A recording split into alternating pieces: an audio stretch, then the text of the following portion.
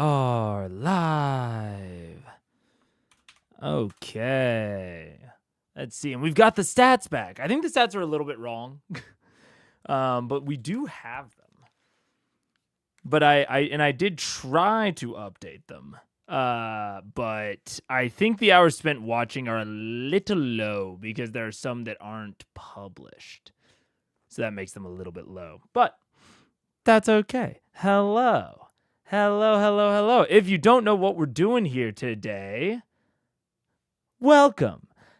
My name is Mega. This is Critical Eyes. It's a series where hello, longtime DM here, watch through Critical Role for the first time ever. I had never seen an actual play before this. And we talk about the good, the bad, and the ugly, what you can take away for your own personal tables, and just try to have a bit of fun along the way.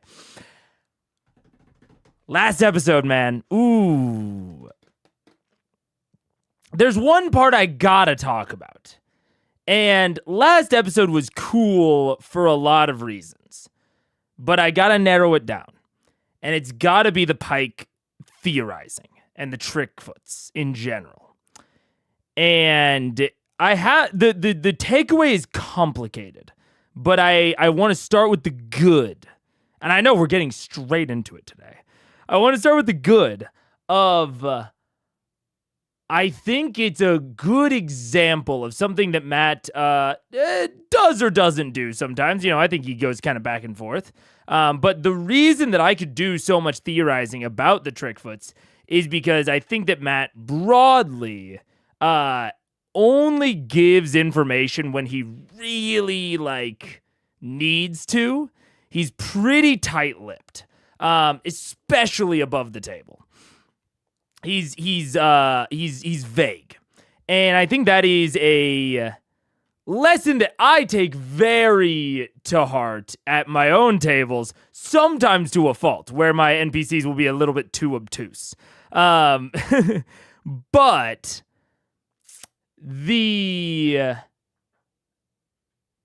I think the good example here is of when I went back and watched the episode, I think it was 54, to see them interact with Grandfather Wilhand. In that, Wilhand says your uncle is a coward.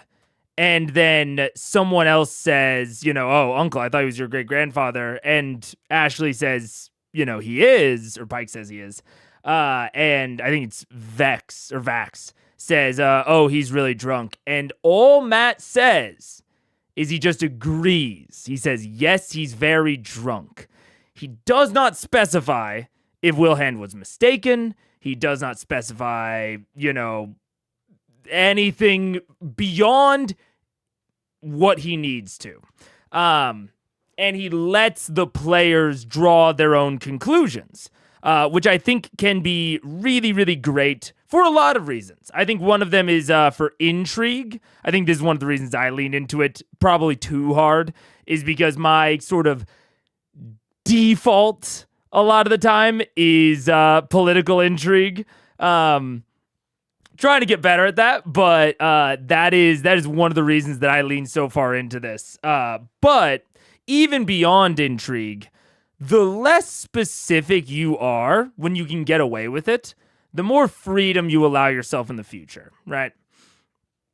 And it's not there's no super complicated takeaway here, other than I like bringing it back to one of the pieces of advice that I've seen Matt give before, which is, as a DM, shut the fuck up. Your player asks you something specific, especially above the table. Oh, I don't know. Brush me Trump, who knows? And it's, it's a piece of advice that is sort of base case, and there are tons of edge cases, tons of exceptions where you should be more specific, and we've gone over some of those before. But this is a good reminder of why that's the default behavior. Okay, second thing.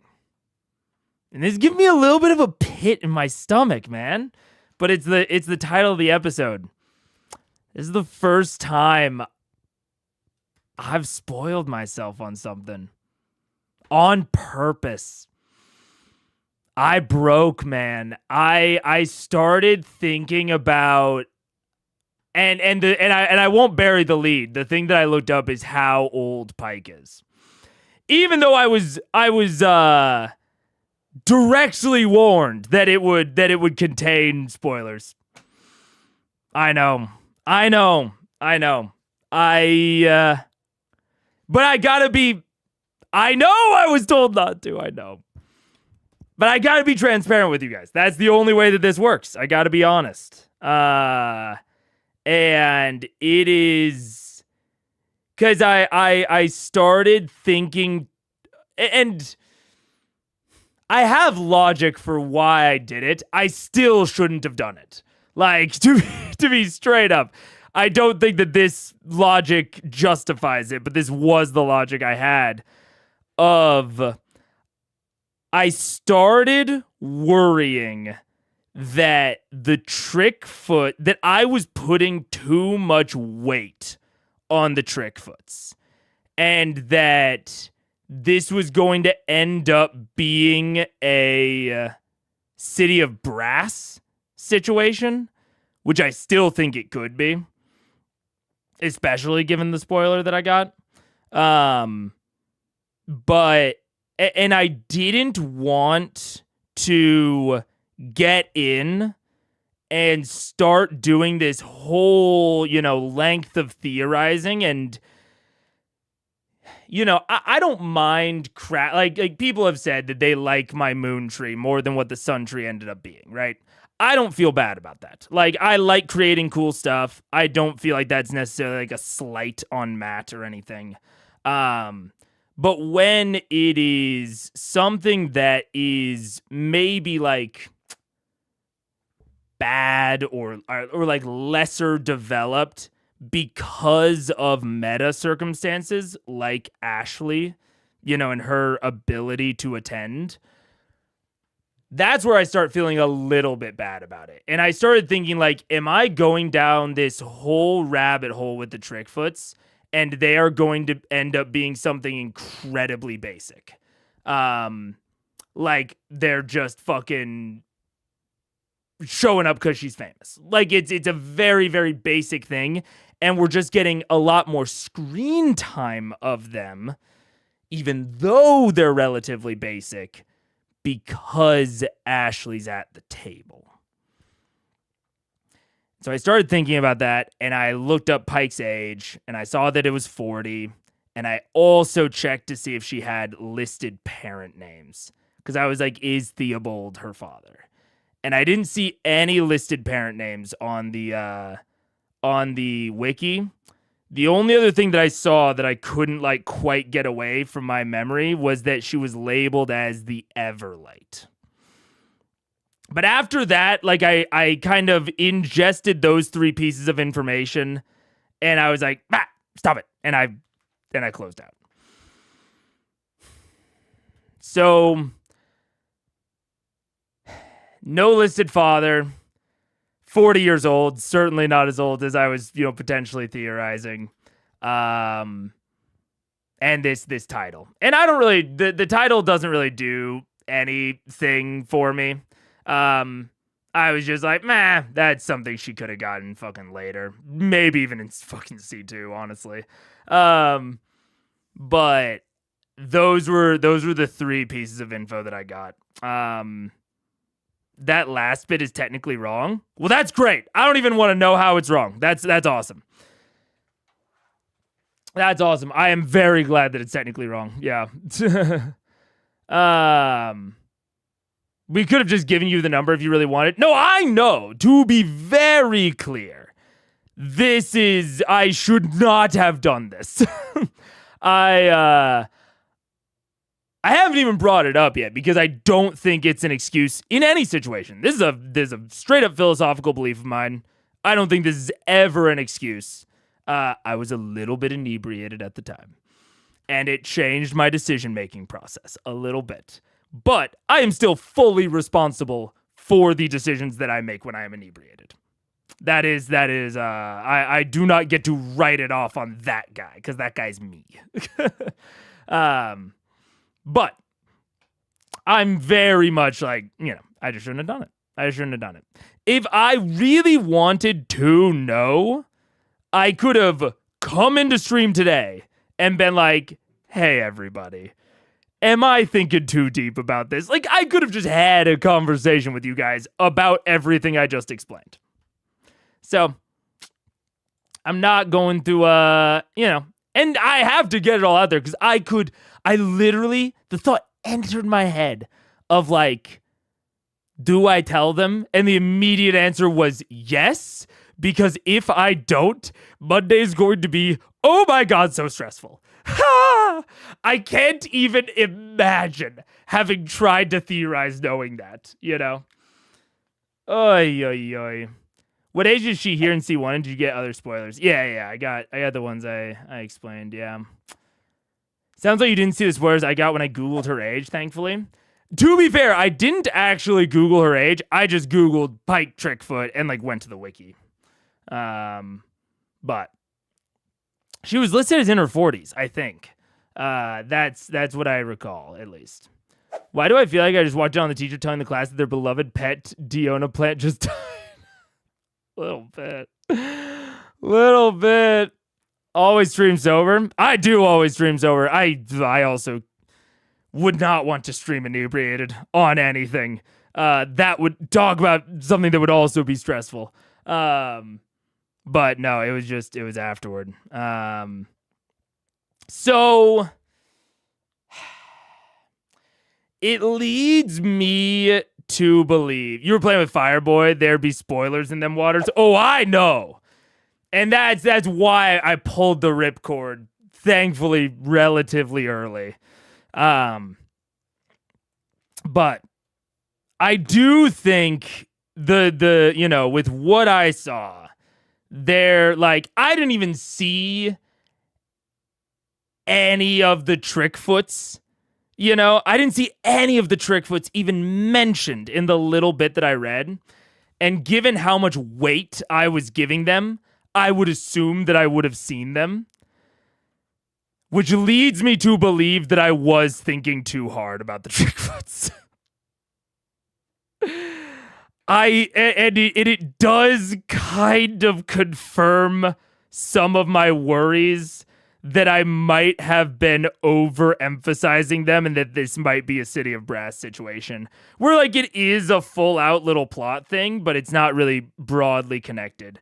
Which I think one of the other things that really increased my worry is that if this is a City of Brass situation, I'm going to be pretty sad and a little disappointed, because I think that Matt broadly did an amazing job of kind of leading them out of the Hell's Arc and into that downtime and this vacation and the all of this other stuff. I think he set it up really well for a very nice plot hook.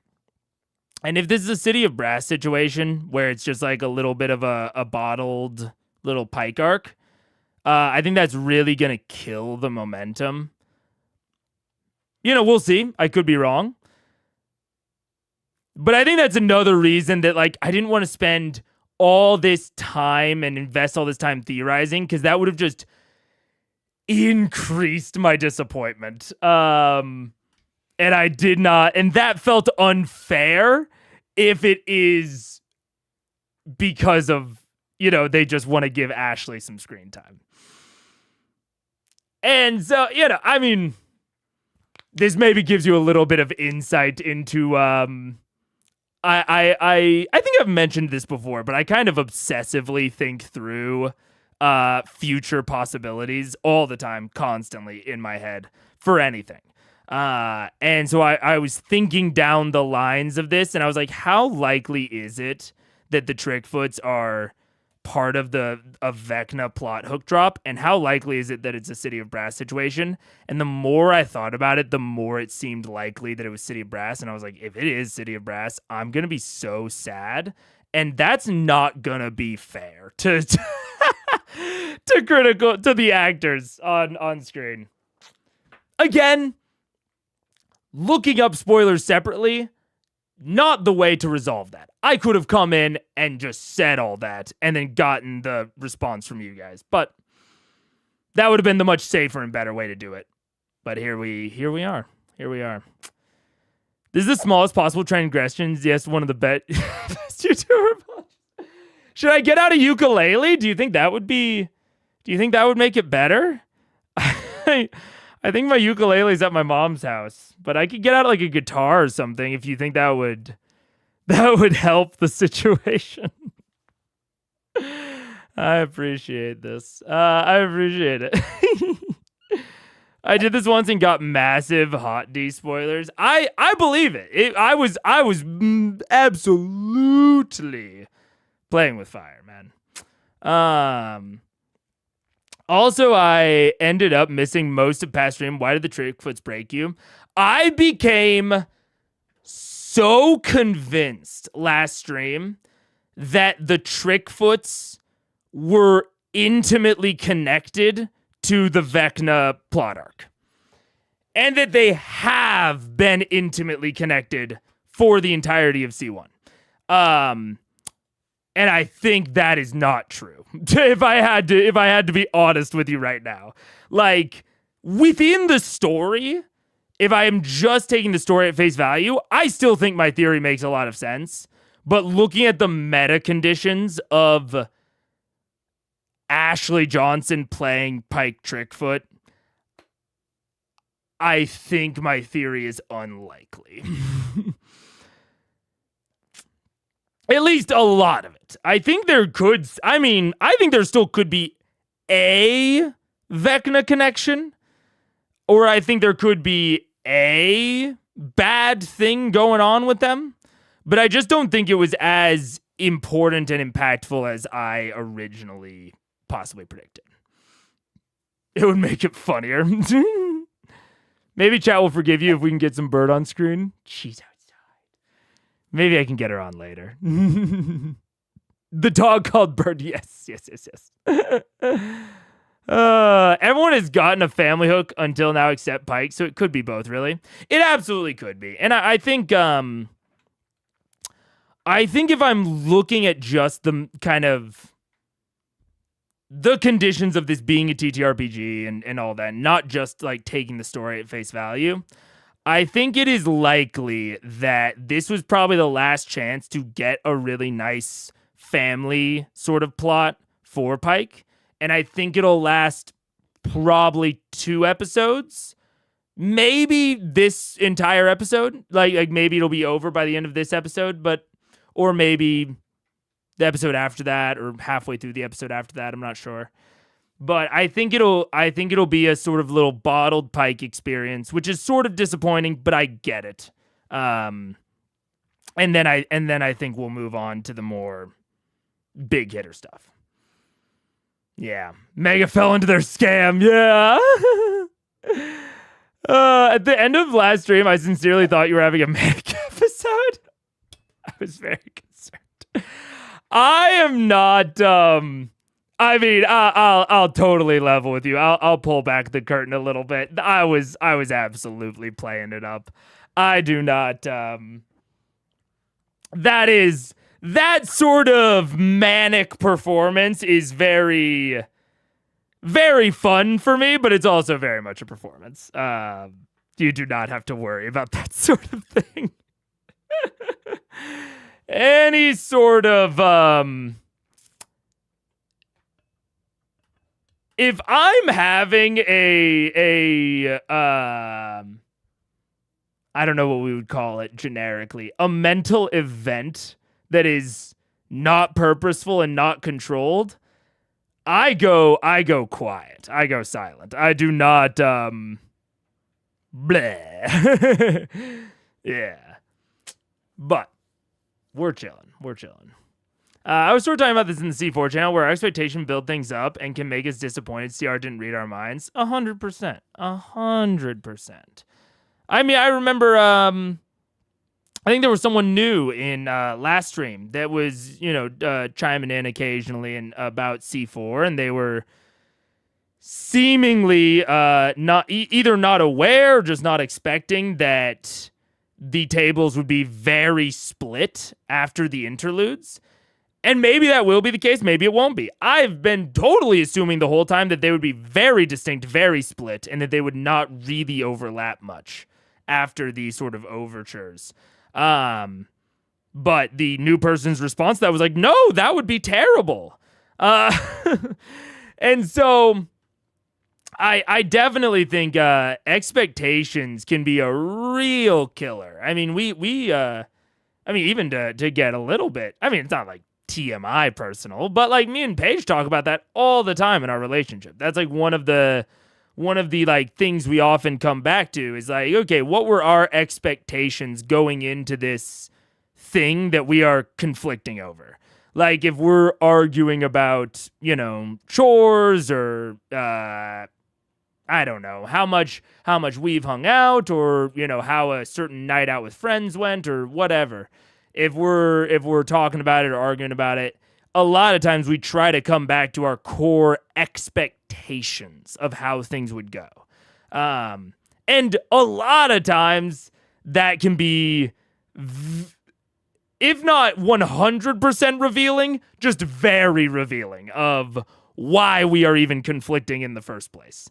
So yeah, and that was like my big fear. But again, I could have just come in here, told all of you guys that was my fear, and moved on from there. But how do you even run a West March actual play like C4? I mean, I have run a West Marches game. Now, I don't know exactly how they're going to run C4, but my understanding is that there are going to be 3 consistent parties, which is not typically how West Marches runs, but, it's definitely an option. And then there's one DM, Brennan, and they're all inhabiting a shared world, and typically you try to ensure that each individual player is playing roughly similar amounts, normally within a band. So I would try to make it to where every player is playing at least once a month, and no player is playing more than 3 times a month. To have just like a similar level of a semi-consistent level of impact within the world. It seems like for C4, it's going to be just like 1-1-1. Like this table plays, this table plays, this table plays, break week. And then just in a cycle. And so I think it'll be a lot easier for them. One of the big challenges of West Marches is getting time progression consistent between players and like within events. A lot of times you will have a like time update once, depending on how often you're playing, once a week, once a month, whatever, where like at that update point, events happen to try and keep everyone on a relatively similar time scale. But I think C4 is not going to have a problem with that because of how structured it is. And because, everyone's doing it as a job. Yeah. So that's generally how they run it. But I mean, I think when they say West Marches, they don't really mean West Marches. It's a West Marches like. Sort of like a roguelite, or a roguelike, as opposed to a roguelite, I suppose. They're more running a West Marches light, where like it has some similarities, but there's some pretty core differences as well. Unspoken expectations and assumptions are truly poison for any relationships. Yeah, and they're also unavoidable. They are simultaneously poison and unavoidable, yeah. Us versus thing, not me versus you. Absolutely. Yeah. Expectations can be killer. Brennan gave the impression that F5 would be all soldiers, but the first half was still the other 2 tables. Oh, really? Yeah, that would be, yeah, okay. I mean, I'm with you, Sarah. I haven't seen that yet, and like I have said before, I don't C4 spoilers. I'm not worried about it in chat. If I'm not caught up, that's my bad. Feel free to talk about it. So yeah, I mean, I'm kind of glad I know, because going into episode 5, I would absolutely be expecting only the soldiers table, because that is the impression I've gotten thus far. And knowing that it's going to be the other two going into it is honestly going to be nice. I think I will probably like it more than I would have otherwise. Yeah. No, it's incredibly relevant to what we're talking about, and yeah. and yes. Yeah. West Marches doesn't force consistent tables. I believe it does allow for it, though. It absolutely allows for it. It's just not typical. But yeah, absolutely. Are you all caught up on C4 Mega? No. Mostly because I got it.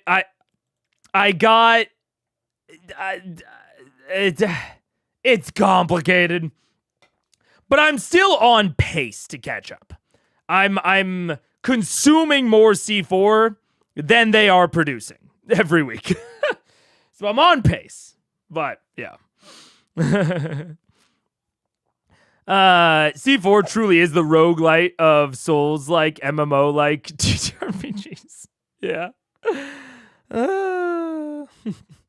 To be fair, at the end of C4 Ep 4, Bren did say they need to do a quick wrap-up of the other two at the top of the Ep. And, and that's a good example of, like, what are our expectations on how, what a quick wrap-up looks like. That's a great example of, like, to Brennan, a quick wrap-up might obviously have been the first half, but I think it's very reasonable to think that some members of the audience might have interpreted that as, the little intro scenes that they've been doing at the beginning of the episode. A lot of times they've been doing a little intro scene. The actual hanging of the Aussie Fang was like this. It was the intro to Ep 1. And then they go into ads and intro and all that, and then they start the actual episode. I think very reasonable that people might have thought the wrap-up for the other two tables would be during that. So really good example of a possible mismatch in expectations. Yeah. My current place runs multiple DMs with weekly games. Each DM has ongoing adventures planned in the Discord and Meetup, and any player can join any table. Only approved classes, races, magic items. Yep, that's a really great example of a West Marches like thing. Yeah, absolutely. And I mean, multiple DMs. I really I could not figure it out for my own personal West Marches game. We ended up just having one DM, me.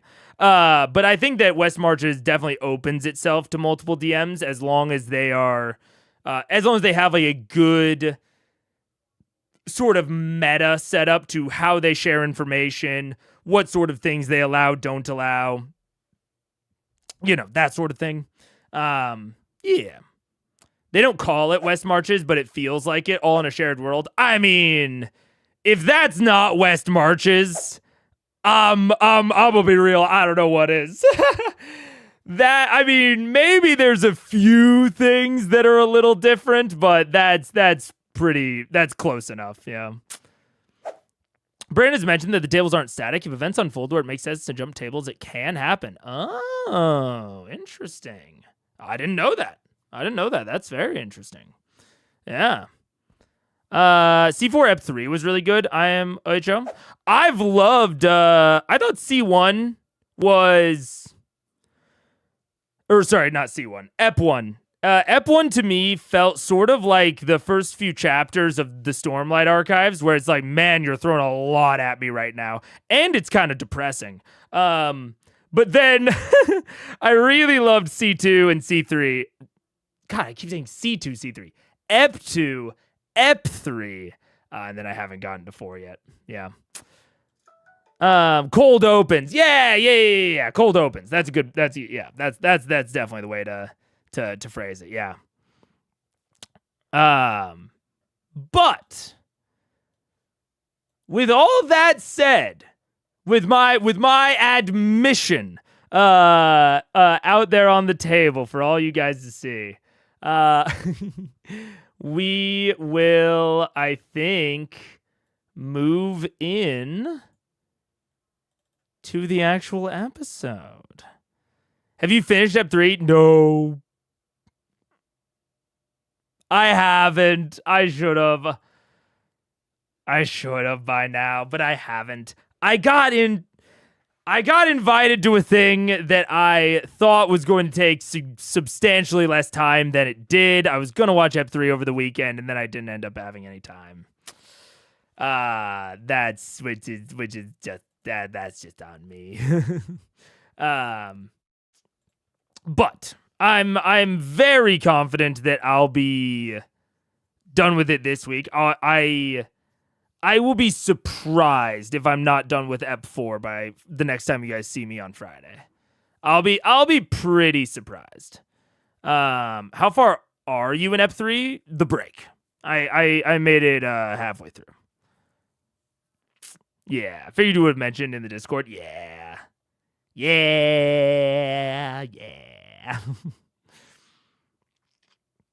Let's see. Sam is given an absent player announcement. Absent player? Who's an absent player? I haven't started C4 yet. Don't really know how to continue after C2. I would start C4. I think it's going to be really cool to be at the beginning of it. I know once I get fully caught up with it, I'm going to be doing a lot of theorizing and like very, active, bleeding edge theorizing. And I'll almost certainly be streaming at least a bit of that. So I recommend it. I think it's cool. And I also think one of the things that I haven't directly said, but that is I'm sort of hopeful for with C4, and one of the things that I am interested to see how common it will be is I think there's a decent shot that I might only follow a subset of the tables. Like, I am very positive I will follow whichever table Tyranny and Wikander are at. I'm not quite sure which one that'll be yet. And then I may or may not follow the one or both of the other two. So I think it's actually going to be a slightly lighter lift in terms of keeping up with it than some of the others. Now, for content reasons, I'm going to try to keep up on all of them, but there is a decent shot that I might not. So we'll sort of see. We'll see. What's up? Tyranny, Wake, and Octus are my highest interest. Looking forward to this day. Me too. I think my highest interest, I'm trying to think. It would be Tyranny and Wick. Then it would probably be Murphy and Bolaire.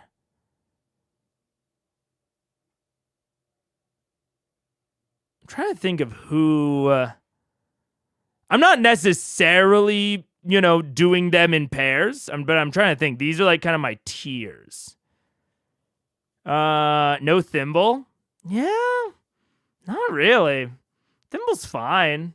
I'd honestly put Octus, Thimble,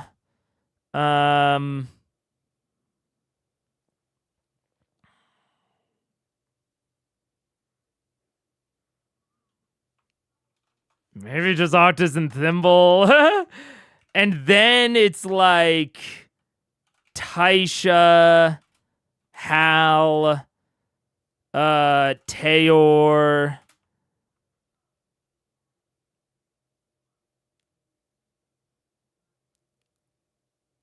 And keep in mind, this is halfway through Ep 3. My opinion might change.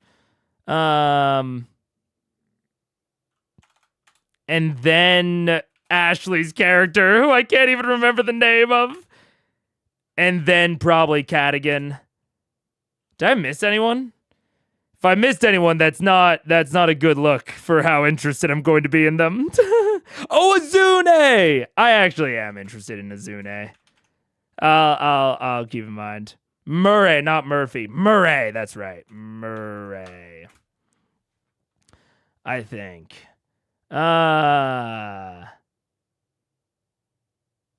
I've heard a few people say that will leave you with a lot of empty space. Each table is kind of going to go through an arc before switching, so not like Soldiers week 1 schemes the next, etc. Really? Okay. I also wasn't aware of that. I thought they were going to like space them. Interesting. I think you'll have a different opinion after the overture is over. Probably. I would almost guarantee that I will have a different opinion.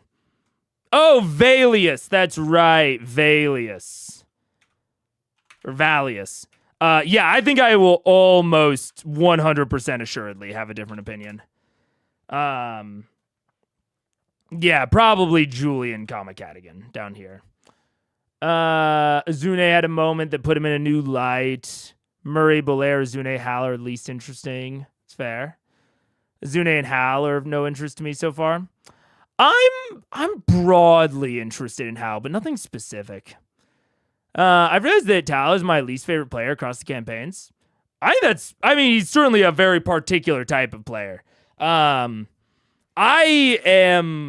think I will say I'm more interested in Bolaire than I was in Percy or his Age of Umbra character, the spider guy. I like Bolaire more than both of them. I really like the kind of thought of an Indiana Jones type character that kind of got his comeuppance. Like, I love him starting out with this cursed item that's bound to him. And so he's sort of in a slight bit of a post-adventuring sort of situation, even though I'm assuming he probably got the mask at the museum, so it's not actually post-adventuring. But I think the mask is very interesting. I like him starting out with that cursed item. And I'm interested to see where that goes. Yeah. Julian. Yeah, Valus is up there. Her intro in Ep 1 made me very interested in her. Yeah, and I think she had a little bit too much main character energy in the intro for me, which is not her fault. It's obviously, the way that Brennan portrayed her. But that kind of pretty immediately distances me from a character. I'm not into that. But I don't think it's a 100% preference thing. I don't think there's any like particular reason for it. Yeah. Yeah. I'm intrigued by Julian, Tal, and Liam. Yeah, it seems like there's a big diversity of answers in here, which I think is fair. And it's one of the reasons that I am honestly very happy that there are so many players. I think it's a good idea. Like, I wouldn't, if you had asked me ahead of time, be like, do you think that they should have several different tables all running at the same time? I probably would have been pretty 50-50 on it. But now, having seen it, I think it's appropriate. I think Critical Role has gotten so huge that I think at this point you either need to go the Dimension 20 route and have, not these massive tables or these massive long campaigns with a bunch of concurrent players, but you just need to have a lot shorter, campaigns and experiences, and, rotate players in and out of those so that you can get a wide diversity of players and play styles and experiences. And I think the differing kind of levels and people that people are really into in this is very demonstrative of that. Of some people are very I know Bolaire was like one of the first ones that got brought up. And then people are also like, like Tao's my least favorite. And I think that that's a great example of Critical Role needed to introduce more players and play types within like shorter time spans. And rather than going the dropout kind of model of just rolling different campaigns very quickly, they're introducing a fuckload of players, which I think is I wouldn't have expected to be on board with it, but I totally am. Because if I'm honest with, like, I would call myself like very interested, pretty interested, kinda interested, and then like not interested. And look, 3 out of 11 is not bad. Like that's, or, you know, I guess the opposite. What is that? 4, 6, 10. Like, wait, no, 10. 10 out of 13. 10 out of 13. 10 out of 13 is decent odds on, you know, having a lot of people that I'm interested in. And it allows for a lot of different people to be interested as well, since there's a higher variety to be interested in. Yeah. Yeah. Great choice to mix it up. Yeah. Bowler's relationship to Theozy is fascinating. Yeah. I mean, I'm interested in how Bolaire knows Ashley Johnson's character.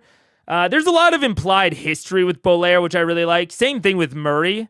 I think Murray has a lot of really nice implied history that I like quite a lot. That is the kind of thing that gets me going. Yeah.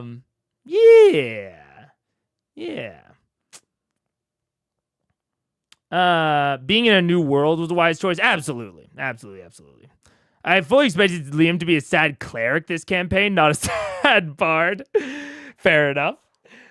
And Matt as a player makes it feel like we're not losing the core cast. Totally. Yeah. So yeah, I think a lot of cool stuff with C4. A lot of cool stuff. But with that, I think let's get into it. Let's check it out. See what we have. Episode of Critical Role, where a bunch of us nerdy-ass voice actors sit around and play Dungeons and Dragons. We have Ashley Johnson in transit from the airport, fresh from her from her vacation. She'll be here ASAP. ASAP. Probably not. That's too specific. Too specific. She might have gone to a place that wasn't a tenable place. Yeah. That's true. Too specific. Could have been Tundra. This is true. The trip to the tundra sounds like a great way to spend it. That's true. That's true. Oh, wait, no. Anyway, so Ashley will be joining us as soon as she arrives, coming in hot. In the meantime, let's go ahead and cruise through our announcements. Okay, then we're at 6:22. La. Well, once YouTube figures it out. 6:22. All right. Sam is given the item that showed up on the last Critmas episode. I had to dig, but this comment by Matt was about the AHCA passing the House of Representatives. It's a bill that would partially repeal the ACA, but it failed to pass the Senate. Whoa. I actually feel like I might skip all these, although maybe I'll go back and watch them on my own. I occasionally do that. Because these sound kind of interesting, or maybe we'll go back and watch them at the end of the episode. But I think I'm going to go straight to the recap because the hour 45-minute first half.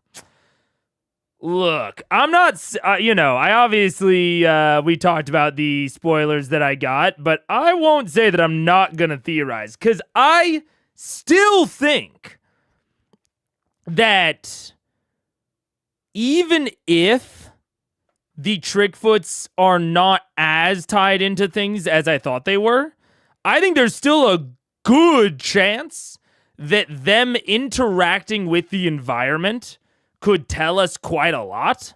And so I think I'm going to kind of get straight into it. 45 minutes later. Because I have the slight thought that this might be on the longer side in terms of streams. There was a lot going on politically at this time. Yeah, because I mean, what was this, 2016? 2017. Yeah. I mean, this is the beginning of the first Trump presidency. Yeah. Yeah. I mean, I guess not the beginning. A year in, but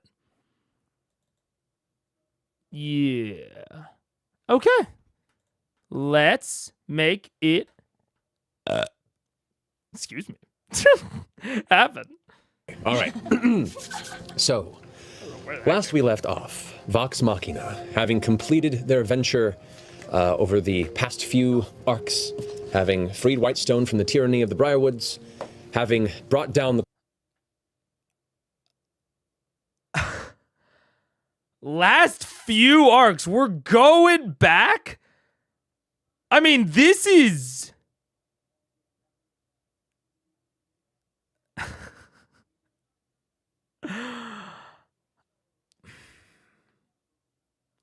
This is including everything except for the Underdark, Vasselheim, and pre-stream. If we're starting at Briarwoods.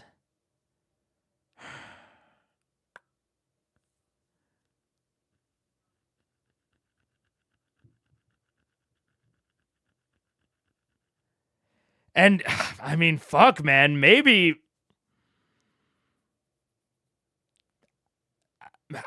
there is more to this. Man, shit.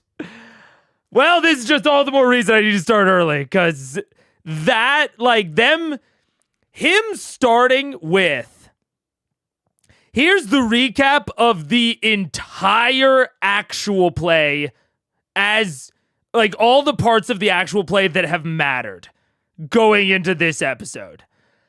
If that is not, I'm going to drop the plot hook this episode, I don't know what is. And honestly, maybe the Trickfoots will get less screen time than I even think they will. Like, maybe they won't even get enough screen time to even qualify in the same, like, category as the City of Brass. Maybe it'll be even less. I kind of thought Ashley was back for a little bit longer, and so they'd want to do more, but I could be wrong. We'll have to see. Chroma Conclave, and essentially brought freedom back to Taldore. You closed up some loose ends, Keyleth finished her Aramente, and you all went to your business for a year-long time jump. We returned, and each of you recounted the things you wished to accomplish in that year, culminating in a Winter's Crest beachside vacation in the Bay of Gifts at the Port of Chamel. Which involved some escalating pranks. Is it really the Bay of Gifts? Yes, the tea? the tea. I seriously thought it was the Bay of Gifts this whole time. Gifts. Yeah, The Bay of I'm Gifts. sorry. Bay of Okay, Gifts. I understand. Fair enough. Bibjus. And is so named because it is such a centralized port for trade across the various continents in that area. So it's a place where it's affluent, and it's funny. It's kind of ironic because everything there is expensive, as you found out. But nevertheless, you returned to your home, Whitestone, and reconvened, especially after building your bake shop in Whitestone. But she's not paying attention, so that's fine. I'm sorry, he was distracting me. That's okay. Anyway, so... I know, seriously. But upon situating yourselves after you return and enjoying this peaceful period of recovery and expansion. Oh, that is a good point, Julio. And that is what is really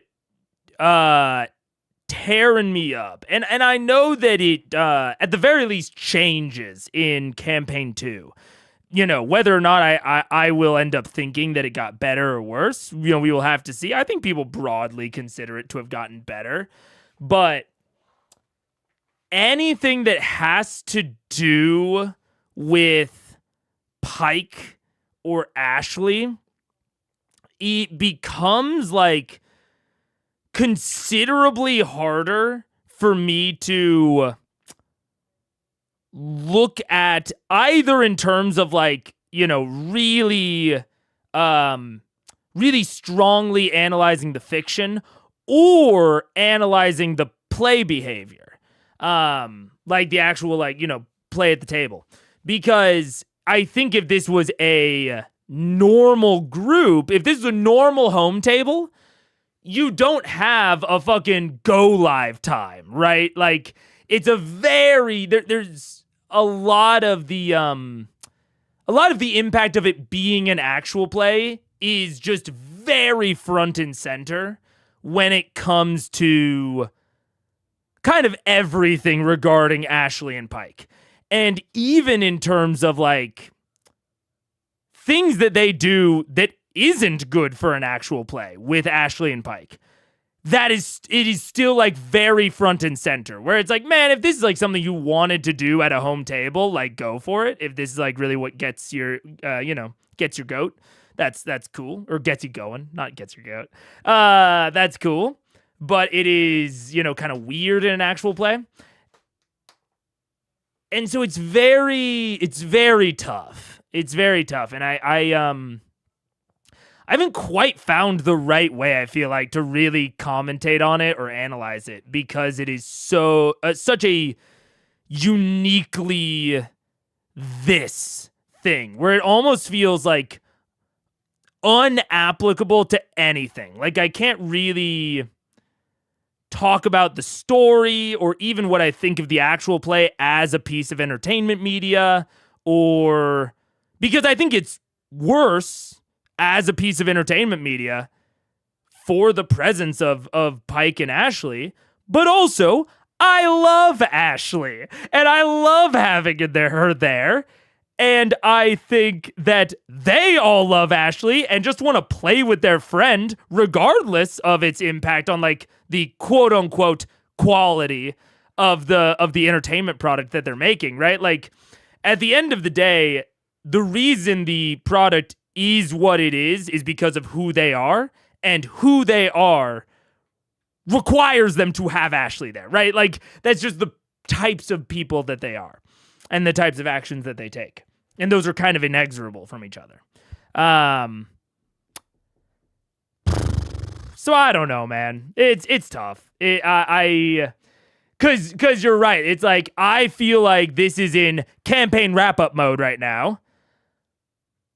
But more likely, he is stalling until Ashley arrives. I think that is truly more likely for like the individualized thing that we're seeing here. Yeah.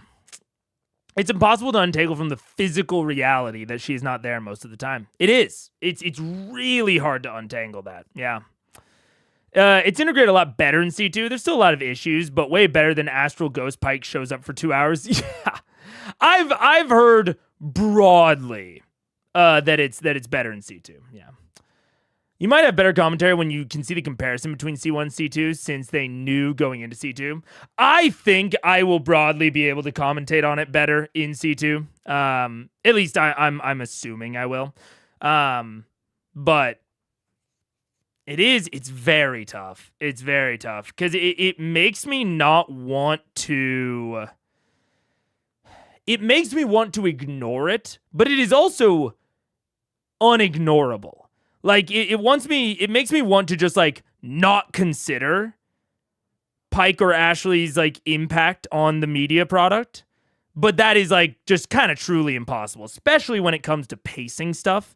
So it's like, we're talking about the last few episodes have, I think, really accelerated. Like been really well done with the tension that Matt has built up.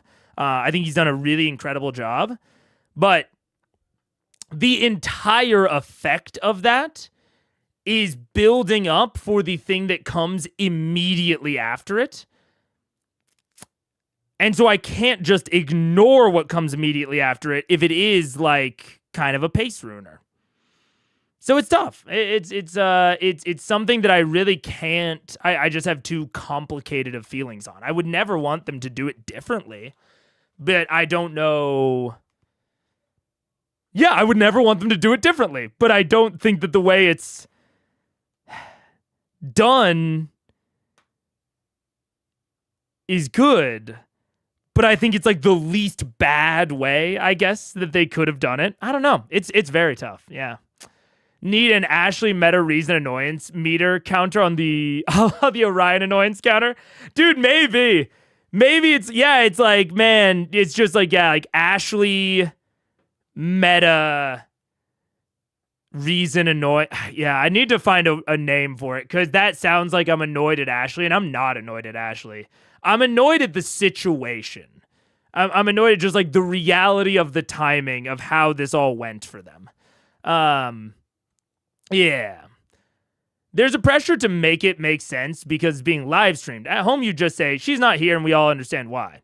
Absolutely. And I mean, even the idea of like stalling an intro. It's like, we would just say like, oh, let's wait 10 extra minutes until Ashley gets here. But you have to go live and do your announcements and, do all this at like your, at your scheduled time. So you can't just like wait 10 minutes.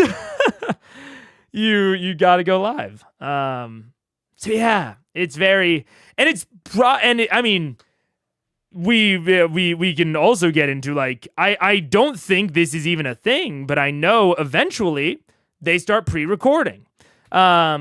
They start pre-recording all of the episodes. And so even though they're,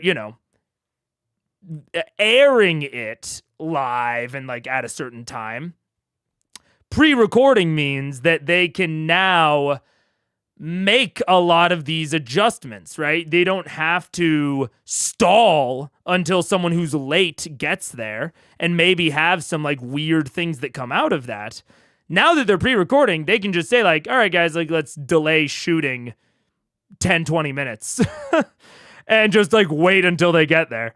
And suddenly the entire product can be more cohesive because of that. So, it's, I don't know. It's tough. And it's one of the things of like, coming in, very late and like watching the development. I love watching the development of these things and like watching them, develop and improve. I think it's very cool. But yeah. After during COVID, yeah. The pre-record is a long way away from you. Yeah. But I can still dream. Anyways. Of Whitestone itself, there was an arrival on the outskirts of the city. There was a cart with horses pulling a maybe group blind of spot four gnomes annoyance that counter, all yeah. eventually revealed themselves to be family of Pike Trickfoot. After taking them in, whether or not you were excited or eager to, nevertheless, you treated them with hospitality, you gave them a place to stay, you gave them food for the evening, conversations were had, information was passed around, and a handful of you, upon listening in on some of the conversations and pushing for information with the eldest of them, Uncle Ogden, discovered some sort of true purpose as to why they came to Whitestone, dealing with apparently a long-running blood curse that lies in the Trickfoot family. And Ogden, having visions, had, along with the rest of the family that takes care of him, made their way towards Whitestone as the information gathered by J.B. Trickfoot, the esteemed keeper of knowledge about your journey over the past year or so, and the exploits of... That is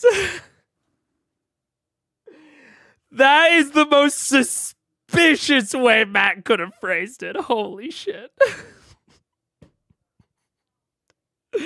The keeper of knowledge. Ah, man. And you know what I never really considered that that one of his words just made me think about.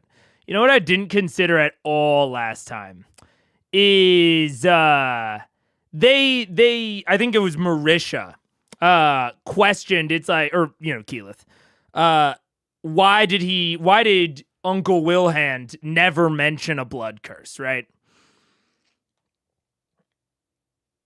And I was kind of going into like, why does like, we're here to protect you from the blood curse, but the shadow engulfing you would like end a bloodline, but this blood curse thing is part of the bloodline, and and he's vague about like what the effects of the curse actually are. He just says that Theobald died, violently, but he doesn't give any other specifics. And I think it really could just be Ogden might just be lying about the blood curse. Like, straight up. They could still be evil. They could even still be Vecna cultists. They could be Vecna cultists. Wilhand could have pacted with Vecna, all of this. But, like, the part of the theory and the theorizing that I was having the most trouble with was what the fuck is going on with this blood curse? And what is going on with his vision? And like, okay, clearly Ogden is a seer, and so that is like having all of these impacts, right? And like, oh, Ogden is like, infirm. And I was taking that to mean, oh, Wilhand must be lying, right? Wilhand must be lying, or there must be some fuckery with the ages. Honestly, I think I was possibly giving the Trickfoots that are here too much credit in terms of being like more forthright with the players. It's really common for me. It's like, almost always how I think it's like one of the core of political intrigue is that everyone always tells the truth.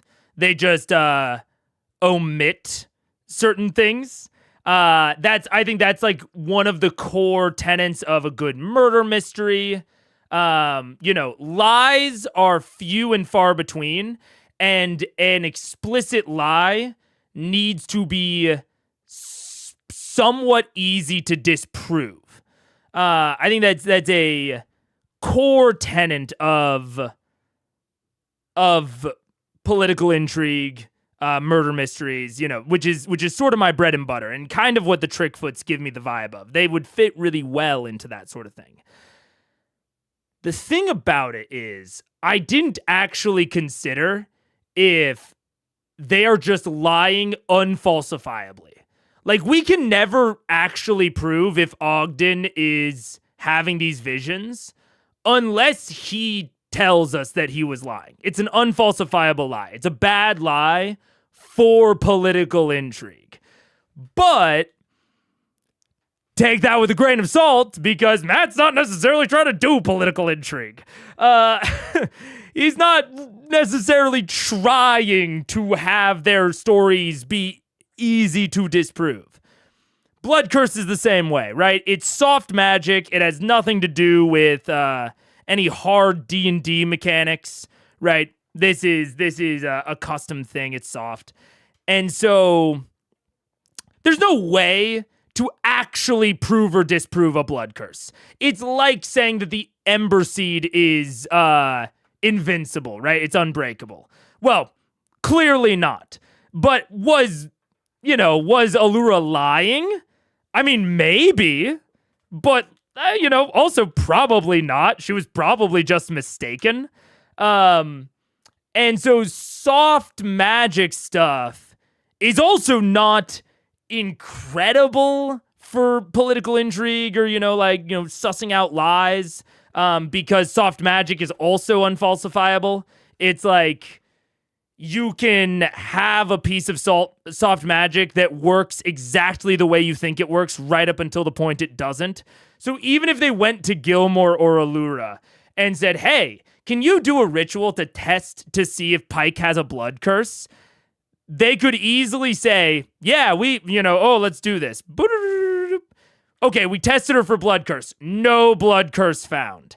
And then we go back to Ogden and we say, hey, there was no blood curse found. And he goes, well, this was a special blood curse that can't be detected by, what did they do again? By whatever they did. It's special blood cursing.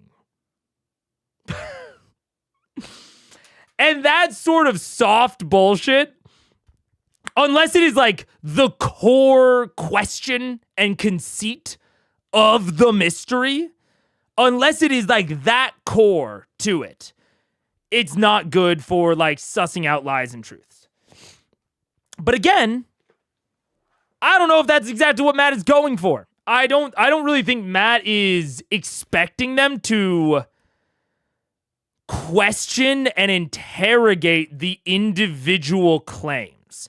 I think Matt here is expecting the players to just kind of catch a vibe for how much they trust the Trickfoots.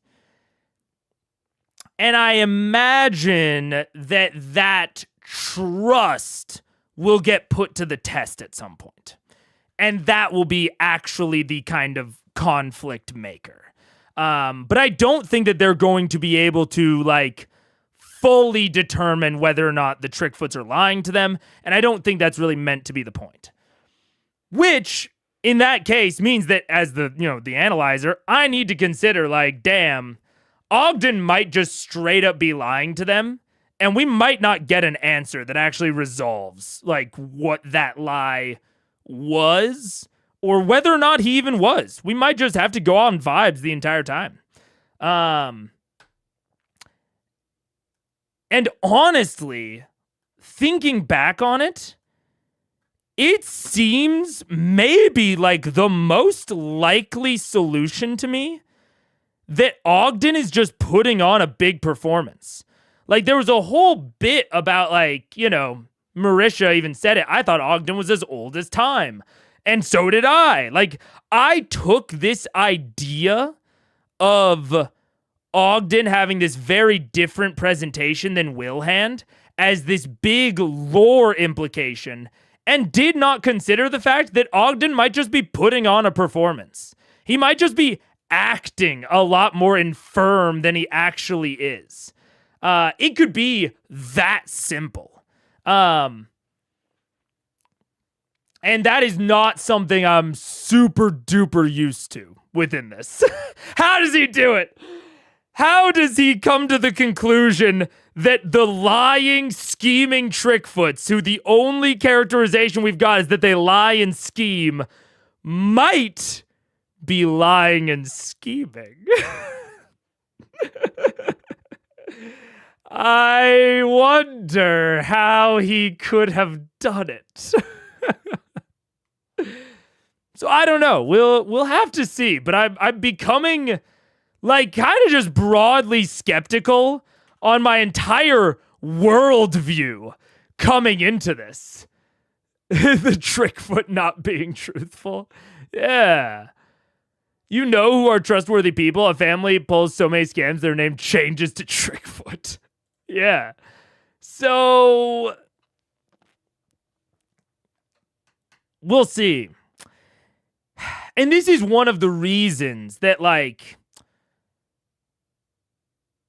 and I was about to say, this is one of the reasons I don't include a lot of characters that just lie. Like, straight up, like, you just can't trust them.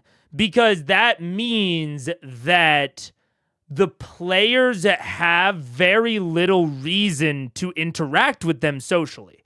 Like, if they're just established to be liars and you can't trust them when it comes to, like, dissecting what you should do next, then the only thing in my mind that does is increase analysis paralysis, right?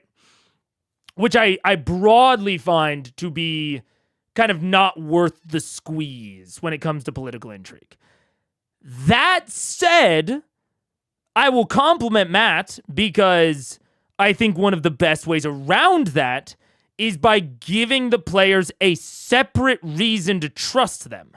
And now the dramatic conflict comes between this other reason and the fact that they're a liar. I don't trust them because they're liars and trickers and schemers. And I do trust them for this other reason. And Matt has given that. Their family, their blood. And so now the dramatic tension is Pike wants to trust them because they're family, but she doesn't want to trust them because they're liars and schemers.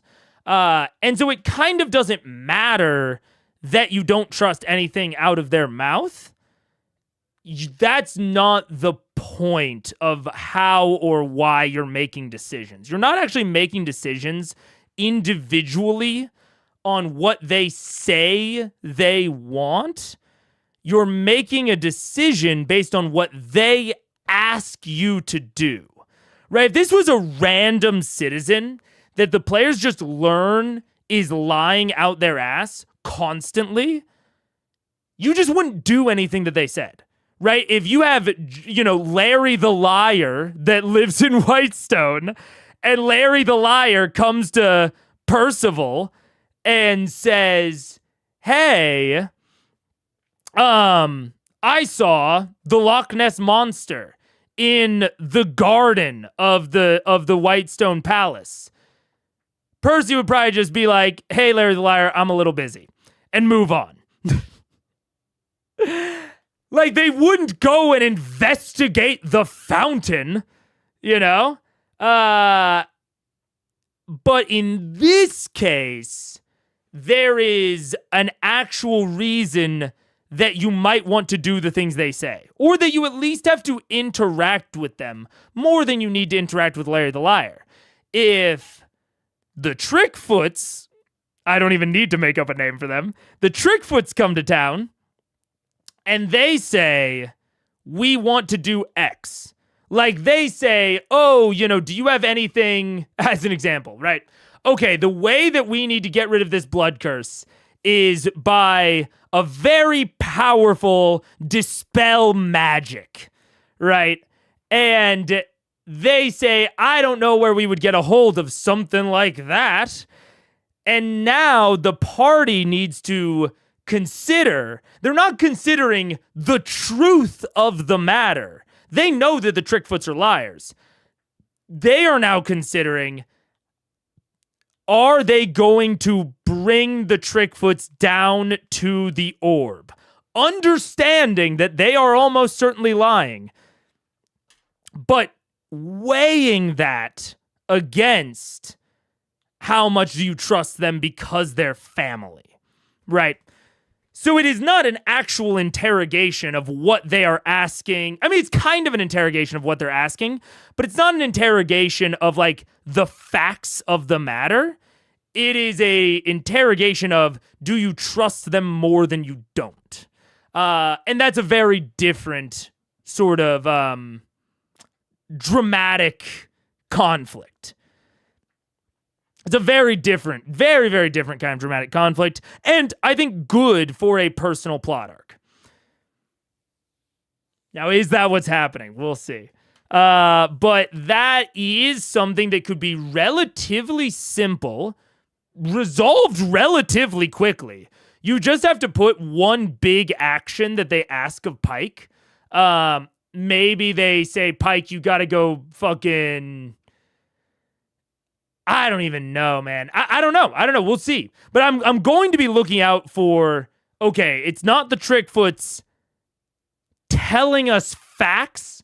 When do we get to the point where they ask Pike to do something? And I think that's the point that we're headed towards. If we were under my assumption, where they were just, coming here to try and reactivate the ritual that the Briarwood started, and they were just trying to basically distract Vox Machina or get access, I would assume that they would not ask Pike to do a thing for that. And the drama or the conflict would be in picking apart their sentences and understanding why they are actually in Whitestone. Because again, they're not asking you to do anything, but you're picking apart, where are the truths contradicting, or where are the truths, empty, and that it's going to tell you about their motivation for being there in the first place. That might not be what's going on. If they ask Pike to do something, I think it's much more likely that Matt is trying to introduce this dramatic trust conflict. So we'll see. My name is Jonathan Schemer. Pay no attention to my surname. Yeah. Larry the Lightstone, Alfred Conman. Exactly. I mean, they're called the Trickfoots at this point. Yeah. So we'll see. Do they just offer Vox more facts, or do they ask Pike to do something? I think that is where we will see the distinction. Her cousin, Pike, has told you. So, that being the case, you've promised them a tour of the grounds, and perhaps seeking more information on what the next steps are regarding to this curse, if there are any. So, with that, you all finish your evening eating of your meals, drinking deep of your cups, and eventually finding yourselves resting till the night took you and sleep was had. The morning comes, you wake up, rested, and the day is yours. What do you wish to do? I think we had talked about going to see Pike's great-grandfather, Wilhand, to talk about the curse with him, right? Don't look at me, I have a tour to give. Right, Grog and Percival, you were going to help with that tour. Yes. To keep them out of trouble. What? Huh? Maybe keep an eye on them, make sure that they don't have sticky fingers. Well, they don't wash their hands? Not very often. You saw how much candy they were eating yesterday. That's really disgusting. No. Well, do you want to do the talking and I'll keep an eye on hands? I think between the three of us, it should be fine if the rest of you want to go and Talk to Wilhand? talk to Wilhelm, see what information you can glean. Percy, Yes. I have a question. All right. Ogden, in his ramblings, mentioned a shadowy figure with burning coal eyes. This doesn't sound like anything that you're familiar with, does it? Well, I mean, yes, but that is, honestly, that is like saying a man with brown hair of average height when it comes to these sorts of creatures. So Sure. it could be anything. It's kind of the effect they go for. How did Orthax take his form with No you? glowing eyes. No glowing eyes. No. So there They is kind of that. had a bird-like And a bit of face, smoke. I remember. Smoke and bird-like. It's quite an aesthetic. But you think it might still be of the same fiendish nature? Honestly, who knows? There's just not. We don't know enough yet. It's too general. It could also potentially be bullshit. It could also potentially be bullshit. We'll know more when they decide to open up, or if your travels for information bear fruit. Should we bring Wilhand back here? I will say, and one thing you should consider about if you're doing this at your own table, we just talked through this all. I will say, until they ask Pike to do something, or any member of Vox Machina to do something that is not self-decided, until that point, I do think it acts as an intrigue conflict. Even if they were to say, like, yeah, we'll have something that you will need to do, just not yet. Even if they say, you'll have to do something in the future, that could turn it into a trust conflict. But until they do that, until Matt has them directly ask for Vox or Pike specifically to actively take an action that they are prescribing, until that point, it's an intrigue conflict. And that could be good, that could be bad, but you even see with the actions that Vox is taking, they're treating it as this. They are saying, everyone keep an eye on them, because we don't know what their motives are. We don't know, they might sneak off and do something that we may not want them to do. And we are going to go gather more facts, more information, more facts of the matter to try and determine where the lies are. They're going to gather more truths. Again, the type of thing you would do in an intrigue conflict. So, we'll see. Now, there is a bit of room where these two can kind of coalesce. You can have sort of a trust conflict embedded within intrigue, or vice versa. If Wilhand directly contradicts the Trickfoots, then that can become a way of trying to sort of delineate or trying to falsify things that are otherwise unfalsifiable. So if Wilhand says, oh, there is a blood curse, but this is the way to clear it up. Or even if Wilhand just says there's a blood curse, now it's a question of like, do you trust Wilhand, right? He's now adding on more of that, but I would say it's like more support for the facts. If Wilhand says there's not a blood curse, now that trust conflict becomes the way that you determine this is this a false or is this a lie or is this a truth for a piece of information that is otherwise unfalsifiable. So you can still have facts that are like the Ember Seed, or the Ember Seed being indestructible or whatever. You can have pieces of soft magic like that are impossible to prove one way or the other. And the way that you can go about giving your party something to grab onto there, some way to tell truth from lie, is through a trust conflict. Do they trust Wilhand or do they trust the Trickfoots? And I think in this sort of situation, it's pretty obvious they would trust Wilhand. But we'll see. I don't know. And I could be wrong about that. Imagine that depends on him. Smokey? Yeah. We're taking Pike to Wilhand. I mean, Yes. Pike, you want to go see Wilhand, right? Oh, yeah. Take that as a yes. Get here soon, Ashley. Please. Oh, smoking bird-like eyes. Have you guys informed Pike of this information? Oh, yeah, we talked about it the last At the end time. of the last, yeah. So she's like, I mean, I think we should. Right? Yeah. Well, how about you guys go on your tour first? I mean, we'll like head over there. Yeah, we'll go ahead and get walking. Simultaneously. Yeah, But we'll leave just a moment later. Yeah, theoretically. Yeah. So while this is both happening at the Timeline. same time, there'll be some sort of narrative distance between them. Yeah, just a little. I don't know. I just had this weird aneurysm just hit my brain. I'm not entirely sure what it was. Just when historians look back and they want like a detailed timeline of our lives. Life is not a book. You know, no. Well, it depends on who you ask. Yeah. Have you met my friend, my She friend wants to Lord go see Forsyth? Wilhand. She wants to go see Wilhand. Pike definitely wants to go see Wilhand. So, Second. we'll see you in. We'll head towards 24 hours. century. All right. As you guys head down, you pass by the dining hall for breakfast. And there you already see Astra and Johan are in the process of having their own breakfast. By then, I mean, you see Astra, who's currently hand-stitching new clothing from a clump of high-quality silks that she seems to have pulled from a number of noble dresses that are left within their guest quarters of Whitestone. That's a really great example of a trust conflict, John. Kima versus Clarota. Clarota versus Kima.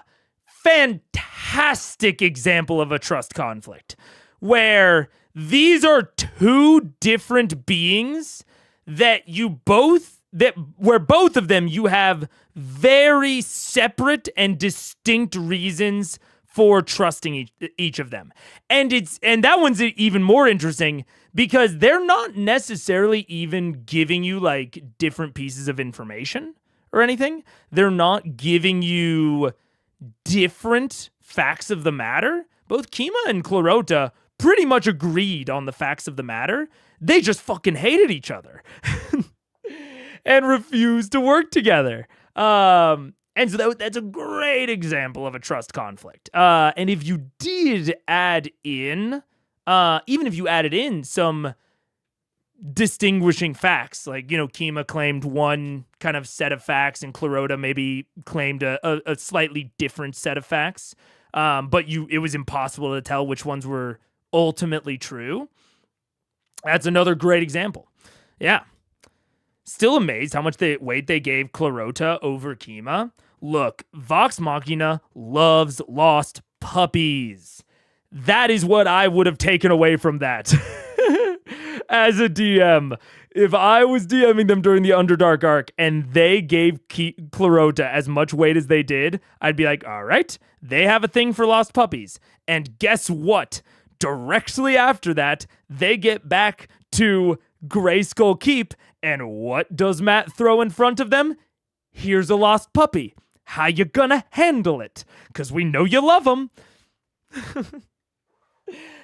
So absolutely, it's a great learning moment about like what type of a table you have in front of you as a DM. Great opportunity to learn some stuff. As you kind of glance on the table, there's a number of them folded over, but they're in sections of them cut out. There's a pair of scissors on the side, and she's currently stitching through. And as you walk in, she glances up and goes, "I've needed some new dresses for far too long. You have some fine cloth here." Were those didn't belong to your... Oh. There's more. Oh. A few. Okay, actually, sorry. The only other thing I'll add to that is that I think one of the ultimate reasons that they ended up just going with both is that they weren't claiming alternative facts. If one of them was lying about something, even if the party didn't know what, I think they would have actually fallen on one side or the other. I think they would have ultimately said, we're going with Clarota or we're going with Kima, if they were actually claiming alternative facts. Instead, it became a social challenge where they looked at both of them and said, you guys agree on everything. We trust both of you. And now it's a social challenge towards getting them on the same page. But that social challenge is rooted in that trust conflict. That conflict that is derived off of, do I trust this person more, this person more? Their ultimate answer was that they trust both of them. And because they didn't actually disagree, they didn't realize, or at least they didn't think that either of the trust that they were placing in either of them was misplaced. They didn't know until later that, Clarota betrayed them and all that. So it's a good example of if you want to use a trust conflict as a social challenge, you can just make the two entities not trust each other, but actually agree on all of the facts so that the party ultimately might feel compelled to try and get them to agree, which is what ultimately happened. If they disagree on facts, that's going to be, I think, much less likely that the party's going to try to make them come together. If they disagree on a core fact, the party's probably going to bend one way or the other, depending. But isn't Kima lying about everything? Yeah. You're saying Clarota is a poor little meow meow Tumblr sexy man. Interestingly, I wasn't saying that, but if that's what you took away, maybe. More, at least. So, yes. And you watch she fans out this new kind of blouse. It's incredible example. Not the finest craftsmanship, but functional enough. And she goes, rubs it against her face. That's nice. And then squeezes into it. I go and grab a servant and tell them to quickly remove all of the clothing from the wardrobes in the guest quarters so that they don't do it again. It hasn't been cut yet. Yes, please. Right away, lady. Brushes off quickly. As this is happening, you notice Johan is in the process of eating a breakfast that primarily consists of just fine cakes.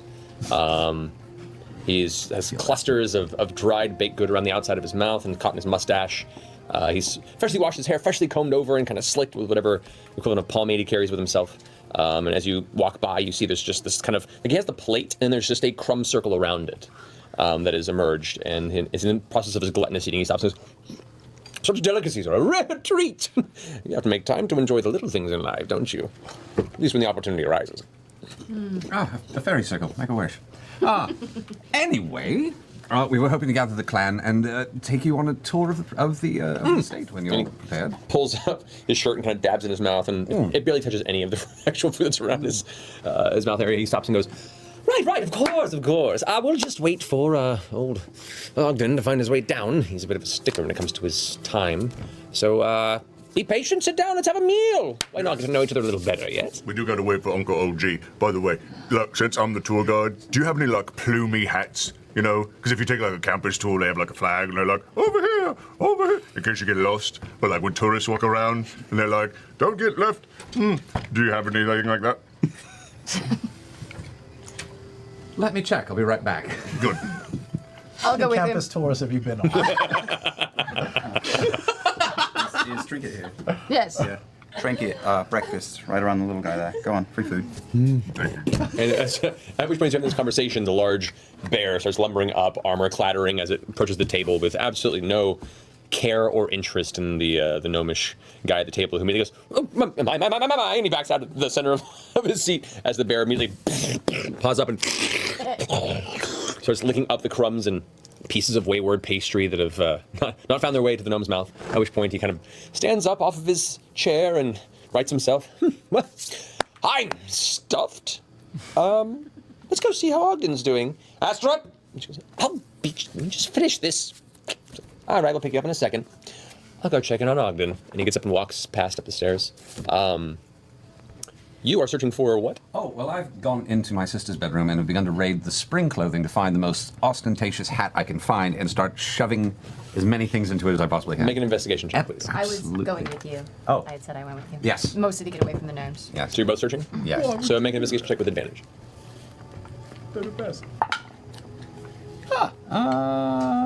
15.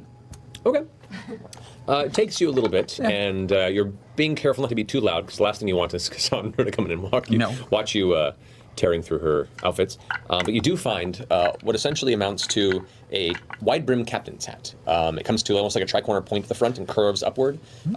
It's mostly used for costuming purposes. It's reminiscent of masquerade balls. It's used for... You actually recall when she was younger, it was part of masquerade ball where there was a mask with a long nose. Sure, it'll be very ill-fitting now. Ooh, are there any ribbons around? Yeah, you find ribbons easily enough. Yeah. I want to tie a big purple giant bow around the Get a top feather of it. in there, get the whole thing, really. So it's very hard to lose him. Make a dexterity check. I can make a ribbon dance. To see if I can tie a bow. You know what I just realized?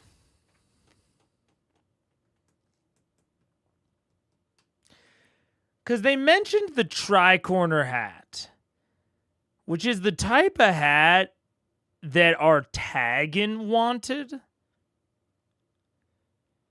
Which was the hat of, like, the leader of Singorn. And he also wanted a shard of the crest. And they ultimately didn't give that to him. Of the threshold crest. I wonder if I haven't quite thought down the line of our tagging, or at least I haven't paired it up with anything. I haven't quite thought down the line of our tagging impersonating the leader of Singorn in direct relation to wanting to be able to get to the material plane. I've kind of always considered those things separate. But there's a decent chance they aren't. There's a decent chance they're not. And I wonder... I don't think I have a ton that I can pull that... Like, I don't think there's a lot of ways to pull that thread anymore. But I'm going to be keeping it in the kind of forefront of my mind that there might be some reason that having a piece of a crest and being able, like, there might be something that I think she was like the High Marshal or something. I don't remember what her title was. That the leader of Singorn is able to do with a piece of the Threshold crest. Maybe she has it in like a pendant or something. That is ultimately what Artagan is after. I've theorized that maybe he was after a way to get back and forth between the Feywild and the material plane. And that, you know, Singorn's Threshold Crest provide a unique way to do that. And that might still be the case. But there might be some sort of reason that he can't just, like, sneak into Singorn. Because I do think it begs the question of, like, if that's all Artagan wants, is just to be able to go to the material plane. Why wouldn't he just sneak into Singorn whenever it's there and just like ride it back? There must be some reason he can't. And there must be something that is specific to the leader that he wants. But I don't think I have any way to pin down what that is unless I went back and rewatched the episode, which I'm not going to do. But we'll see. We'll see. I don't know. My boring theory, Matt only knows how to describe one fancy type of hat. I'm not even, to be clear, I'm not even assuming that these are like the same type of hat. Like I'm not drawing a line. I'm not, drawing my red string between here and then. I don't think it's connected in any way, which is might be surprising. Because that is very me. It just made me think of it. Because I kind of hadn't thought about, I hadn't really thought about the hat too much. But the hat is probably, well, maybe not probably. It might be as important as the crest. Matt, there's a costume hat. Mega. Is Artagan after a way to traverse planes? Look, the moon hat theory. Holy shit. Holy shit, there's connections everywhere. Oh, this wasn't right. No. I didn't. I was just in case you were, but I didn't even assume that you were. Yeah, it just made me think of it. The moon hat. I don't know. We'll see. ADHD. Okay. Bowmaster. Oh, that's a saving throw. This is low, but that's 12. Okay. But it's a bow. Oh no! You successfully create what is a bombastic bow of varying layers that kind of plumes out 3 times. It resembles like ribbon candy almost in the way that it kind of billows out multiple ways, but then it's pinned at the top, so it kind of poofs as it cascades down the sides of the hat. Are we missing something? I don't know. Is it finished? A big feather, like a white plumy feather. I think we probably have a white plumy feather. Oh, wait. Or any color, really. Wait. I'm going to look to see if I can find some bells. Okay. Not in Cassandra's room. Not in Cassandra's room. But there is the royal stable not far away, Yes. which does have bells available in case they want to have parade accoutrement for the various horses and other Are these forward like creatures. jingle bells or like big Like bells? cowbells? No, No, it's cowbells. like jingle bells. Okay. Like jingle bells. All right, I'm actually going to send you on that one since you have the All right, broom. I'll go. We'll need 2. Of course. I'll find a feather. All right. All right. I'm going to just take a quill, basically, and stick it in there. I don't even care. You're Yeah, making yeah. a derby hat. That's It's- appropriate. I know, it's wonderful. So over the next 10 minutes or so between your journey and your finding the proper feather plume, you guys managed to cobble together a delightfully ostentatious hat for Grog's presentory tour of Whitestone. I want the bells to hang from either side, like around his ears. Okay. Right here. Okay, cool. There we go. Yeah, he has a couple of dangly bells. I needed this. It would be good to be like Karate Kid with the toy when you start spinning it. Perfect. Alrighty. Oh, bells in my face.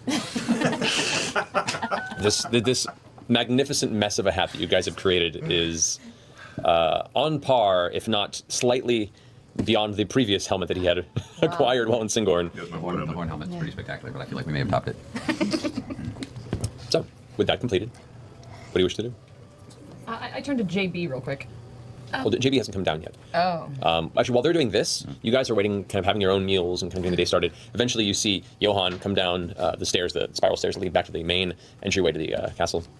And behind, you see JB helping Uncle Ogden down step by step. He still has this kind of walking staff as he makes his way down, and they slowly make their way into the dining hall, sit down, and a simple meal of kind of very, very soft oatmeal is presented for Uncle Ogden at the request before resting the night before. And JB gets her breakfast, and Johan is proud of the fact that he managed to acquire them, though it was not much of a deal on his end. Goes and joins Astra, and they seem to be eagerly awaiting the eventuality of this tour that they're all excited for. So you now can approach JB if you like. My question has been answered by their arrival, so never mind. Was Okay. it? What It does is a- JB stand for? What does JB eat? It was, how long does Ogden take to get ready in the morning? But Nope, that. now I know.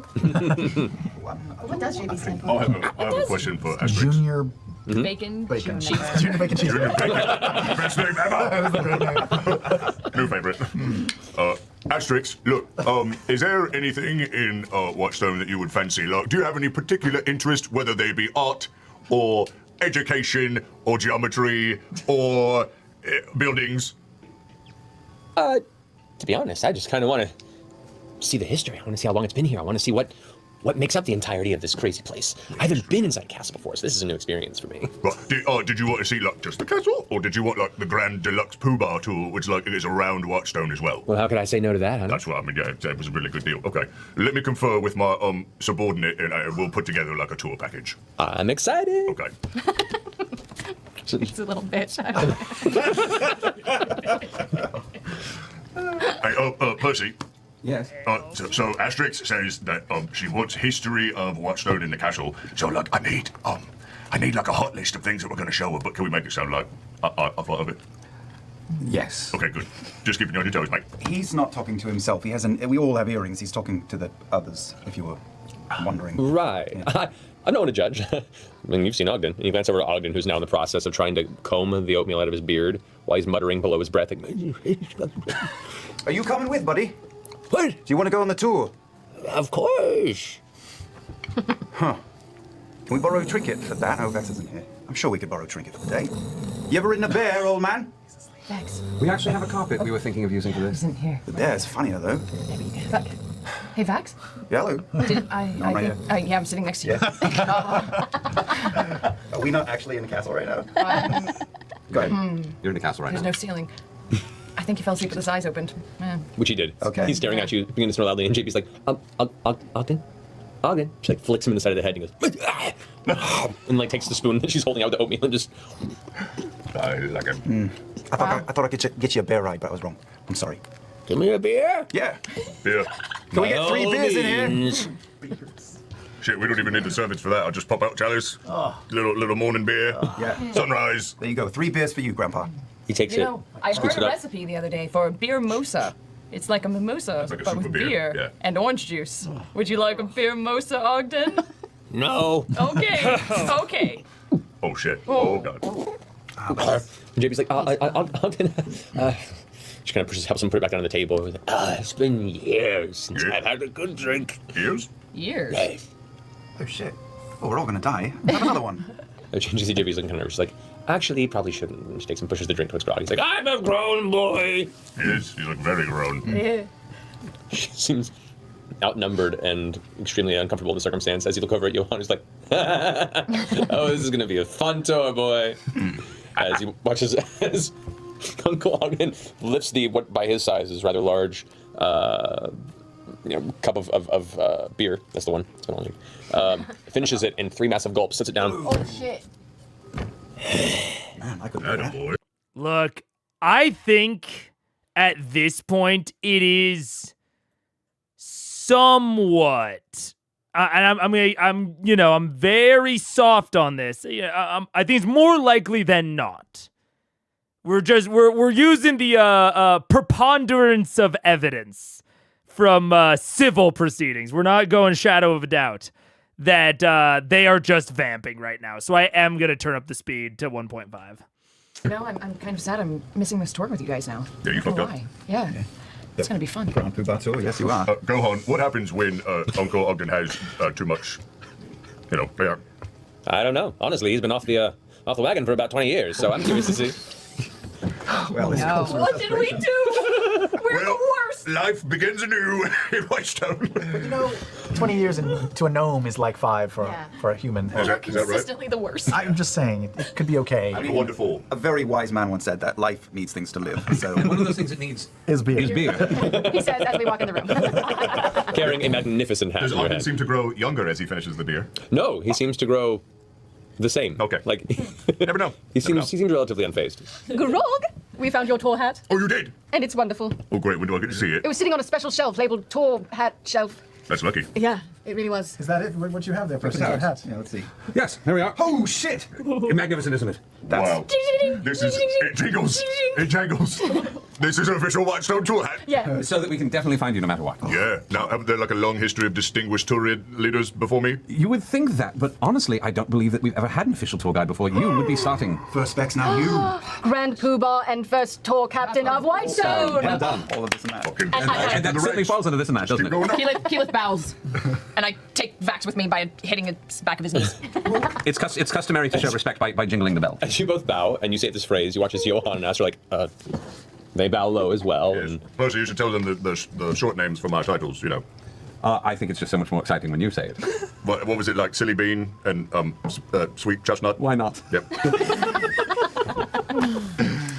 Grand Poobah of all this and that. Yeah, please rise. No, Grand it's going to be a Poobah. lovely day. We have a lot ahead of us. But please... Jeez, that hat is busier than Gavan's whole fucking know, trip. right? Is it like well balanced? no, not at all. Do I kind of have to hold it? No, here's the thing. It was designed for a much smaller head, so even for you to get it on, it's like squeezing a tiny rubber thimble over your thumb. So it's like it kind of pops up at the very, very tip. So it holds itself, but it only really covers the very, very top of your head. I'd be worried about circulation up there, but it's not really a concern.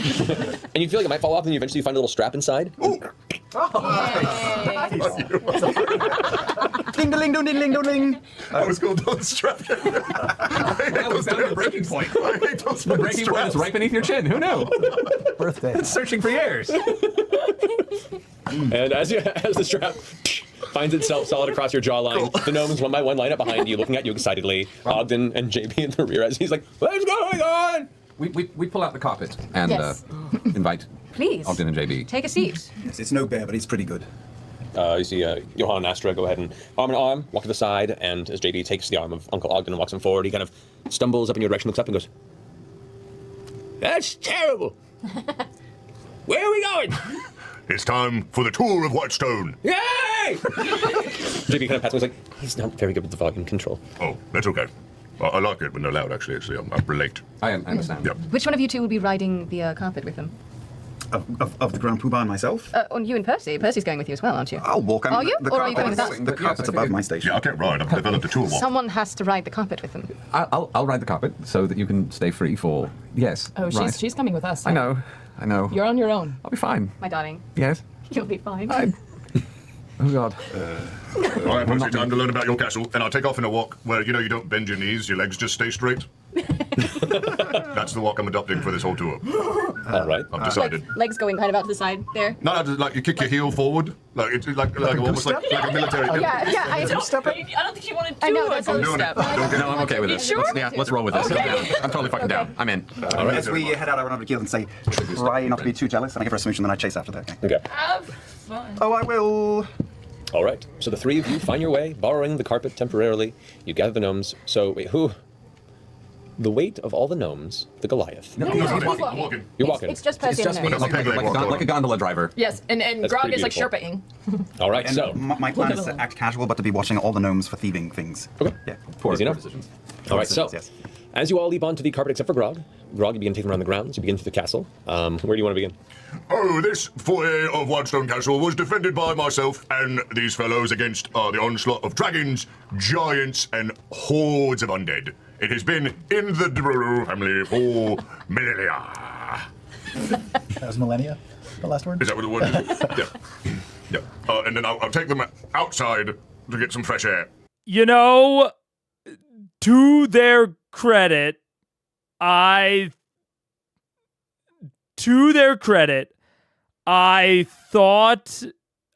think that this tour bit is a good way. I mean, in terms of an activity that you could do similar to the pranks on the vacation, super great opportunity for some low stakes fun and to kind of keep this going. Also a good way to vamp. You know, you can really extend this as long as you want, and you can keep it interesting by continually intercutting between this tour and the conversation with Wilhand. So,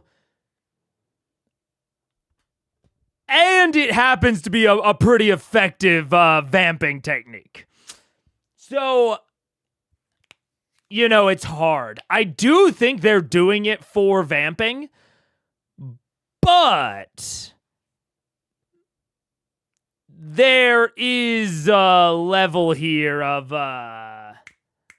there's certainly a level here of this is still good continuation of all of the things that were building the tension during the last episode. Carpet was from Thordak's Horde? Really? I thought they had to get it re-enchanted, no? I thought they got it re-enchanted at the Thunderbrands.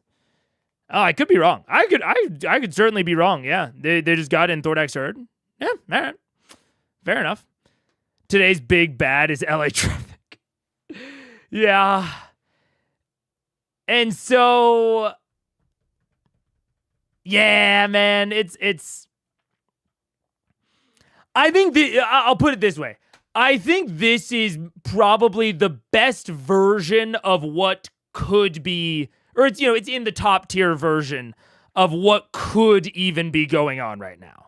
I think this tour is an amazing thing to do while Ashley is busy, because it gives them more kind of context around the Trickfoots.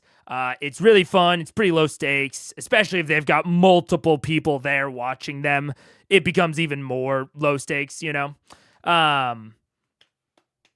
So, I think good strategy on the players' parts. Or maybe not even strategy, but, good choices on the players' parts.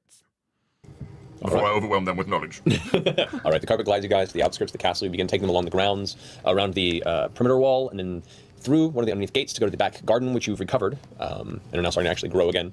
You have like a small hedge maze back there, some rose gardens, and a small pond. You filled in the exhaust holes that were used for the distillation of the whitestone and the acid pits that were installed by the Briarwood. So now it is actually a garden once more. And so as this happens, you watch as Asher gets really excited at the edge of the carpet. It's like, oh my, look at this place. It's like natural. And, The natural beauty here, it abounds. It all comes from dysentery in the center of town. Percy, help! The gardens were originally constructed by Melanie DeRollo, who was actually one of the more interesting DeRollos of the time. She was the third generation to be born into this castle. Uncle Ogden is staring forward and snoring. Melanie is interested. Melanie was actually fascinating. She was eventually removed from her position for accusations of witchcraft and raising of the undead. There's actually quite a bit of interesting ghost stories if that's your sort of... No, we don't. We don't have No, that's interesting. And Johan's like, ghost story.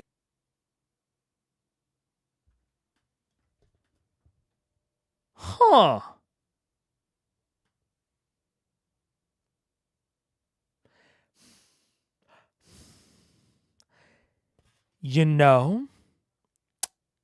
If they were anywhere else and talking about anything else, I would just write that off as fun improv. However, I fully believe that is pre-established with Matt. Because it is about the history of the DeRollos in Whitestone specifically. I'm actually willing to give that piece far more lore weight than I would to something of a similar type, really from any of the other players. Yeah, for the exact reason that you just pointed out, caller identity. I'm very aware that, like, probably the person that has had the most influence on the world building of Exandria that we've seen up to this point. I can't speak for the books that came out or later campaigns, but what we've seen so far, Taliesin is easily the person that has had the second greatest influence on the world building of the campaign. So I'm willing to take his statements with much, much more weight. So let me grab this. Melanie DeRollo that were used for the refinement and distillation of residuum. residuum. Gardens were originally constructed by Melanie DeRollo. She was interesting. Third generation to be born into this castle. That means that I can't really place her anywhere in even in any sort of timeline. Because we can we can have an idea that the Sun Tree came before / right around the founding of Whitestone, and we can know that Paylor, at least it seems, personally planted the Sun Tree. I don't think that's that crazy to assume, honestly, at this point. And at the very least, that it was pre-divergence that the Sun Tree was planted. Or mid-divergence, because the Sun Tree makes mention of, the gods were at some point in the past more around than they are now. He says it's lonely now. Now, he does not give any sort of time frame on that. He does not give any sort of specifics, so that, we don't know, but we know that the Sun Tree at the very least was around for some amount of time pre-divergence. But at least to my knowledge, we don't know when Castle Whitestone was actually constructed. How long was Whitestone just a village, or even a hamlet, even a city that just didn't have a castle? We don't know. And Melanie was the third to be born to the castle. So it's tough. We don't know exactly when that's going to happen. A lot of this extra lore stuff came up in the comic books and world setting guides and the Chronicles of Exandria book series. I can't wait to be able to dig through those. Ooh, they're going to be so juicy. Ooh. Uncle Ogden is just staring forward. I don't know why I bother. Melanie was actually fascinating. She was eventually removed from her position for accusations of witchcraft, whatever, and raising the undead. Now that is a little interesting, given my theories about the old cosmology. And I said I was less certain about the idea that Whitestone was connected to the Shadowfell.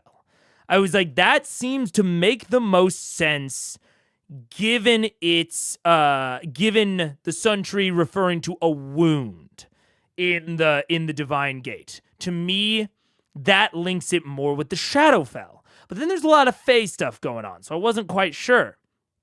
However, if I am correct about Whitestone and its ziggurat originally being connected to the Shadowfell, that would make a lot of sense for why Melanie DeRollo might have some necromantic inclinations, especially given that the Shadow Ashari seems to have fallen apart, and that is ultimately, one of the things that caused the calamity. So, kinda interesting. This is actually one of the only other pieces of evidence that we've ever gotten besides the Briarwoods targeting Whitestone, but that could be for one of a multitude of reasons, including that it had the original connection to the Shadowfell, and the wound. Those are basically our 2 points of evidence towards Whitestone being Shadowfell oriented. This is the third, and it's very interesting. I find it very interesting. Oh yes, strange materials that are mined in this part of the world have given rise to all sorts of stories due to its pale appearance, the fact that under certain types of moonlight can glow with a strange phosphorescent supernatural glow. There are even tales of people seeing several of the more notorious Derolos as spirits wandering about the halls, Melanie just being one of them. But she was very excited by the notion of God, and actually, originally, many of these Both of the plants gnomes now turn back to Grodd and go, anyway, what's next on the Thank tour? you.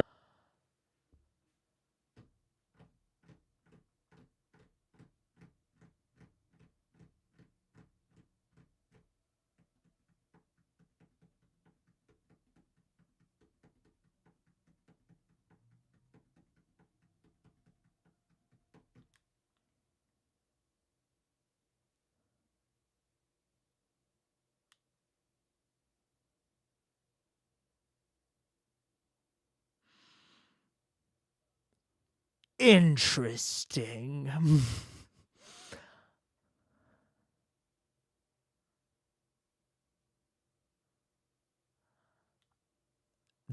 This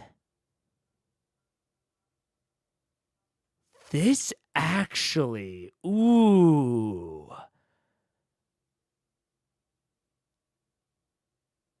This actually maybe closes a gap that I had within my theory.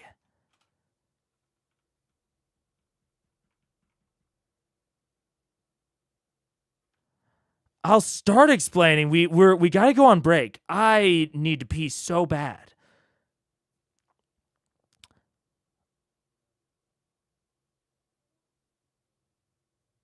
Ooh, man, I've got some thoughts.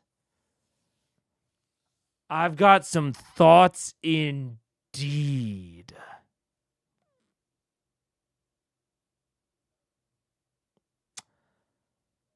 I don't know how exactly I'm going to square them, but I've definitely got some thoughts. Because so over here, I have the Proto Feywild and the Proto Shadowfell separated.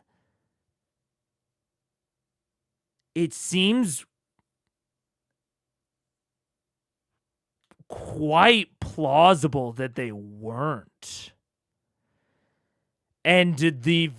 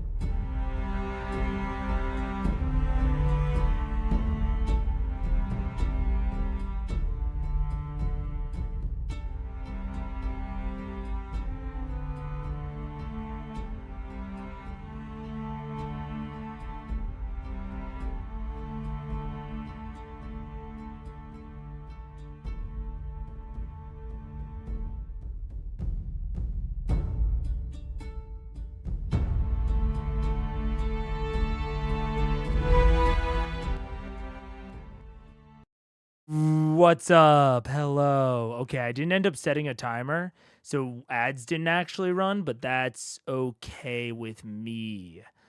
Okay.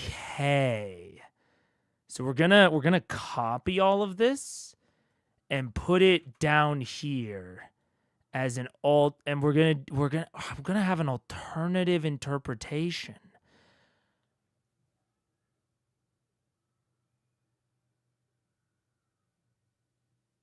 There is no Feywild and Shadowfell.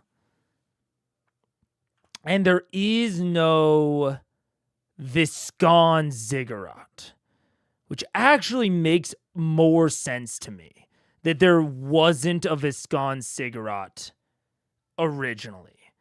So instead of Proto Feywild and Proto Shadowfell, we have just like the realm of the dead, almost, and gods. It's like I don't know. Delete. Delete. It's like, I'm just gonna say realm of the gods. Realm of the gods.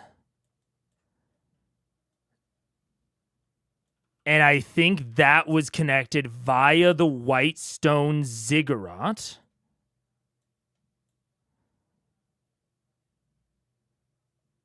The Yefcom. And then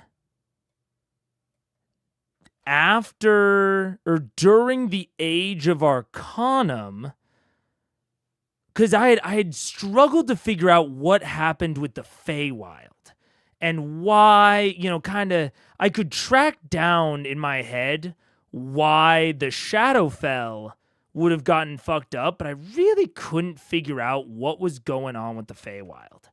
And this makes a good bit of sense to me that there's this realm of the gods, and so rather than maybe the Shadow Ashari, they're just like the non-elemental Ashari that hang out at Whitestone, and this is what Vecna is the leader of. Can you read out what Percy said that gave you this idea? Yes, it was multiple things. So the strange materials that are mined in this part of the world have given rise to all sorts of stories due to its pale appearance.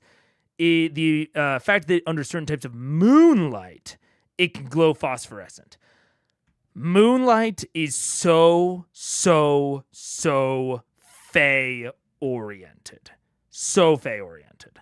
And the strange phosphorescence. But then it's immediately paired with Notorious Derolos as spirits wandering the hall. And we get mention of this, you know what, maybe to be even more clear, Realm of the Gods / dead. And I think this, the pairing together of Feywild and more of what I was thinking about as shadow-oriented stuff, like Shadowfell-oriented stuff. The pairing of those together made me realize that they just might have been the same thing for a while. There might have just been the 4 elemental planar realms, and then there's just this big other one that is the realm of the gods and the dead, and Ioun might manage all of these, and maybe Ioun and Thurisdan work together to manage this, but I think Thurisdan might manage it more directly. So these are all like Ioun managed, and then there's the Thurisdan managed one right here, because this is the place where the dead go to. That's one of the issues, I think, with my original cosmology, is that it did sort of assume Like I didn't have a good answer for if souls went to the proto-Feywild, the proto-Shadowfell, if the god of the dead, Tharizdun likely at that time managed that. I didn't have a great answer for that. And the fact that, I'm assuming the Viscon ziggurat is established during/right after the First War, which doesn't entirely track with what we learn about Viscon. Like, it kind of can track if you squint at it, but when we hear about Opash coming to Viscon, it sounds like an entirely, more, it sounds more like one of those, those islands in, the Pacific or the Indian Ocean where they, haven't had contact with the outside world and they haven't developed past the Stone Age. Technologically advanced, I guess we should say, beyond the Stone Age. That's kind of the impression I got of Viscon. And so I never had anything to link it to the Feywild in any real way. It makes actually more sense to me if the Viscon ziggurat isn't there yet, and there's just this realm of the gods / realm of the dead, and that's managed by the Whitestone ziggurat. And then during the Age of Arcanum, Tharizdun becomes he's on the side of, hey, we should crash everything back together. And Vecna falls on that side of things as well. And she's the one that Vecna, he is the one that is managing this. And so then it makes a lot more sense of in my other cosmology, we had Vecna also smashing the proto-Feywild back into the material plane, which only kind of makes sense if we assume that something happened to the Feywild that made this happen.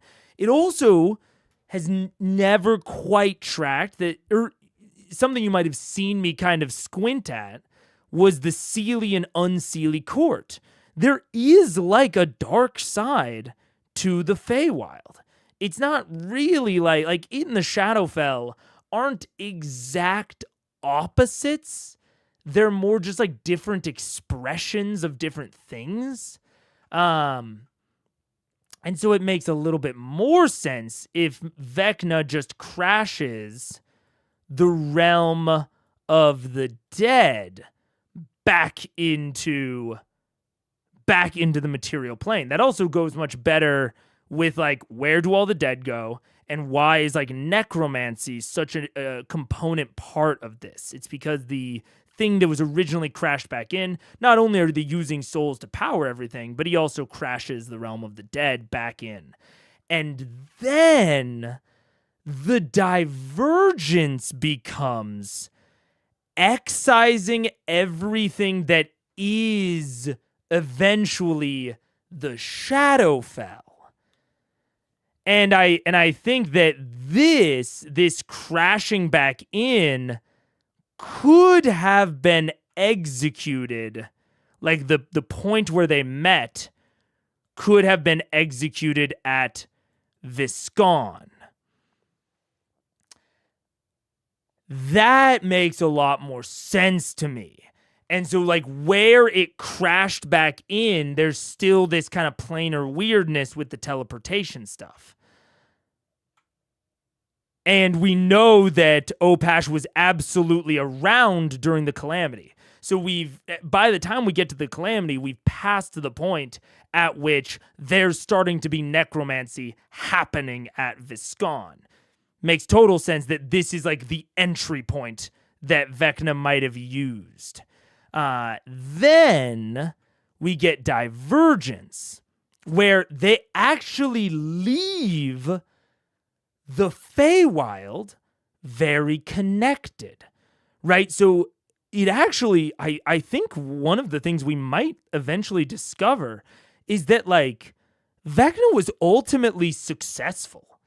Like Vecna was just straight up successful. And the gods really couldn't untangle one of these realms anymore. The Feywild is now, like, stuck, kind of, attached in, like, a weird way, this weird wibbly wobbly way to the material plane. That's why it starts mirroring everything. Vecna was just successful. He wasn't as successful as he may have wanted to be, but it just did work. But the thing that they did, ultimately what the divergence was taking all of that stuff out of the realm of the dead. So all of the realm of the dead stuff and all of the realm of the god stuff that used to exist in here, and again, and part of the whole point is that the gods felt that they'd gotten too involved. Like, having their realm so directly connected to the material plane is a problem. And so they create the Divine Gate. Now they need someone else to manage the dead very differently. They elevate the Raven Queen. And then the Shadowfell is just Thurisdan's prison, I think.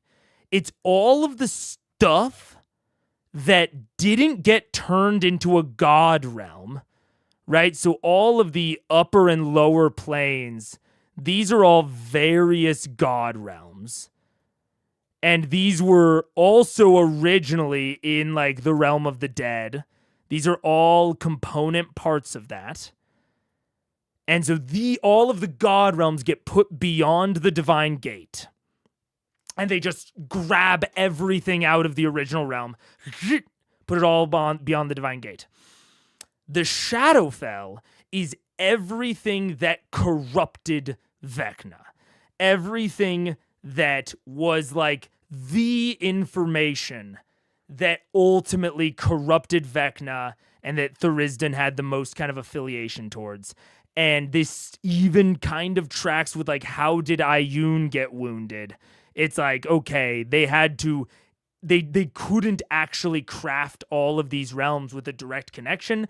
They had to sever one of the realms. They had to sever the connection to the Shadowfell to ultimately chain Thurisdan and separate out all of this info that could lead to the realms getting recombined.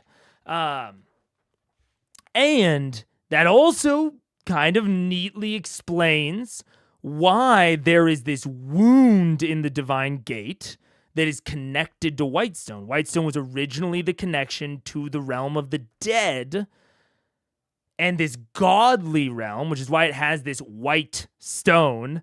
It has this kind of godly stone.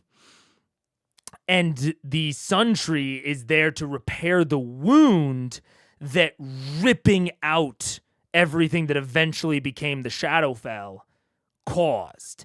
And now that everything's done, right? After the Shadowfell and all of the godly realms have been ripped away, you're only left with the Feywild.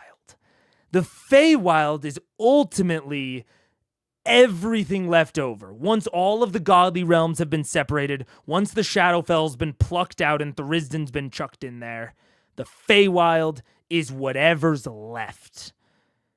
And that's why there is a Seelie and Unseelie court, right? There are still, sort of originally celestial-esque beings that, were related to either of the gods or some of the attributes that went to the higher or lower realms, but ultimately weren't related enough to go to a realm that's just all that. And that's why Feywild's this big realm of chaos, but that it also mirrors the material plane.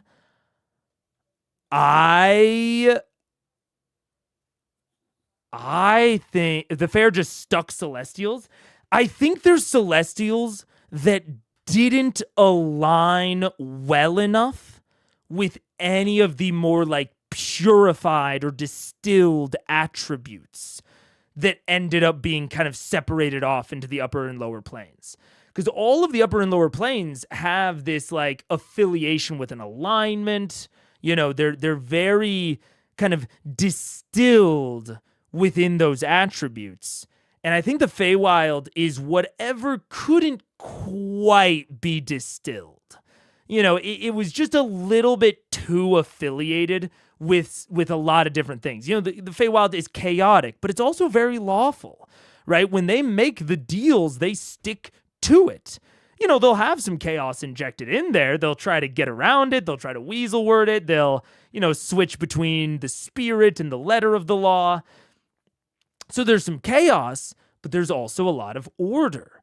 There's good and there's bad. There's the Seelie and Unseelie. It's kind of just this mixed up grab bag of like all the stuff that just didn't quite fit. It's all the kind of the rejects that didn't quite fit this new paradigm that was being enacted after the calamity. And that to me makes a lot of sense. It's one of the first kind of not iterations, but it's one of the first ways that feels like a cohesive way to explain both the origin of the Feywild, the lack of the Shadowfell, why these realms are kind of different from the elemental realms. This feels pretty cohesive, and why Whitestone could be related to both the Shadowfell and the Feywild. Because at this point, it feels so Fey-oriented to me. But there are so many historical tidbits that lead me towards a Shadowfell orientation. And the truth is that it used to be both. A lot of the Shadow stuff just got removed. And now we're left with the Fey stuff and the God stuff. This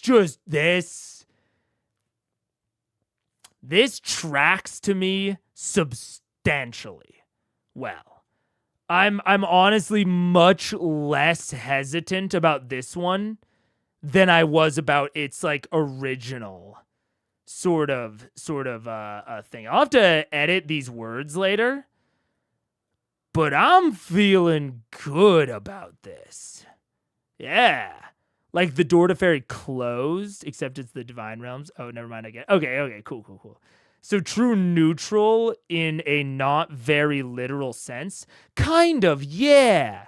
It's more like if we have like the 9 grid, right? It's like these are all of the god realms. All of the god realms kind of go out here. And then the Feywild is true neutral, but it kind of hedges into this. It's more like the god realms are the band of alignments that were extreme enough to form their own realm, right? All of the god realms kind of had to be like on the extreme end of their alignments in order to coalesce into their own realm, whereas the Feywild is kind of all of it centered on neutral, but just kind of gets a piece of all of the alignments. Not too much of any of them, just a little bit of all of them. I'm picturing Plain or Whatever calling the Fey godless commies. Commies, yeah. Yeah. And that tracks with what we've seen of the Feywild. That tracks with why the Feywild is so connected to the material plane, even in a way that the elemental planes are not. It makes sense why the Shadowfell is separated. And why Percy can refer to these things in the past that seem Fey-oriented as well as things that seem maybe Shadowfell-oriented. And then Viscon was just because we never actually saw the ziggurat, We never actually saw it. It was implied to have existed. It was implied that there was a big cavern underneath their feet as they were walking into the mountain, but the cavern was beneath their feet before they got into the mountain. And there was a big set of doors that they never looked behind, to my understanding, or to my memory. So there's more going on at Viscon, but we never saw the details. And that could be important. It could be that the Viscon site didn't actually have a ziggurat, at least an Ioun ziggurat. It might have had something more of the Thurisdan orientation. Or it could have had a ziggurat, but just a very bastardized one, potentially. And that was the site where they ultimately brought, or they tried, and I think succeeded probably, in crashing the realm of the gods and the dead back into the material plane. Yeah, okay. I'm just going with it. I feel good. Enough with like the boring shit. Do we have like an armory that we can make? Yeah. Where they make weapons? Well, actually, why don't we take them to target practice? Yeah. I'm sure that the riflemen are probably at least doing a round of target practice this morning. That might be fun to see. Do we get to see the musketeers? I'm not allowed to call them that anymore. Well, I will. Let's Johan's go. like, I like the sound of target practice. That's right up my alley. Take us there, boy. Okay, we now venture along these roads, cast through the ages of Derolo descendants as we make our way to the annals. And something I didn't even fucking mention, this also just kind of makes sense with the way in which we never hear any historical reference to the Feywild like being formed. Right, because the elemental planes were formed, they were separated, they were crafted. But if the Feywild was originally just the realm of God and the dead, that seems to have always existed, at least in some capacity. And so the Feywild was never actually crafted. It was just that after divergence, it was whatever was left. This is maybe the answer that most coherently explains why we never get an origin story for the Feywild. Is just because the Feywild is the leftovers from everything that we do get an origin story for. Because none of the origin stories ever imply that this is it, right? They talk about crafting the elemental planes. They never say it's like, yep, and those were the 4 elemental planes, and they were the only things that existed beside the material plane. Same thing with the divergence. They say that they crafted the outer godly planes during the divergence, that they set up the divine gate, but they never say, and then we left the interior of the divine gate with just the material plane and the 4 elemental planes. They never specify that they didn't leave anything left over. And, this is kind of an argument from silence, but it is one of the best ways to account for the silence. We would assume that if the Feywild was crafted in the same way as the elemental planes or the godly planes, we would assume that we would get some sort of explanation for that in one of the theologies that we've gotten, one of the historical records that we've gotten, but we never do, despite the Feywild clearly being present and very involved in the world. Involved enough that a random noble kid who has access to, libraries and learning that it's even a topic that he can become obsessive over as a kid, right? It is talked about enough to allow him to dive deep. So people are aware of it, but we never get an origin story for it? That's just not how humans work. Even if the origin stories were wrong, we would expect to see some. Unless we have gotten them, They've just never been explicit about the fact that the Feywild was the leftovers. That could explain a lot. Of Firecracker Alley. Also, Ashley, woo! It's a shooting alley. It's fun. It's got some moving bits, but I'm sure you can understand exactly what entails. They both shake their head. I have no idea what you're talking about, but let's go. This is quite possibly the only one in existence, so this is quite exciting. All right. As you guys make your way along the rest of the tour, the rest of you who are not on this tour, what are you doing? We're going to the Sentry. We're gonna go find Wilhand. Go find Wilhand. Were you watching? Or did you know? I was watching. Okay, good. Okay. Yes. We're gonna go find Wilhand. Okay. Before I left, did I see Grog in his hat? Oh, it was amazing. Grog, you look so distinguished. Come on. You look so great in that hat. Where did you get the hat? Apparently, this is the official tour hat of the House of Whitestone. It's the truth. And apparently, Grog. I'm the first. Yep, it was made hundreds of years ago and was just sitting on the shelf waiting for the first official tour guide. How it's not covered in dust or decay, I have no idea. But Oh, Grog, this no. is just the perfect job for you. Does it fit well? I feel like it's a bit small. You know what? It's just supposed to be a little jaunty like that, I think. Oh, it's got a little swagger. Yeah, just a little. That's great. It makes Okay. you look bigger as well, and that's all. Yes. Thank God. Yeah, I'm pretty tiny these days. I have not been lifting. Is he wearing like a Lolita hat? Is that like what's going on? Make cafe. EGL makeup. If it was like kind of, and a very oversized one, because it's like wide brim and floppy, and it's got like all these I like the ribbons derby cascading. analogy. Yeah, that's what the bells Oh my God. on the I side. think I think Derby week is this weekend. I think There Kentucky you go, Derby is Tyler. going. There There you go. There you go. You look like an old Southern white woman. All right, All so, I am for in life. so Vex, Pike, Keyleth, Tyrion. What are you guys doing? We're heading to the Sentry. All right, make your way to the Sentry. It's about like 10 in the morning, time-wise, by the time you get going. You see them kind of gliding around the outskirts of the castle, doing their slow traveling tour. As you approach the Sentry, where are you going? Heading to Western? Let's go see him. Do you know like of a tree that's close by his house that we can just be right there? You know? Yeah, I mean, in the backyard, we have a pretty large tree. Can I get us to that tree? You've seen it before. You've been to the house. You've stayed there, so you know the tree she mentioned. I know the so. tree. We can Okay. sell. That tree. All right, so you guys step through the portal created on the outskirts of the Sentry. You step through into, and when you say it's a yard, it's not a big yard. It's more of a small, what would be used as a storage space behind this building. But you have the two-story red brick building that is your, and for a while, Grog's home of upbringing, and Wilhand is not on the backyard. However, you do see that there's a lot of leftover building materials from the reconstruction of the second story, which sustained damage from the original assault of the Conclave. But looking up at the roof, the last you saw was disarray. It looks like it's been reconstructed and completed, and the home is once again whole. Wow. Well, this is nice to see. Yeah. It's put together again. Well, shall we? Find out about that curse. Okay. You knock on the door. There's just like pause. And a little voice inside goes, "Who is it? Oh, Wilhand, it's Pike.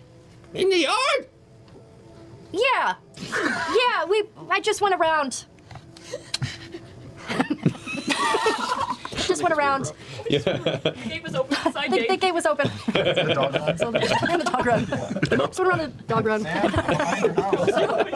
the back door. The back door. Other back door. A moment passes before the back door opens, which leads into kind of a small kitchen. It's a humble home, but as it opens up, Wilhand is there, looking as liver spotted and grinning as he was last you saw him. His balding top of his head and the kind of crazed white mane of hair behind has gotten even longer and unkept as he's now kind of on his own and doesn't have anyone to really groom him. So he's going a little wild gnome right now. Yeah. You see his face light up immediately as soon as he sees your expression and goes like, oh, Pike, Hello. Pike is so. I'm sorry, I'm very strong. I noticed. Well, friends, I remember see you you. Dex Arvlia. That's right. And that's Kiefen. And Tyrion Darrington, it's, in Gnome, I say, it's a pleasure to make your acquaintance. his eyes go down. Ah, I almost heard that. Oh, come in. He turns around and muscles way inside. And you've never quite been in a gnome home before. And You grew up here? For the most part. Oh. For the most part. And you seem okay. Yes. I'm okay. And Grog did a little bit as well. That's hard to believe. Well, we made it work, you know. He slept outside a lot. He was smaller then, too. He was smaller then. He was Ish. Yeah, he was more of an outside Sleeping kid outside, than an though. Did inside you guys have kid. like a tree canopy thing? Sometimes we would make forks. Yeah. That's good living, Tyrion. That sounds fun, sleeping outside when you have a perfectly good home to sleep in. Well, I'm an outdoorsy type. All right. You know, it's people have different preferences, and Sure. and that's fun. It's very freeing. I'll have to try it sometime. Yeah. We'll try it sometime. All I think you'll right. like it. as you guys have this conversation, you watch as Wilhand is rushing around the kitchen, frantically trying to make tea. He's like, I wasn't expecting guests. My apologies. Hold on. He's like, one hand he's kind of like filling this tea kettle, and the other hand's trying to find like some flint, and he's like, Well, really, No. Here, I light it up with my flame hands. I did it! That's enough. Okay. He goes and sets the kettle under the flame and like, don't touch. It burns. Anyway, I'm so glad you could make it. It's so good to see you, It's so good to see you. Sit and relax. I know where everything is. You don't have to. I'll get tea ready for everybody. Just sit and relax. And he sits down at the table. As she gets up, can I just kind of whisper, because he can't hear very well? Wilhelm, can you hear what I'm saying right now? Okay. Is it going to be all right bringing this up around him? I'm not sure. Sore subject, maybe? I'm not sure. Bring it up just very, very lightly. I'll let you do it. Okay. All right. Okay. Wilhand. Yes? Well, first of all, I wanted to come see you because it's been some time, and I'm so glad that the house has come along so nicely. It has. There's been some fantastic volunteers who've come by. They've rebuilt a lot of the city. That's fantastic. Oh, I know what we were going to ask you. Oh, wait. Yes? No, we knew Fassbender was gone. Never mind. But Okay. what did the man look like who came and grabbed the big robot? The guy that owned him. I know, I just want to make sure it was him. Ooh, wow. Your big mustachioed metal man. Oh, yes. Yeah. The broad stone one. Yeah, that's the one. He was retrieved by his actual legal owner, of which I was notified of. I don't know how you procured it off of him. Older gentleman, standard human fare, taller than me. Was it kind of a dick? What kind of a... A penis. Wow. Jesus. You watch his head kind of turns in a confused way. He goes, and he like puts his finger in his ear and clears it out and goes, What? I'm sorry, what? Like not a very nice person. Oh, yes, he was Rude. a bit, he was not the kindest or most forthcoming of guests, but he seemed to be a busy man of much esteem, and left before I could finish making his tea. I hope he wasn't very mean to you. No, not mean at all, just extremely forceful. Oh. Well, we came. Well, first I wanted you to meet Tyrion, our new friend.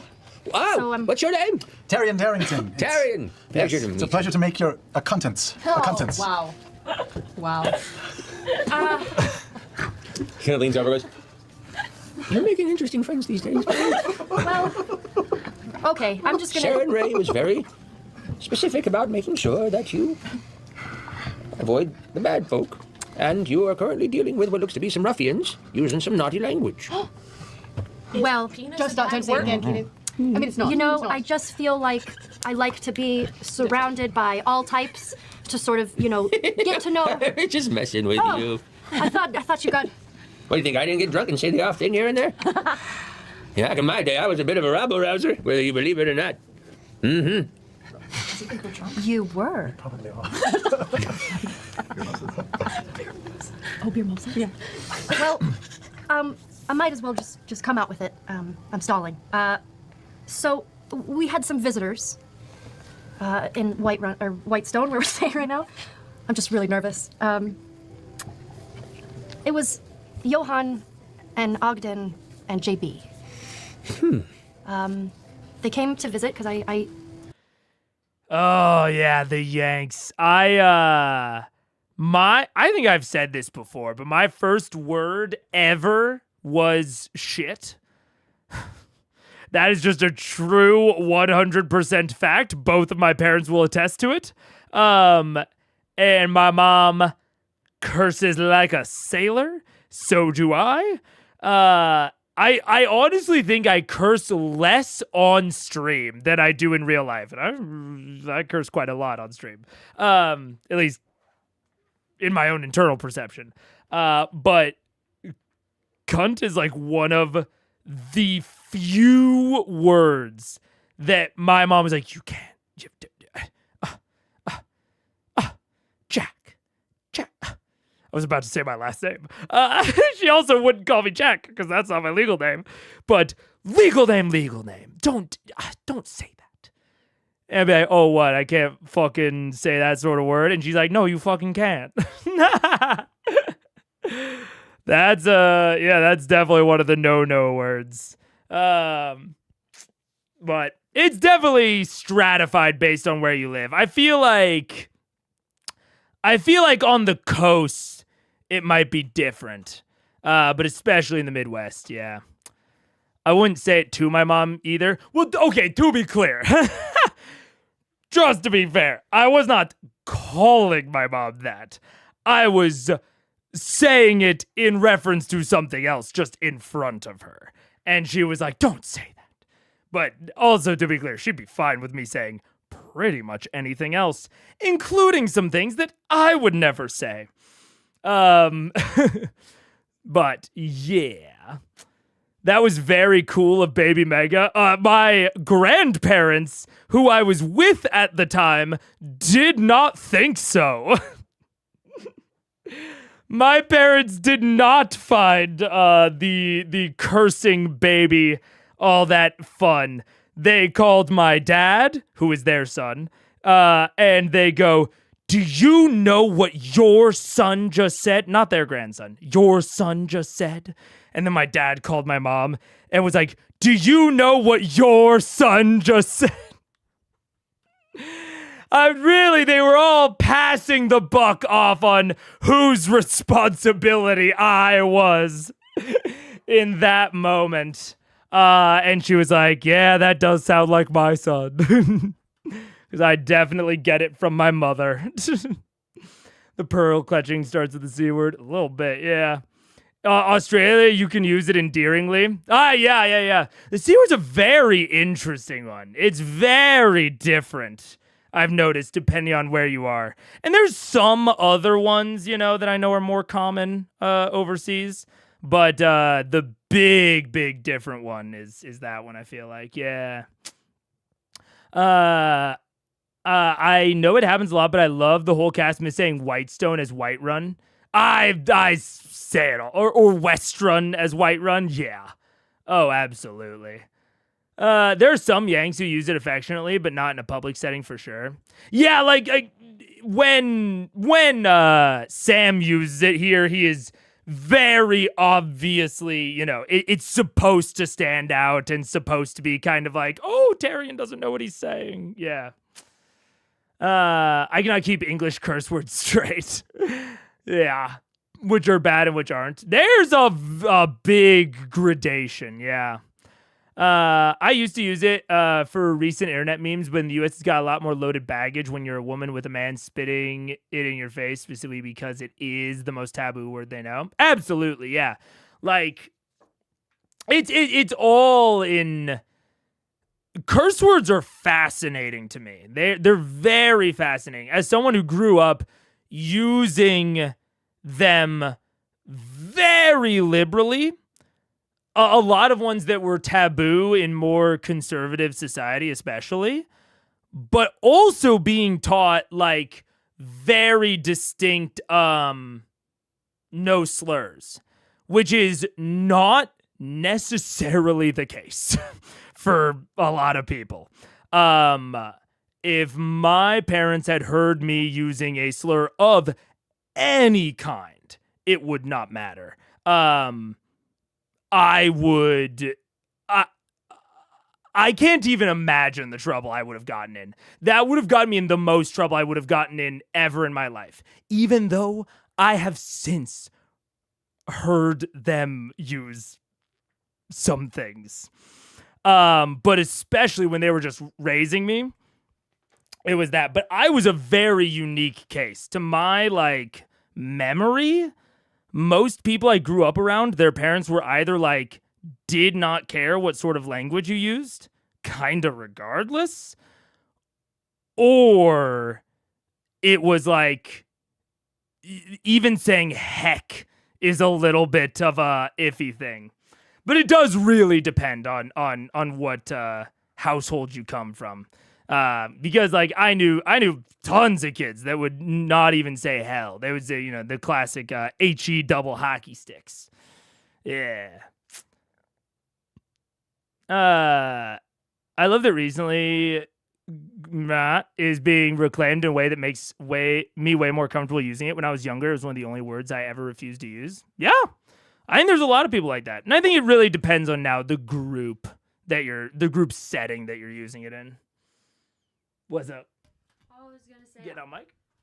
I grew up in a house that was in the middle. You were talking about, you never feel like they were either, they didn't care at all, or... Because we could say hell. We could say... And like we went to church. We weren't like not religious. But you were on the you could use religious curses. But like your parents still kind of And like crap. I could use crap. Yeah. Yeah. Crap is such a cute curse. I woke up, but I have to for like a younger kid. And then like once I got to high school, it became like I could. But like your parents would still be like, leveled up. If you like still when we say fuck, your parents are like, Yeah. No. There's levels to it. There's levels. Like they say shit pretty consistently. That's true.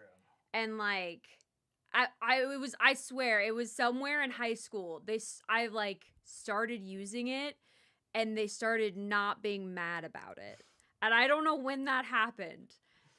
Yeah. Yeah. So there's absolutely gradation to it depending on where you grow up and who your parents are, yeah. Yeah. I can't even imagine if we said the C word around them. Oh, I can't imagine if we said the C word around them either. Which we don't really use it in common parlance. No. But yeah. I couldn't say hell or even sucks when I was little. Yeah? Yeah, sucks is very different. Yeah. Families may be different, but most people have a general sense of what's publicly acceptable. That's true. And I mean, I remember my mom saying like, hey, don't use these words in public because it'll be an issue. And so she definitely taught me that. I actually fully agree with that, Sarah. There's definitely a sense of what you can publicly say. That is somewhat cohesive. Yeah. But yeah. Whoa, so edgy. Yeah. Oh, thank you, Villano. I appreciate it. Thank you for the member. I appreciate that. Oh, welcome. The internet helped people you loosen up. Yeah. But anyways, let's see. I had sent them a little money in a letter. Not related that's to very much of kind of anything. you. And they came to town to stay and to just see the town, and they told me something a little disturbing. Ogden said he's been having visions and dreams about something about a blood curse. Does this sound familiar to you at all? To be perfectly upfront, I kind of escaped the Trickfoot lifestyle when I was maybe about your age. So I'm not as keen on all the familial history, but I can say that there's been more than one curse thrown at our family name. This is true? I don't know. I haven't spoken with them in quite some time, or really anybody else. I decided that there was something special about you. And it wasn't right to have you grow up in such an uncouth environment. So I wanted to provide something different for you. I don't know if I succeeded, but I did my best. And brought you into the light of the one that saved me. And look at you now. And he kind of leans forward and kind of grabs your holy symbol from the front. You're the brightest star she has. I'm gonna be terrible. Can I insight check him? I just want to see if it looks like he's hiding anything. Make an insight check. I'm sorry, Wilfred. He's an old man. He doesn't lie. 14. 14. He's hard to read in the sense that he's lived long enough and seen enough things in his time that he's open, but he keeps his history guarded by nature. He seems genuine, but at the same time, you're not getting the whole picture because he's not revealing the whole picture. Right. He also spends a lot of time alone too, so by nature he's a little hermited. So that's as much as you can make out. Wilhand, how old were you when you left the Trickfoot family? Oh, I would have been maybe in my early 40s. Oh. How old are you? Really, 40s. Okay. So he was around for a while. Yeah. Okay. Yeah. Did you know, Theobald? Yes? And so, do you know what happened to him? In what way? Well, Ogden said he was affected by the curse, but he was killed by it. I wasn't around for that. Insight check. Make an insight check. 24. No, hang on, wait. I Man. keep forgetting my insight went up. Well, I think you're seems to have okay. worked. 26. I think you're okay. Oh, he turned around. Whispers. We have nothing to sell. Yes, we do. We have these shirts that are still in the store. Oh, Look those at shirts this. there? It's so Man, great. just going out for a week. I know. We can even fold up the sleeves just like this. Super fashionable. They're super cool. And soft like the Show them the dice on the back. There's a Critical Role logo on the back. That's the house voice. When we go home, that's all house Really? voice. That's how she talks at home? Oh, boy. That's what. Like the old bait and switch. Got home, I was like, fuck. I'm sorry. I don't deal with them much these days. They wander, I'm just an old gnome, trying to live his twilight years in peace and the joy of the Everlight. So, I don't mean to press you on this, Wilhan, but did you know how he died? I mean, even if you weren't there, did you hear about it? I know that he had passed, and I heard it was around mysterious circumstances.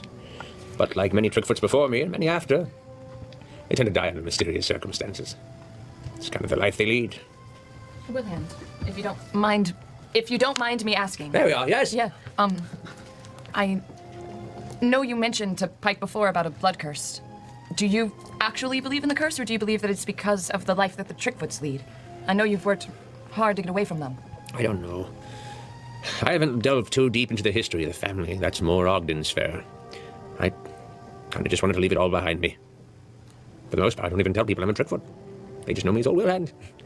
Don't want to live under the stigma. Sorry, I wish I could be of more help. I'm struggling a bit. What bothers you, child? I feel like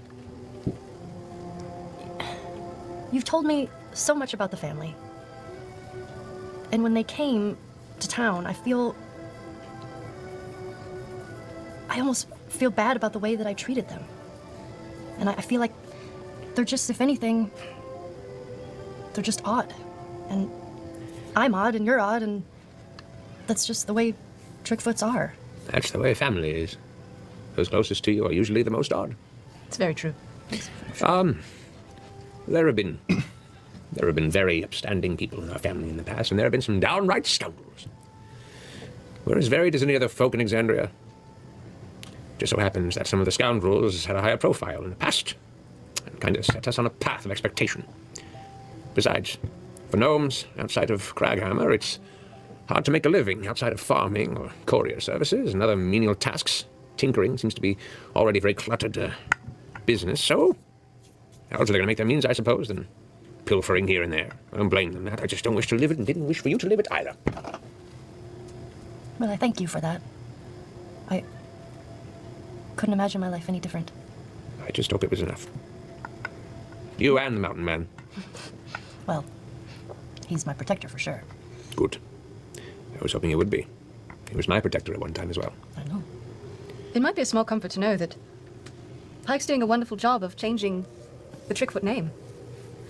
Really? She's a hero of the land. Trickfoot is known as hero now. Hero? What did you do?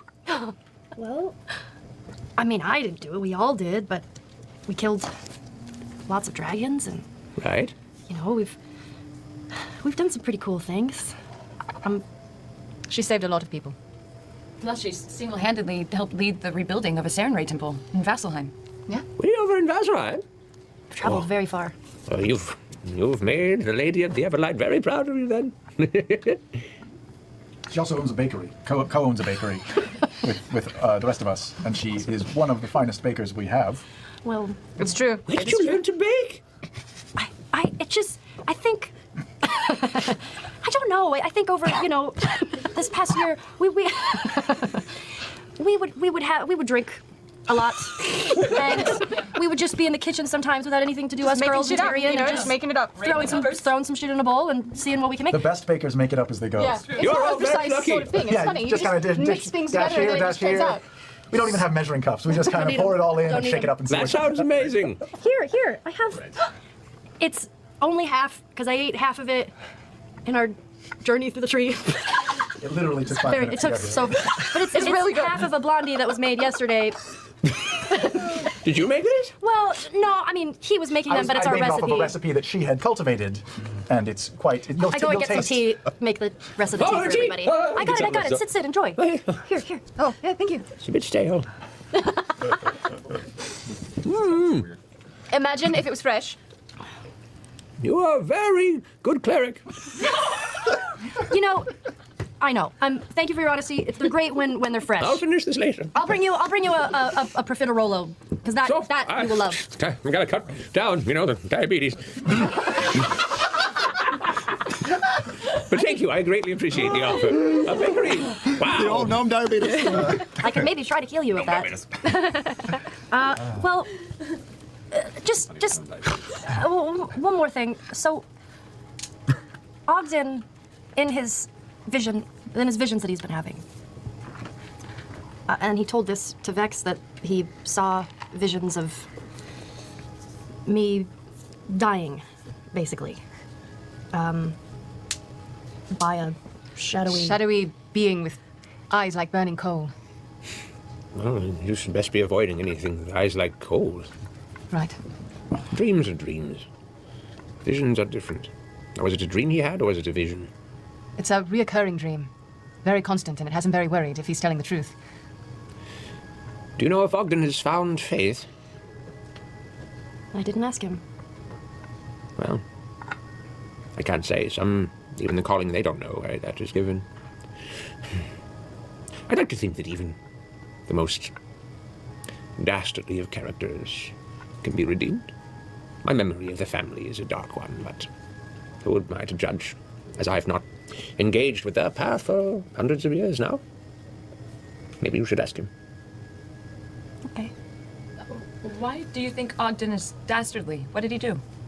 I don't know him that well. I left before we got to become friends. Just going off what you said. Just meaning the Trickfoots in general. Oh. So would it be different if he had these dreams or visions? If he was a follower of Saren Ray or has found faith of some sort? Of course.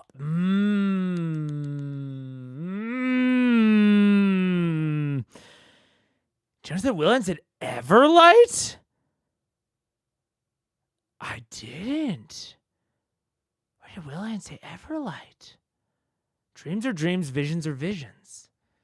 You best be doing everything and avoiding the coals. Was it when they were talking about rebuilding the Sarenrae Temple? Way over in Vaz. Oh! I didn't see that. That passed me right by. I did not clock that. You've met the Lady of the Everlight.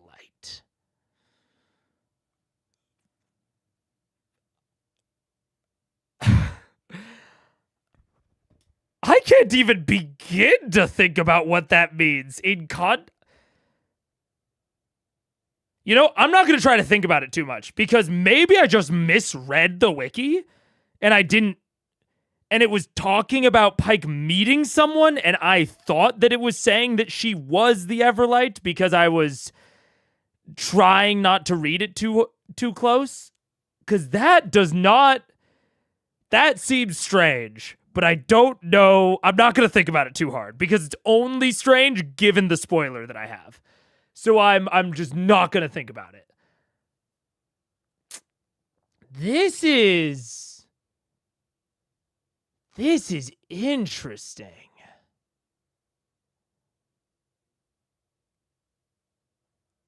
And I think the Mountain Man, they're almost certainly talking about Grog. I can't imagine they're talking about anyone else.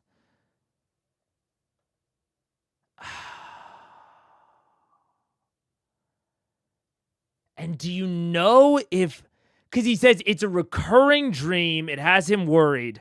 And right off the bat, do you know if he's found faith? Which is very, very similar to what I was talking about with possible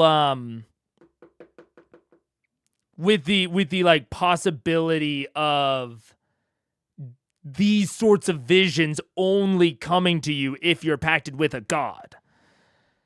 Which seems to be exactly the same sort of line of logic that Wilhand is operating on. They don't know why. Some given the calling, they don't know why that is given. I'd like to think that most of the dastardly characters can be redeemed, as I have not engaged with their path for hundreds of years now. Their path. But it's so weird because they're like, this just,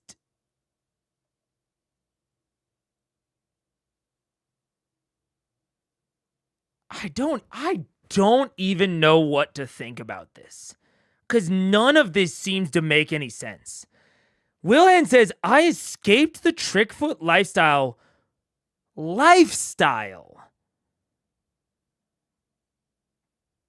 Or that he was, that he escaped when he was about Pike's age, which means, and that he says he was, and Pike says she's in her early 40s.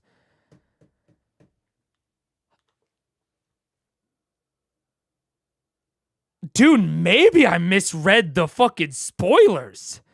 Because, man, if I had not read it, everything that Wilhand is saying right now would lead me even more towards the idea that he is, in fact, her uncle. And that, like, just something has, like, happened to this generation. Because if he left in his early 40s, and that is supposed to be Pike's age, and Pike was 6 when they left, that would put Wilhand at like 80. Which just like doesn't track.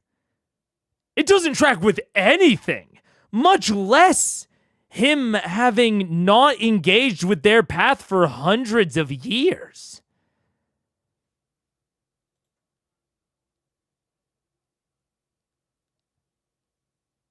But I don't even think that Matt is trying to do anything crazy here. Like, I honestly don't get the sense that Wilhand is supposed to be trying to lie here. Where, let me go back and read. It was before Theobald. He's an old man, he doesn't lie. Well,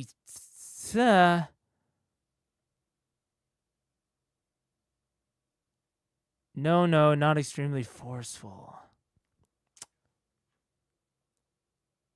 No mages can get pretty long, so generations can be weird. No, the thing that is weird to me is that this timeline seems to imply that he is 80 years old. Like, straight up. Everlight is a secondary name for Sarenrae because Sarenrae is a licensed work. I mean, that would be... Even in that would... I mean, I guess the Lady of the Everlight in this case is just Sarenrae, and he's saying she met her because she's building the temple. That also, I don't know. The phrasing of that doesn't sound right, but maybe. Like, that to me sounds like he's talking about a mortal. Like the equivalent of like Vord with Bahamut is what that sounds like. But I don't know. I also think this is I don't think I've ever heard the word Everlight before. Oh, my name is Gisira. Simple pair, but one of, as far as I know, the 3 devoted to the Lady of the Everlight here in Vasselheim. Oh, okay. So it is just for Sarenrae. Huh. They could put Sarenrae or any of the official names in the campaign setting book, so they all got new titles. Yeah. But I'm good that you misread. Yeah, apparently. Wait, okay, so I want to go back and find out. Older gentleman, standard fare. Source subject. Maybe I just need to search the word 40. Okay, it might be spelled out in here. One of 61 matches. There we go. Oh, 340. Oh, fucking hell. Well, let's see if it's ever... What are we at right now? 110. So we're approaching. I would have been maybe in my early 40s. How old were you when you left the Trickfoot family? I would have been in my early 40s. How old are you? Early 40s. So, okay. Will Hand leaves the family in his early 40s. Has not engaged with the Trickfoot path in hundreds of years. We have nothing to... And then it's when he's talking about Theobald that he talks about, like, taking Pike away. Do you know how he died? Trickfoot's before me. They tend to die under mysterious circumstances. I'm a Trickfoot. There's no me as old Will Hand. Right here. I couldn't imagine life any... I just hope you and the Mountain Man. Small comfort. Oh, it's when he...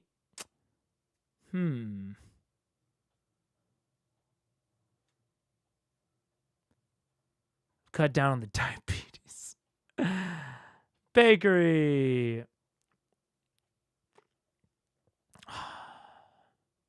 He could have left at 40 and returned hundreds of years later to pick up Pike when she was 6.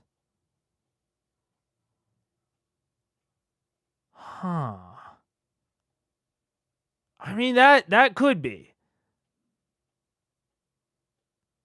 I'm trying to find where he talks about taking her. Ogden said he was affected by the curse. I wasn't around for that.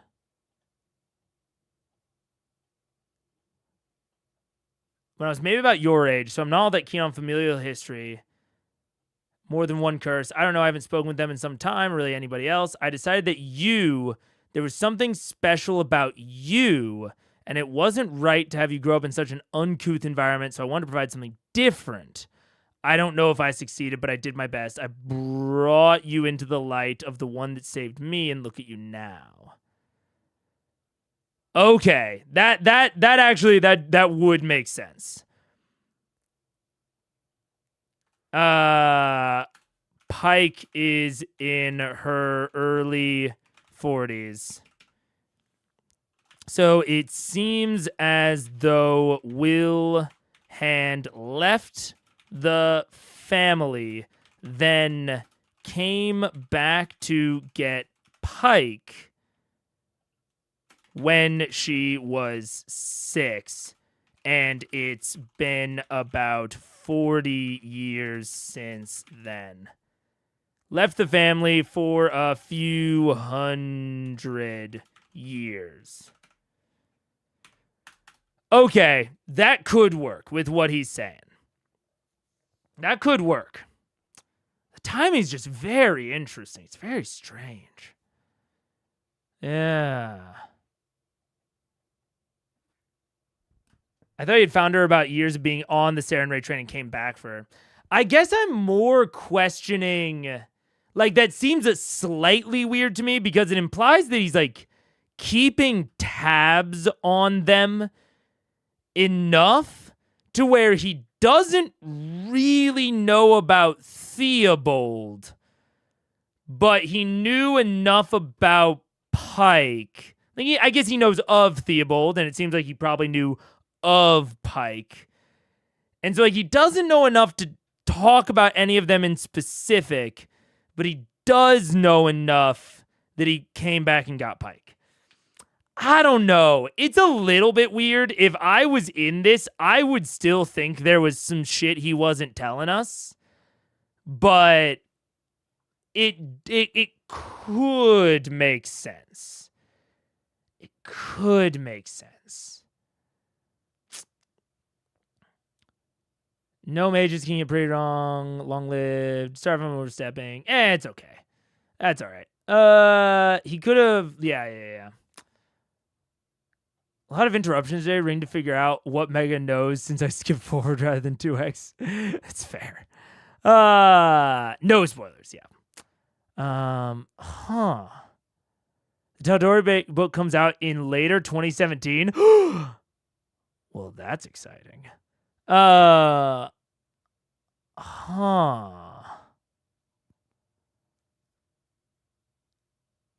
this is all very interesting. It's all very... It feels like there is something going on, especially with Wilhan's question about Ogden's faith. But I don't think we have enough to know, because it seems as though he is being actively evasive. And Matt said he's guarded about his past. So it's not even like he's trying to keep it under wraps, but... So where are we on the very honest truth tellers, known as the Trickfoots? I don't know. There's some weird shit going on here, but none of it, all of it is so non-concrete, and all of them very clearly don't want to talk about it, to the point that I can imagine even a relatively altruistic person in this circumstance telling a bit of a fib just so that they don't have to talk about it. I can imagine Wilhand having been deceptive in this conversation, even if he's still a generally trustworthy individual. And I should take the rest of what he says at face value. Just because he clearly doesn't want to talk about it. It's very interesting. Oh, something didn't work. Well, those are the only visions I've received, and they've kept you safe this long, yes? It's the only life I know. I can't speak for him, but that would put me at ease. But I also don't understand all this. Nika glances over at Tyrion's dragon-hide armor and the giant metallic man behind him with glowing runes in his body that's writing this all down and goes, them arcane stuff. It's, to each his own.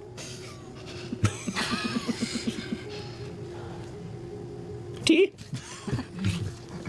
Sure. Yeah. All right, you guys stay for a bit and have some tea with him and catch up and let him know more of the adventures that you've had since last you checked up on him in Westruun. Anything else you guys want to work out here in Westruun with Wilhelm? I'll just ask him, is there any message you wish to send to Ogden or the rest of the Trickfoots?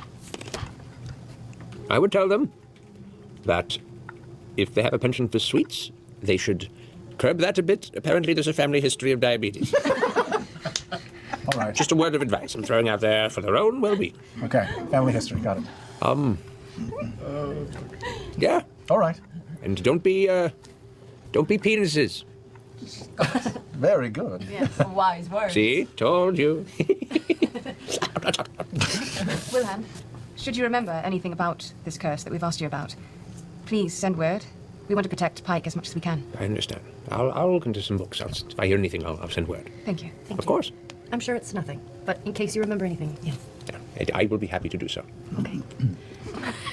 I'll just take the rest of it. I'll probably have it on the way home. Are you sure? I don't mind. It was delicious. No. We'll send some your way that are fresh. I swear, they're very good. They're very good. It's delicious. Oh, all right. It's in Nome, I say, it has been lovely making your acquaintance.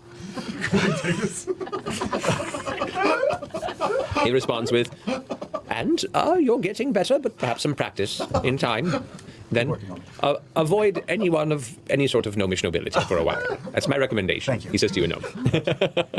We're working on it. We're working on it. All right. Pike, is there anything you need from here before we leave? I don't think so.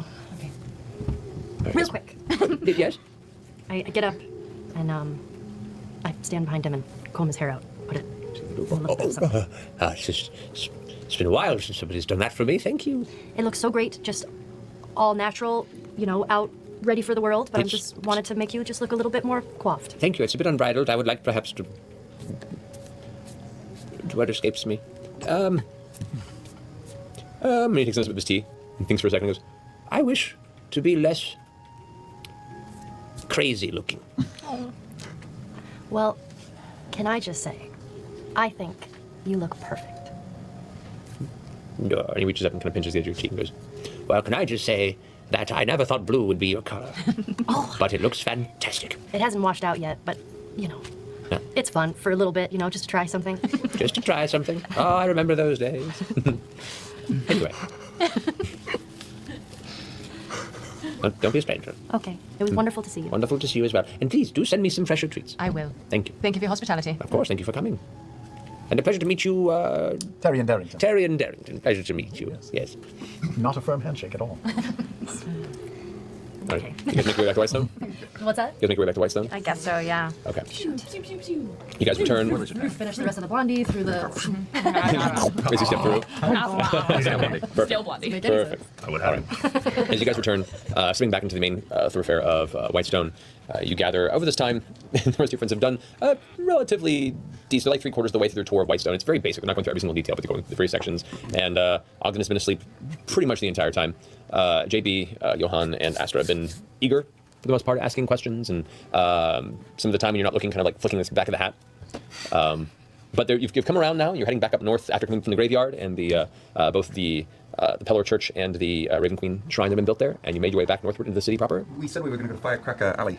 Yes, To see the Musketeers. Firecracker Alley. Could we do that? I really want to do that. Not allowed to say that word out loud. Well, I get it. I'll Yes, hush up around your sister, but it's just us right now. Yeah, either that or it's like a pub crawl through Whitestone, one or the other. I think they may be drunk enough. Let's go see the outer. All right. Is there any specific individual that you've set as the captain of the Riflemen of Whitestone?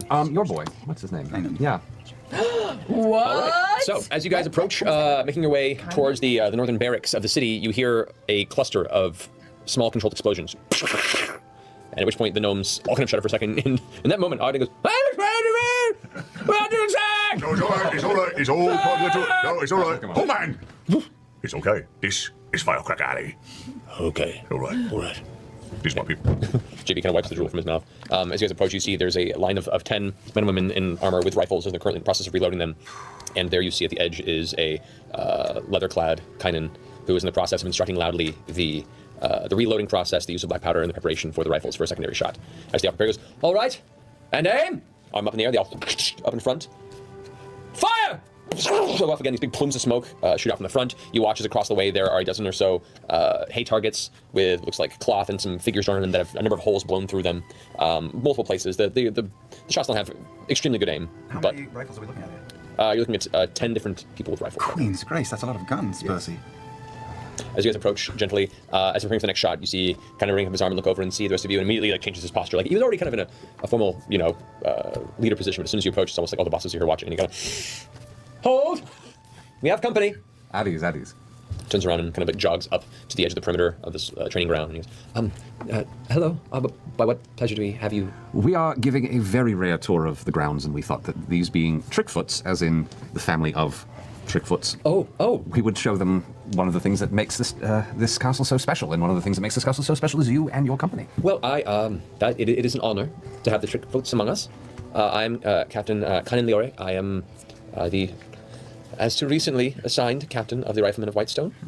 And you see him go from like his whole like structured presentation begins to quickly fade as the nerves kick in, and you can see his voice get a little quivery and his posture begin to fall a little bit. These are my riflemen and women. It's called riflemen. It's men and women. It's a formality. That can be changed. Hey, Rifle people. It's been months. You're looking on point. Well, we're trying. They're very, very good people. They're aren't they? Yeah. Yes. And they all kind of don't know how to answer and look at each other and look at him and. Addies, this man in command of you all is one of the few people that actually do a little damage to us in our time. He has great respect. Yeah. He kind of puts his eyes down slightly sheepishly and guiltily as you say that, but. That's old history. How are you getting on? Very well. Very well. Not everyone. Very few can get a second chance. I just don't want to mess this up. Are you being of use? Looks to Percival. Very much so. I could not think of anyone better for this particular occupation. I am nothing but prideful. Well, that's enough. Then yes, I've been of use. How's Simon? Oh, he looks over at the rest of the folks. Addie's, go get some food. And then the men kind of break and make their way. And women. Is there growth of men and women? Sometimes I sound like my sister. I'm sorry. I just like equality for all. I won. But he kind of says, Simon's doing well. And he kind of pulls up the front of his arm a little bit. You can see the snake belt itself is still on him. Grinding. Can I say hello? I mean, this is over men not watching, and women. I'm showing off some trick shots to the Trickfoots while we're... Okay, so as you're doing a whole Buffalo Bill. playing cards. Yeah, I should say Wild Bill. Buffalo Bill's a whole different thing. Yeah. Buffalo Bill's a very different That's thing. a very different thing. Need to specify. That's a very different show. Yeah, no, it's a whole different pit in Whitestone to go to. He goes ahead and like does a little whistle, and suddenly the belt turns into a snake and winds its way up the forearm. And Oh, fuck. Buddy, can I hold him for a minute? Well, he's still yours. Ah. The snake kind of leaps to your arm and coils around. Hey, you are bigger. What is he feeding you? What are you feeding him? Belt. No, it's nothing. It's just it's a. Well, I fed him. I mean, you don't have to, I guess. I can feed him. I just didn't think it's a belt. I don't know. When is the last time this belt was a snake before now? When you gave it to me. Oh. I haven't had to use it, and then like. I mean, should I let it out? I don't know. I don't know how these things work. Okay. Wait. Not everyone can be a dope adventurer, all right? I'm conflicted here. I did give this to you. Right, you gave me a belt, and I've used it, and it's been great. How can I insight check Simon and see how he's feeling? Sure, through your extensive knowledge of magical snake belts, let's see how well this goes. Hey, this is all bullshit, man. I know, I love it. That's insight? Yeah. No, I want to use wisdom. Or excuse me, I want to use luck. Oh, that's much better. Luck. Yeah. Blow that luck, baby. That's 18. 18. Yeah. Yeah, it seems fine. As a magical snake, it can transform back and forth. It doesn't appear to require food or water when it's in belt form, nor necessarily be conscious of the time in between. Yeah. So as far as I'm concerned, it's been a very short period of time. Kynan. Yes, thanks. You're happy here. Happier here. Very. I'm very glad for that. You seem happy, and everybody deserves a second chance. And I guess what I'm asking is, can I have my snake back? I'm of course. Yes. Here. I mean, I was just borrowing it for a while. Okay. I feel silly. I mean, I gave it to you a year ago or so, but I don't know. I missed him. I think I missed him. Okay. Yeah. I'm so glad I can't hear any of this. As he looks over, like Percy's doing all these trick shots and in the air and throwing things up and like showing the spin. Elvenum's like, whoa, whoa, whoa. You know. As you can see, Firecracker Alley was constructed after the revolt of the hay bales of 1874-39. I let Simon crawl down and form a belt. Okay. And I give Kynan just a gentle little clap on the cheek and say, I'm glad you're fitting in. Me too. Thank you. Yeah. Sorry about not feeding your snake. I didn't. I think you're well on your way to being that hero you dreamed of when you were younger. Well, thank you. I was up. His rifle goes off like in the ground next to him. Oh my god. Happens to the best of us. I don't like that. You got all your toes? And he was running off towards the rest of his riflemen.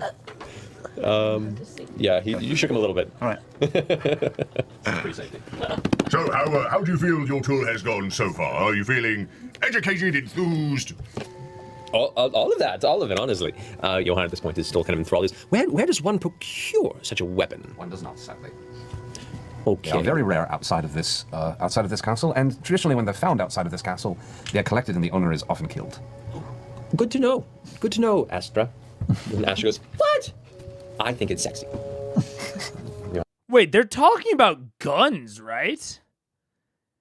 Is he just is he just lying to make them not want the guns? Yeah, okay. Okay. Yeah. That was a threat. Okay, that makes sense. I wanted to make sure that it was the guns. Okay. So it is a threat. Because, unless that's an activity that Percy was getting up to during the year, which would have been a rather macabre activity for Percy to be doing this past year, but It's like, if you have one lying around that you don't need, I will let you know. Okay. Hey, Percy, I feel like we should end with like a big bang. Like, you know. But I think you're right. I think it's just the goods of Whitestone. The old apple on the head. Do you know why we come here? I didn't know. Do you think Grog and I could shoot a gun? Yes, I think that's a great idea. Yeah? Bro, we're gonna shoot guns. Really? Yeah. He just said I gave Why did you say permission. yes to this? Not one of my guns, but thankfully we have a couple of the ones that we did that are a little Standard wonky. rifles. Yeah, You the do have standard those, rifle. yeah. But I don't know, I throw things. Can you show me how it works? Kind of, yes. Right. It'll be fun. Gun, please! Eventually, you guys are outfitted with 2 rifles. They're not loaded yet. You can show them how to load it. So, I'm showing them through the basics of loading powder, and it's like this. I do this very quickly, so I know it's very difficult to see. Yeah, you're but fast. Very fast. Yeah. I load it for them. All right. You load it for each of them? One at a time. Okay. Because this could go poorly. We're not loading it ourselves? You're welcome to try. I'm a self-made man. I would like to try. I will let Percy load my gun. Okay. So first loads your gun. Rob, make an intelligence check. Step back, kids. I give him an ample amount of powder. That's going to be negative something. 12. Okay. All right. You give him an ample amount of powder, and he uses it. He uses it the right way. It's a lot of it. But I mean, overall, he got the gist of it, and he's It's gonna be funny. yeah. Both rifles locked in, the actual iron balls properly packed into the rifle. You both take aim. I would like you both to roll an attack roll using your dexterity modifier. You're not proficient, so it's just a d20 plus your dexterity modifier. Grog, you have disadvantage on this one. Not gonna need it. Plus dex modifier? Oh. 7. What did you roll? 5 plus 2. Okay, so it wasn't a misfire at the very least. 17. Okay, so you pull it up, Vax, aim, and then you watch as the top of one of the hay targets just explodes off. You managed to make a hit. It's a little off, but you managed to at least make contact. Very solid. Very solid. Did his feet come off the ground? No, but it does come up and you have to You've yourself. probably got a bit. There's a bit of kick to these. Yeah. There's a bit of kick to these. You feel it in your shoulders. Grog does not move at all when it fires. But when you do fire, nothing reacts. None of the hay reacts, and there's a pause.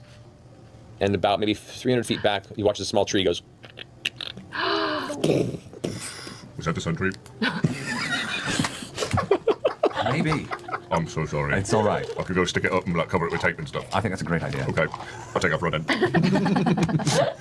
Okay. Vax, who was really giddy just like a minute ago, takes the rifle and hands it to you. These are dangerous. Extremely. There shouldn't be too many of these. There should not. Which is why if we find them outside this castle, it's taken care of, one way or another. Fuck. So that wasn't a threat.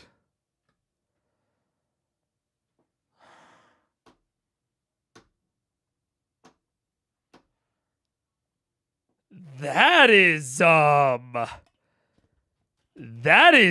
dark. Damn. I'm gonna grab that as a piece of lore.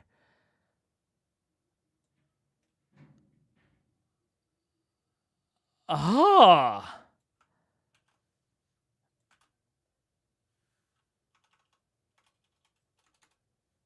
Maybe not showing the guns to known liars and thieves would help with the whole not propagating them. Maybe. Maybe. A little bit. Huh.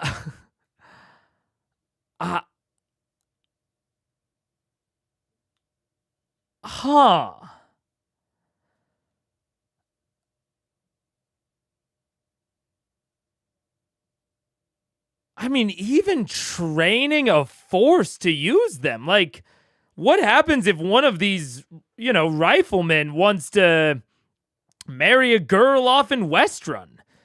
I mean, obviously you're going to confiscate the gun from him, but he's seen it now. Like, it's getting out in the world regardless. And like, Ripley obviously propagated it to a bunch of people. It wasn't clear that the people she propagated it to were like particularly evil. It seems like she just gave it to a bunch of people just to spread the chaos. Yeah, Ripley sold schematics.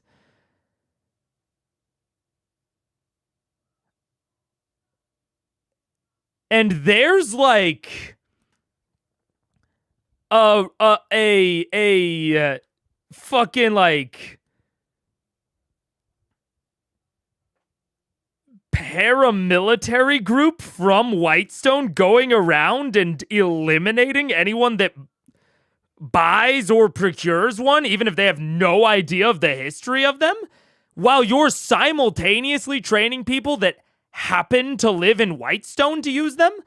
Are you vetting the people that you go into the rifleman with as thoroughly as you're vetting if you're vetting them at all, the people that you're killing outside of Whitestone? That's also true. Not paramilitary. You're right. Huh. I mean, this isn't even like I'm incredulous because it doesn't make any sense.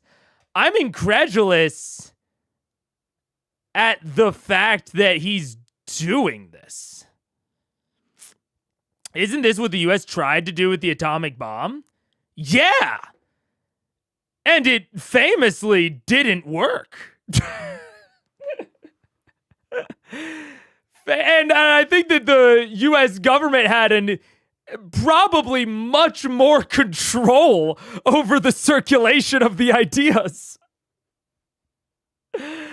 And famously, the United States government is the only one with nuclear technology nowadays. And all of that was totally worth it. And I mean, even that comparison, you could say that maybe just delaying the propagation was worth it because we were in active wartime. And so delaying wartime secrets was important. Percy's not even in active wartime.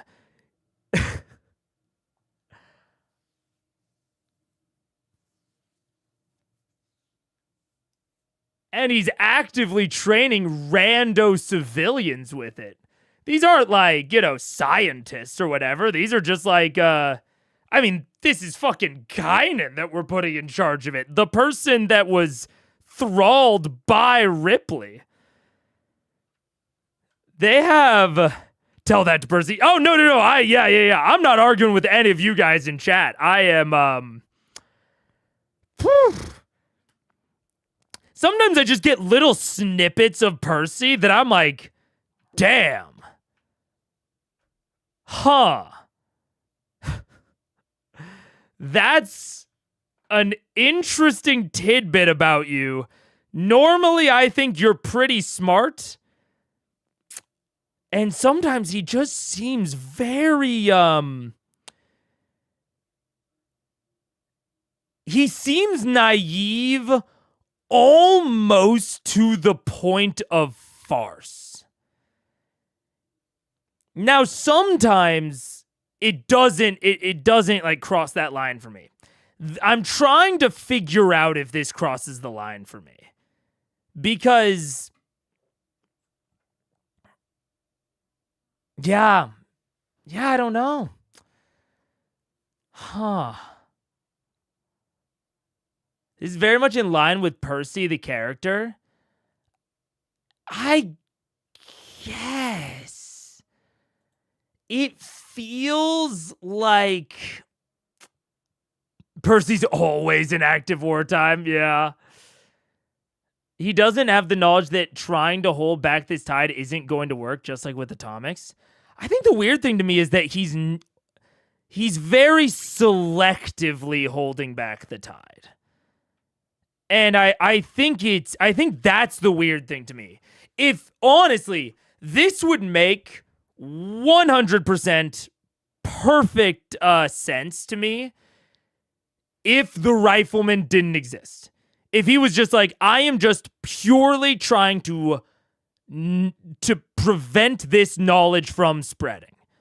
And I will use it and I will individually hand it to like apprentices or something like that.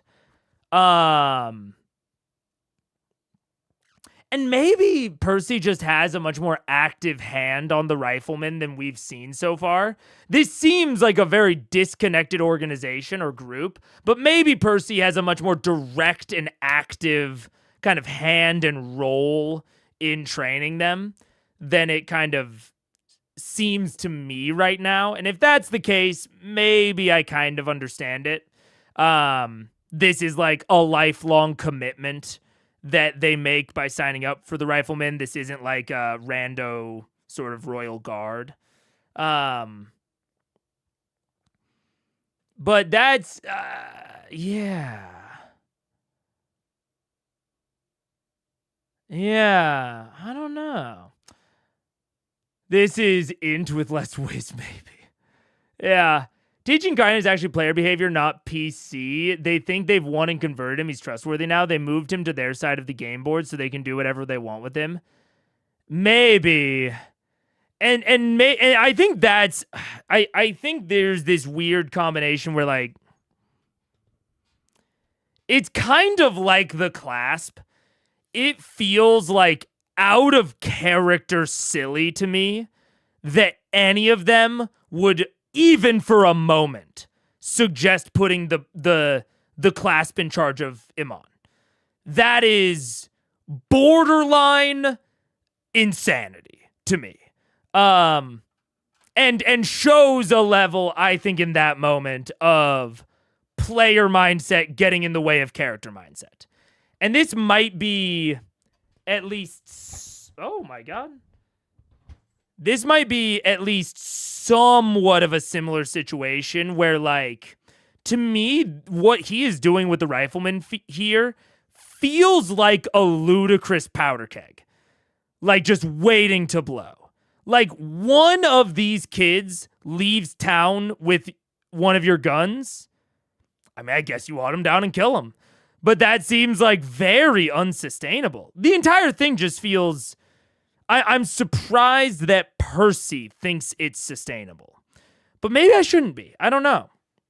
That is surprising to me, but I can't quite pin down exactly what part of Percy would lead me to believe that he would find this unsustainable.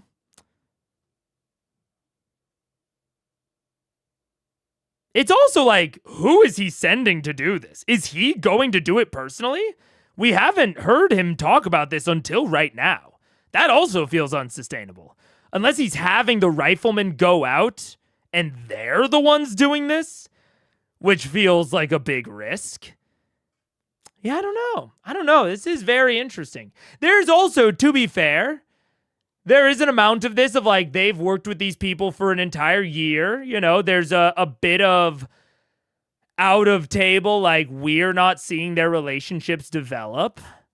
So, yeah. I get the impression Percy is very involved with the rifleman. Maybe he is. And maybe that's just like a missed impression that I've gotten. Maybe he is very involved with the rifleman, and this is very much like a very personal organization for him. In which case, I think a lot of this makes more sense to me. Where he's like, I'm going to build my little Spec Ops group, and no one but my little Spec Ops group is going to know about it. It might be because of the obviously comedic way that Kynan is played, where he's still portrayed as this very naive, kid. And that feels like an idiotic choice to lead your clandestine Spec Ops military group that is going out and killing other people that have guns. Kynan feels like an absolute ludicrous choice to lead that. But maybe that's just the result of like differing improvisational moments of like even Percy and Matt could be a little bit out of sync in what they think of when they think of the rifleman. And so that could be what we're kind of seeing evidence of here. Which, the longer we stay in, like, stakes are low, nothing matters territory, I think the more often this sort of thing is going to come up. We kind of talked about this last session, where it's like, if you stay in low stakes land forever, like, low stakes, there aren't many stakes, there aren't many, we don't emphasize the mechanics as much. I think it becomes more and more likely that you're going to have these sorts of misses. If it is a miss, maybe it wasn't. But it feels like a miss in improv to me, where like the fiction that is being created is starting to diverge in people's heads. Where like Percy or Taliesin is thinking about the rifleman differently than possibly Liam or possibly Matt. And we're starting to have these sorts of weirdnesses develop, which is what you get during, improvisational scenes. This is why we have mechanics to back some of these things up. Yeah. And this is this is exactly what I'm saying, Sarah. Yeah. I think Percy's trying to use it to protect him and his men's home while trying to keep the knowledge out besides that. Yeah.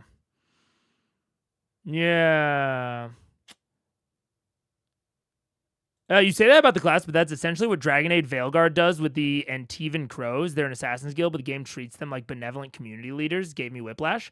I mean, I think it's idiotic for the specific characters of Vox Machina because they have had very, very personally evil interactions with the Clasp. Like, really directly evil. Like, the Clasp wanted to human traffic Vex. Percy's partner now. So it's not even that like the Clasp are a quasi-evil thieves guild. It is that very specifically the characters have had very directly evil interactions and should not, have these like very neutral feelings towards the Clasp. I think as far as Kynan goes, Percy's trying to elevate him out of friendship to Vax. Vax was obsessed with Kynan as a project. Maybe. And I mean, that could be reflective of Percy's hubris. I think the fiction is starting to diverge. I think that's a reasonable defense of it.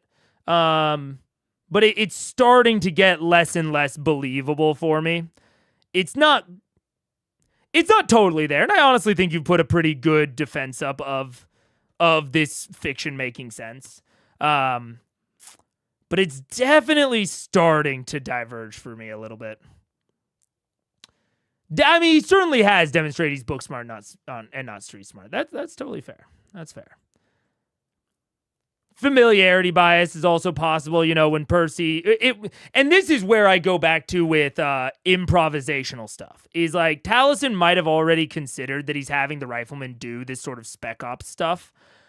And then when they ask who is leading the rifleman, in the moment, he's just in improv form. He pulls out a name that he knows is at Whitestone and doesn't really have anything else going on explicitly. And that's Kynan. So it could be even that Percy has all of this rifleman understanding built up in his head, but in the improvisational moment, he just thinks about their personal relationship with Kynan and how giving him this separate position might be helpful for his character development as a, person of interest within Whitestone, and not necessarily connecting the fact that making Kynan the sort of innocence project, the leader of a, secret spec ops groups that's going to assassinate people is a bit of tonal friction. Like, the idea of Kynan as an assassin is kind of silly on its face to me. But I think there's a decent shot that, like, Taliesin isn't, like, thinking that,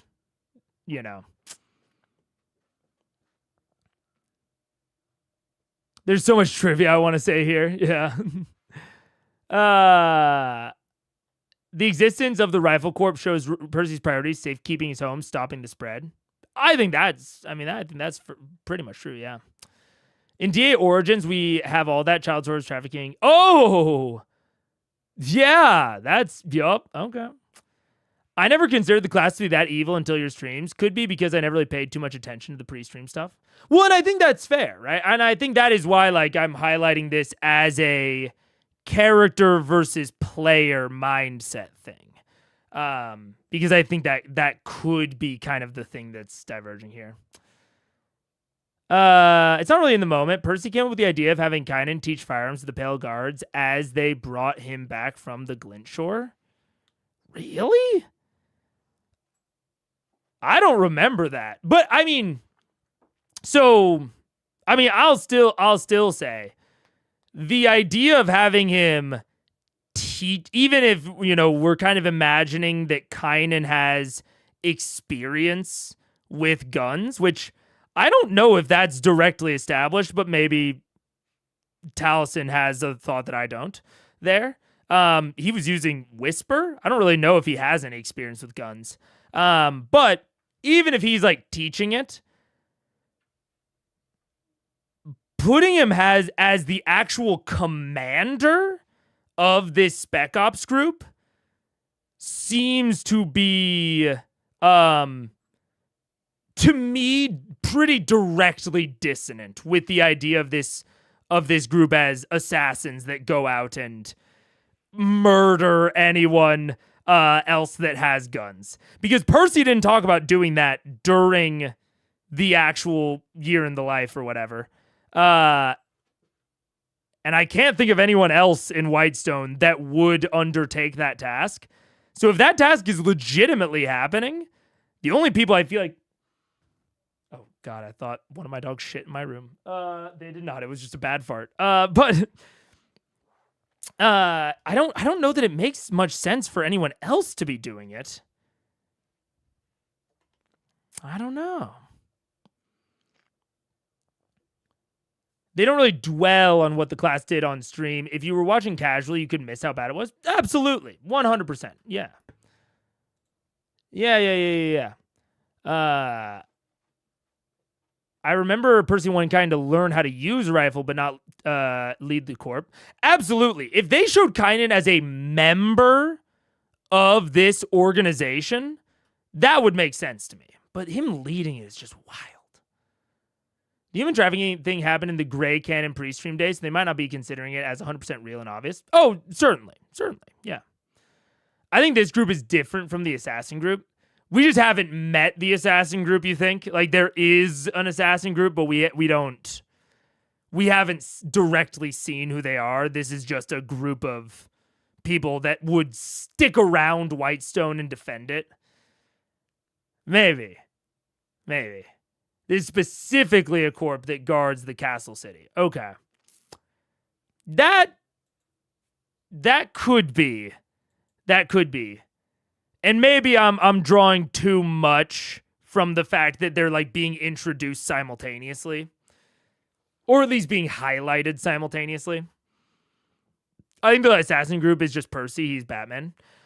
If it's just Percy, it's a little wild to me that we did not get any establishment of that during the previous episode.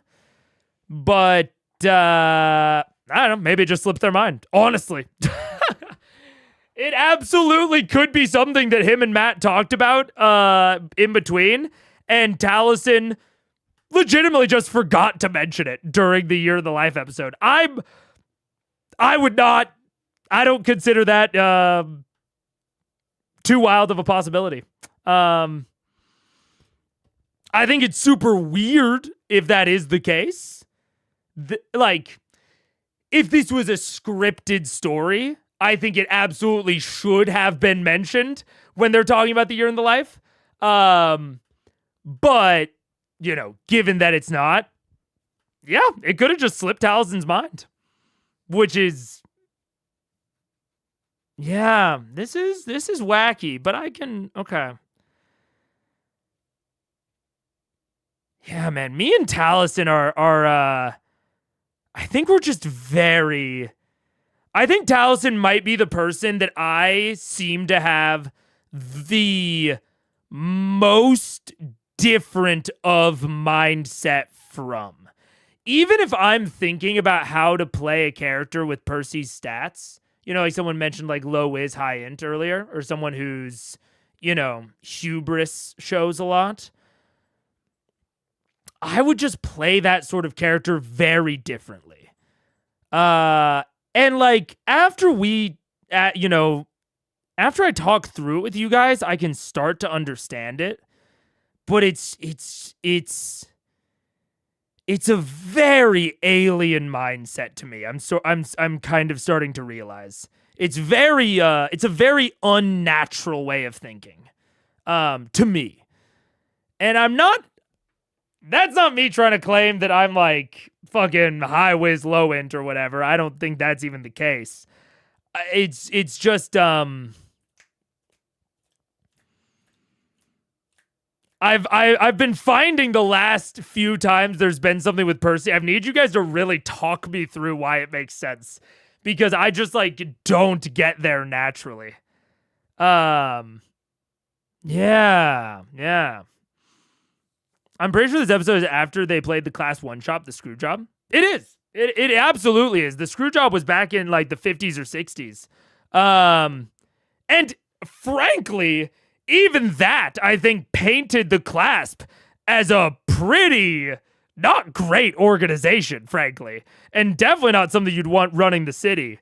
But to be fair, not as bad as they're implied to have been pre-stream. So, certainly not nearly as bad. And the player's relationship with the organization might change due to that.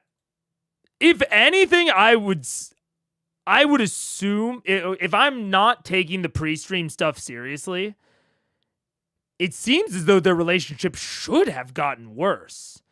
But to be honest, I don't really think that they're taking the screw job too much into account. I think they sort of see that as a bottle universe, or they're just not considering it. But maybe they are. I don't know. I can't know their inner mind. Strange and weird. I think I'm gonna move on, I think, because I don't really think I have much more to say, but I'm gonna have to. The next time there's like something where like Percy just totally misses me, I'm gonna have to like sit down and try to figure out if I can tease out a pattern from it of like what about it is so strange to me. Yeah. It's because I will also say a lot of times I think Taliesin plays Percy wonderfully. Like I like Percy as a character. I think Taliesin has done several incredibly interesting things with Percy's character and with some of the plot points surrounding Percy. I've really enjoyed it. But then there are just these some of these moments where I'm just like, I can't even begin to sympathize with what you're thinking right now. I'm just going to do a quick load shot just to air it out a bit. Yeah. Awesome. And you do, and it's it's a really rapid reload. Quick, like we're talking Schwarzenegger T2, like spin the shotgun one-handed. Well, 300 yards away, shouldn't you have to roll to see if he shoots me? Are you shooting it raw? No. Let's find out more about that. Range, it's more of a stopping power. Yeah, no. Well, go ahead and roll. Yeah, sure. With proficiency and your next modifier in general. Don't shoot with your gun. I did keep your reading glass. You shoot with your heart. Yeah, this is 25 something. The same target, that part of the impact of the head you hit, you watch as the entire upper part of its torso and head just explode into a spray of slightly seared and slightly burning hay. I will never, ever outlive the shame I feel for inventing these. Put it back down. Walk away. Okay. From 300 yards away, I yell, "It's not the sentry!" As he runs back, you can see as Johan's like, is there any chance that we could shoot one? You know what?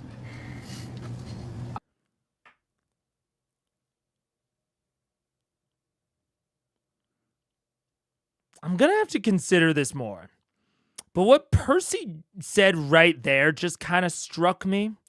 And something that someone said earlier feels very related to it. Of like, he's like doing this to like assuage his guilt or assuage his shame. And, you know, I kind of read that and I was like, oh, maybe. And then, and we talk a lot about hubris with Percy or, you know, this street smart versus book smart. I don't know that I've ever considered, explicitly at least, I don't know that I've ever considered Percy to be selfish. But honestly, I'm thinking back to the last time that I really like couldn't understand what Taliesin was going for with Percy, which was when he was really angry at Scanlan. And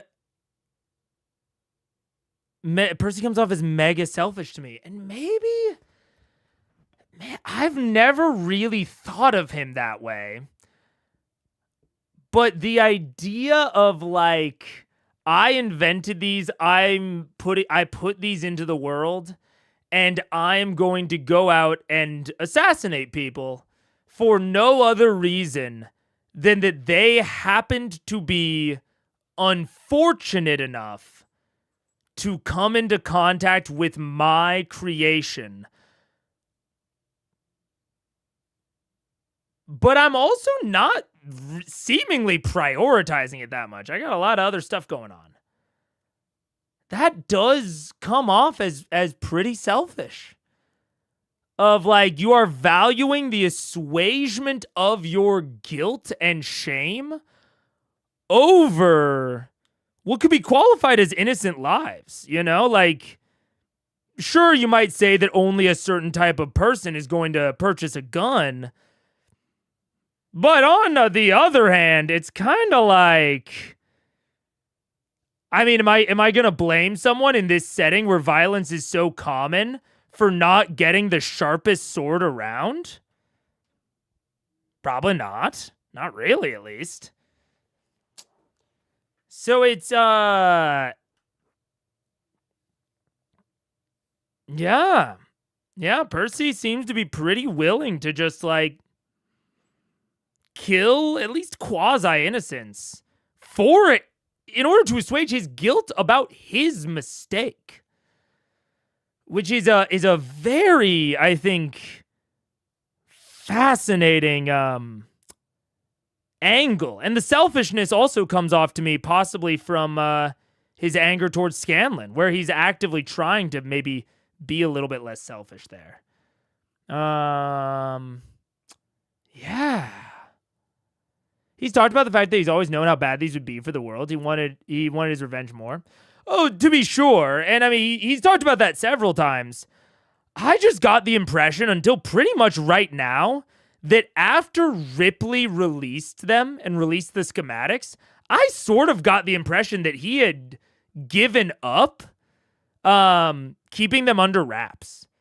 Like, I don't know exactly what gave me that impression. I can't remember any particular line that gives me that impression, but that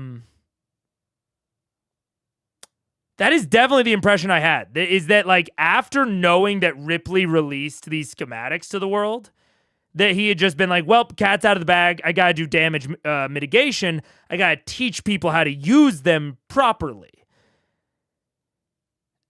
But I did not think that went along with, like, assassination containment. Yeah, huh.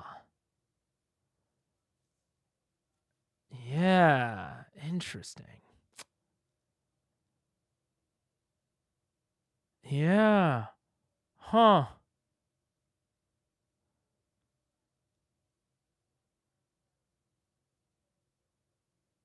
Yeah. I'll just have to learn to live with that.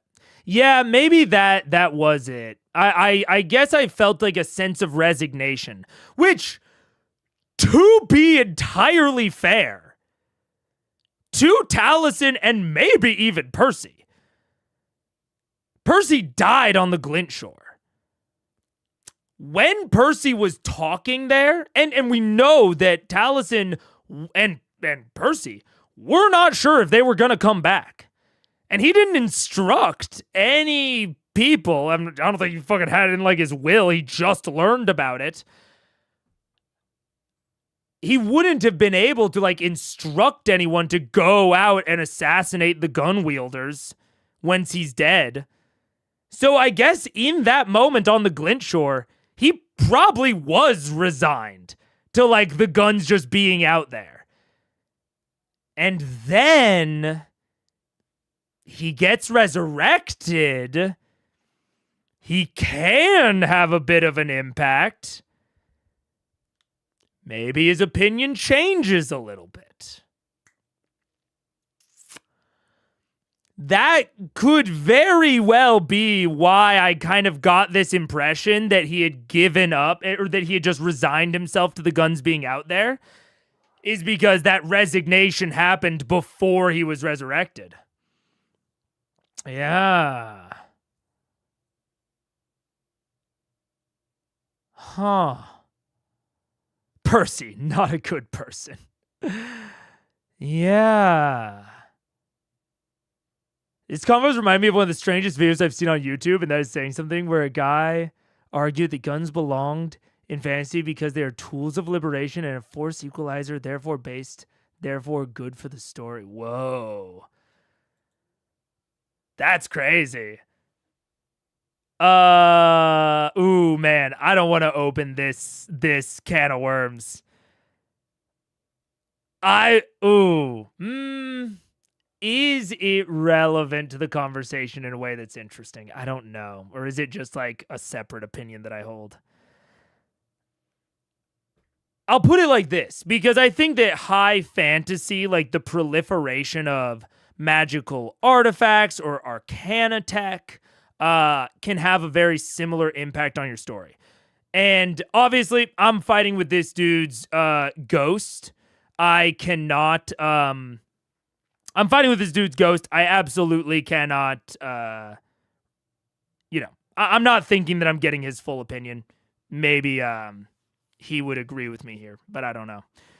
I think force equalizers, essentially what I'm taking from that is like, it is amplifying the amount of force that a singular person or a small group of people can bring to bear. So it is essentially amplifying the impact of individual people compared to something like swords, right? And arcana tech is often the same way, or very, very high level magic. And having magic be very common in your setting does a very similar thing, where a singular person can have a very outsized impact on the world compared to a lot of other people that don't wield the tool that they're wielding. I don't think that is an inherently good thing. I think it's something that you frankly have to contend with and can either be good or can be massively immersion breaking.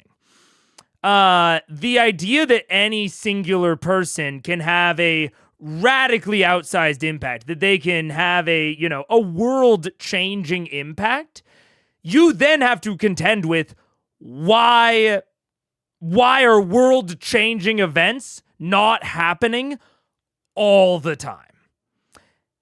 And you have to deal with that to varying degrees depending on how much force amplification you have in your setting.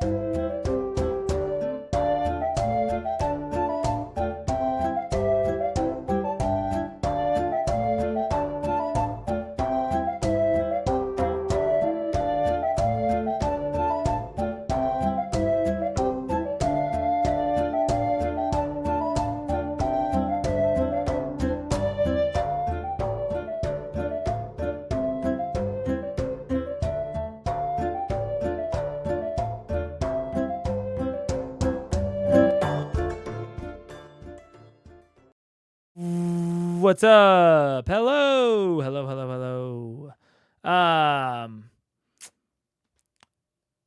Ooh, I'll come back to that later.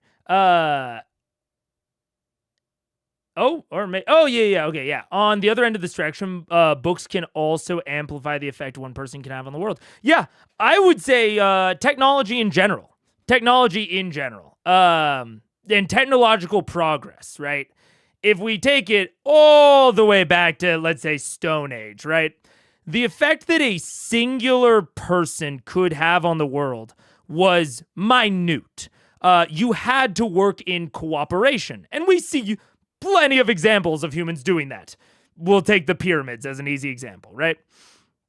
There is tons of examples of thousands, if not millions, of humans working in cooperation to accomplish great feats. That's basically the human story.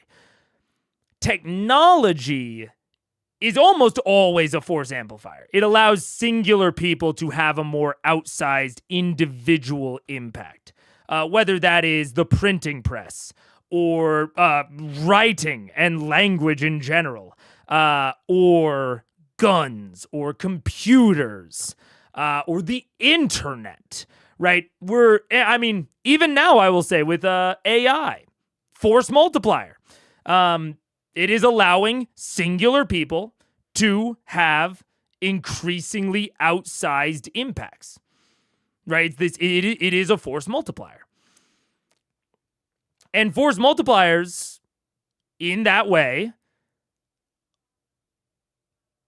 are good for allowing minority forces, whether that is a single person or a smaller group, to have a big impact. And that can be really useful within your world building and within your histories, to craft things in such a way to where there can be small groups that can make big change. That can be good for your narrative and good for your world building. But it's also something, like I said, you have to contend with. You then have to contend with, why is that not happening more? What were the things that were unique about this group that allowed them to do it, that also precludes it happening with other groups? And I think that, so I don't really see it as a good or bad for fantasy. I think it is one of the core reasons that we have different terms for it. I don't think high fantasy is better than low fantasy.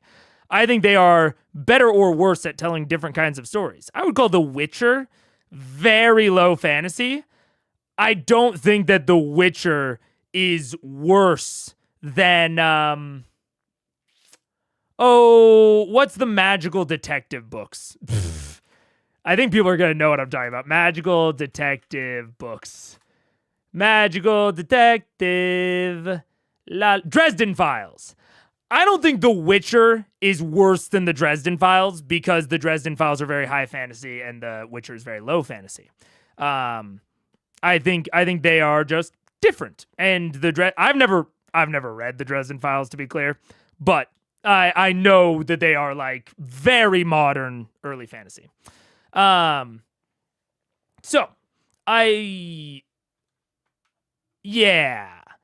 would certainly disagree with that point. And I think honestly we're seeing a little bit of that. I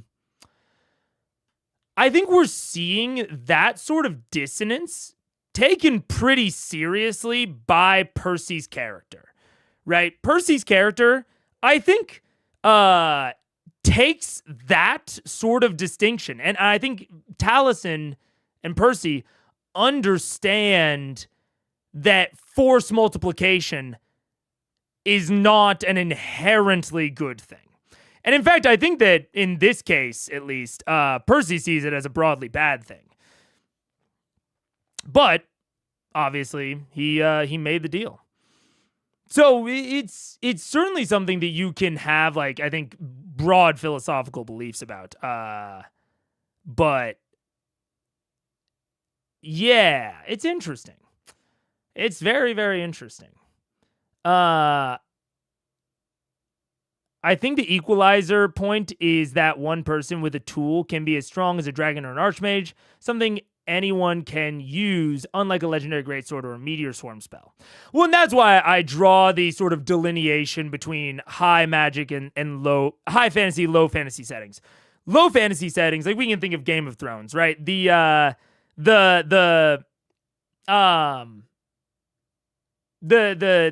Red Priest and a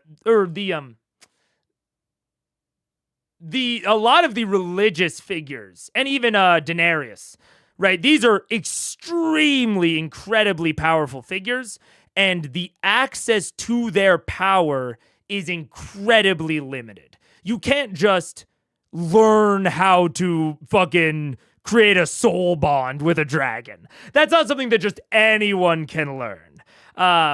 So that's one of the reasons that I would classify Game of Thrones as low magic. Higher magic, I think, is where we see something like Dresden Files or like Strixhaven.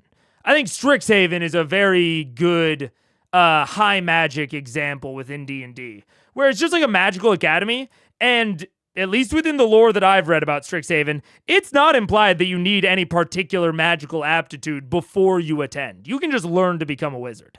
Something like Harry Potter kind of cuts it in between, where there are wizards and muggles, but there's quite a few wizards. This is not a, there's 10 on an entire continent. This is like, there are so many wizards that we're not even getting a sorcerer's apprentice type situation where you have to find a current practitioner and apprentice under them. This is a situation where you go to an entire school. There's an entire ecosystem of wizards. But it's not so high magic that the entire world is magical and anyone can become magical, right? It kind of cuts in the line. I would call Harry Potter medium fantasy. And I mean, you will have people that will go to the shop and back talking about all of the ways in which Harry Potter doesn't make sense, specifically because of the force multiplication that is given to wizards. Like, why did wizards not apparate and Avada Kedavra Hitler? Like, you have to contend with that as a world builder. JK doesn't, at least to my understanding, or at least to a satisfying degree. But like that starts to become the problem. Is so much of Harry Potter's world does not explain, or at least does not contend with, the force multiplication available to any given wizard. And I think that's one of the troubles with medium magic, especially. Yeah. If I wanted to argue that guns belong in fantasy, I would talk about flintlock pistols and cannons and other firearms that share aesthetics with fantasy and not whatever that was, or the pop culture concept of the medieval include a period that had early guns. Sure. Yeah.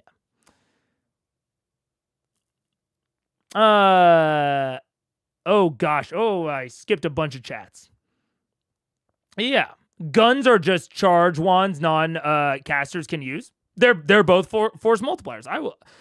And so I think that like that video that you're referencing that, I'm kind of broadly expanding upon. I'm not really trying to respond to that video or anything. But I do want to make the point that like, I think force multiplication is a thing that you should consider when world building. That is like a thing to consider. It's just not an inherently good thing. It's a factor that will affect your story. You know what I'm saying? Yeah. The more complex and over the top the power system is, the funnier it is when someone pulls out a gun. Yeah, that's fair. Yeah. The new magic circle technology from Wizards of the Coast is fun technology. Let's snipe a dragon from 2 miles away, then meteor a town. Oh, fun. Elven high magic is an old thing in FR lore. For one, the wizards casting big spells from far away is an older trope. I see. In Harry Potter, the reasons wizards didn't help at any time is because they wanted to keep hidden. That's an explanation that does, I think, contend with the problem. I don't find that particularly convincing, personally, but that's an argument you can make.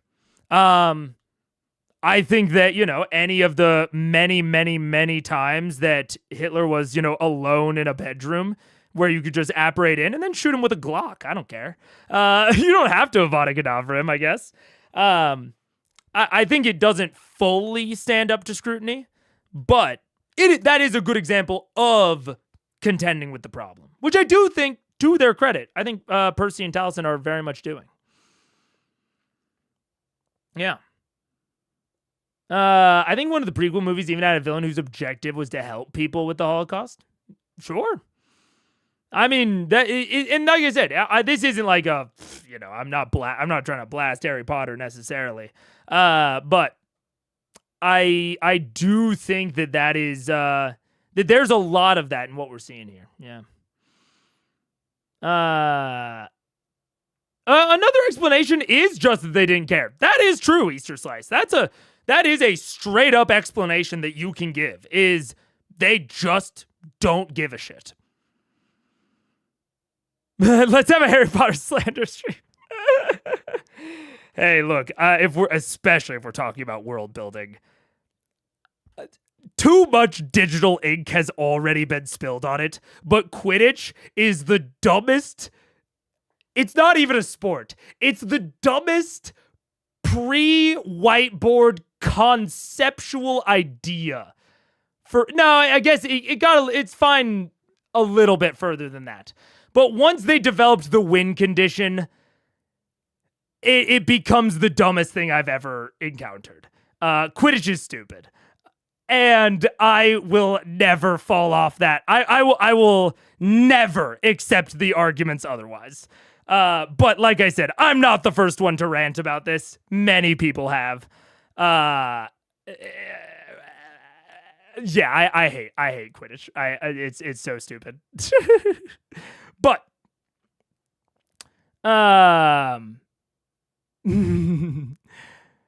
isn't there a quote about, does the boot consider the ant or something? There might be. And I mean, there's something to be said for. And I mean, I think if that is the world building route you want to take, I think that's an answer.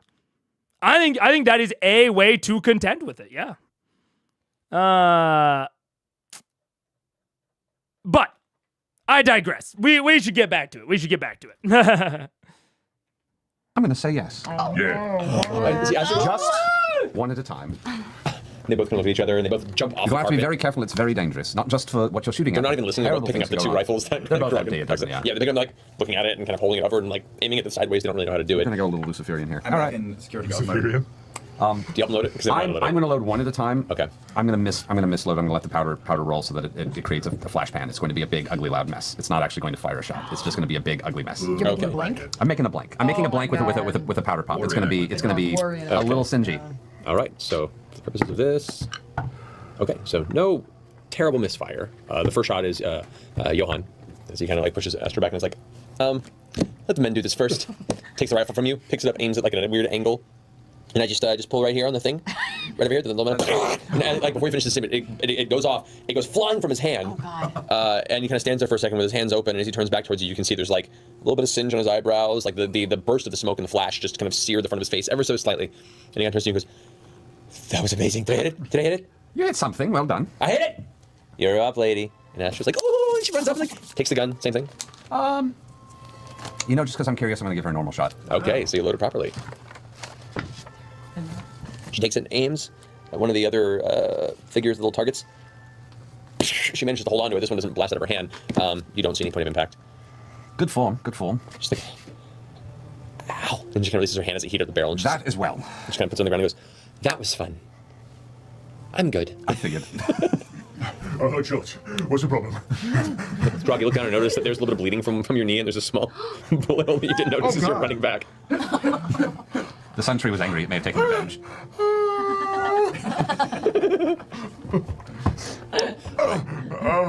It only went like an inch. It wasn't that hard an impact. Mine. Eventually, as you guys are heading back now after the rest of your tour, you meet up with the rest of the party as you guys finish the tour. And Just a minor thing. Yes. After walking back, I sidle up next to Percy and I don't say anything. I just do that friend thing. We're just gonna go. And keep walking. yeah, that just kind of bumps you. Do we want to show him the sphere? No, I think that we've had enough for the evening. Really? That's like the craziest thing in this. Oh, I have to fill out so much paperwork for that one. We'll do it next time. Oh. You know, I do know how to write a few letters now. If you would like to try and fill out the paperwork. Well, let's not get carried away. Oh, well, all right then. I certainly am not up to it, so I completely understand if you're not. Fine. All right, you guys catch up with the rest of the party. You all make your way to the castle about the same time. Just double checking, none of the gnomes had even the slightest tinge of a reaction when he said that, or no? Make a perception check. Other than when I was shooting the gun, I've been watching the Nighthawk as well. 23. Okay. Max? 29. Okay. Just even a twitch. No reaction. Cool. No twitch. They have no idea what you're talking about. And they have not stolen anything. They keep a very close eye. Except your heart. Kiss by Rose. No. As you guys all reconvene for like a mid-afternoon lunch at the castle, everyone's kind of made their way in. Meals been placed. Less pastry heavy as the breakfast that Johan originally ordered, but there are meats and breads, and it's actually pretty hearty for a midday lunch, and they keep bringing more in. There's definitely, you get the sense that the Trickfoots don't eat like royals often, and they're definitely making the best they can of a situation. And you see there, JB eating her meal and helping Ogden as you guys settle in. What do you want to do? What the fuck should we do? Well, perhaps it's time to have a difficult conversation. I think so.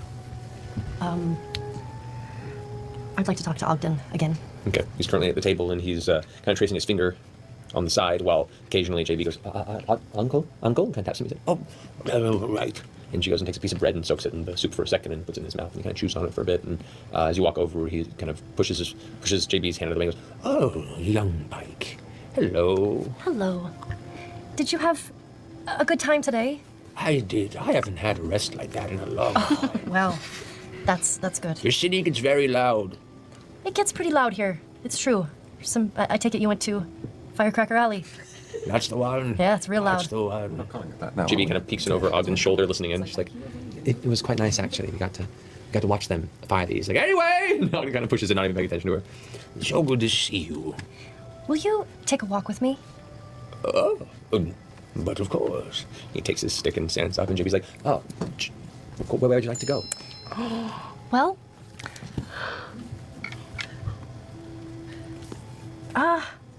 I just would love to spend some time with you alone, Uncle Ogden. JB, you watch your face kind of. I'll spend some time with you as well, JB. I just want to make sure I get time with everybody. Of course. We'll enjoy. Okay. I'll just. And she goes back to her meal and begins cutting it up with like kind of fervor of frustration. Can I take JB and ask her, did you happen to see the, my home on the tour?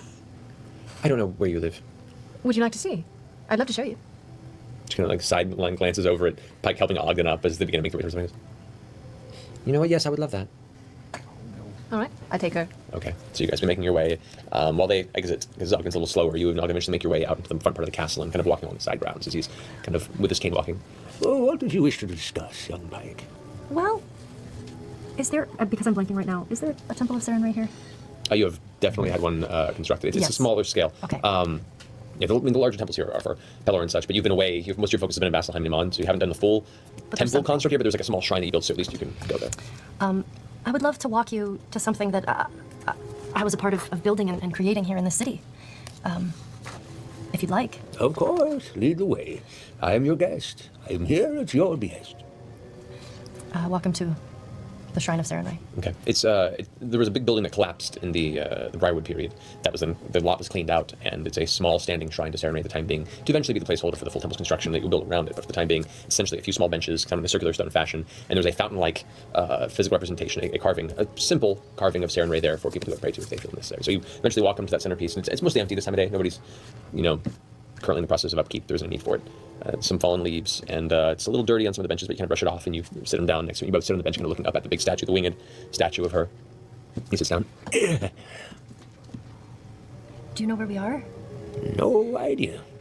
This is a shrine of Sarenrae, who I follow. And I just wanted to bring you here because I think I just wanted to share it with you. Thank you. It's very peaceful. Very peaceful. How are you feeling? He kind of, after looking around a minute, he kind of leans into you and goes, Pike, we need to talk. I've been tying together the missing pieces of our history for most of my life. This information has helped me once before. And I'm sure it's been discussed at length with your friends. There is a curse upon this bloodline. Now, my research has brought me some knowledge, and I've been able to cast this curse out of one Trickfoot before. But I failed once before that, and I miss her to this day. Do you want to know the history of our curse? I would.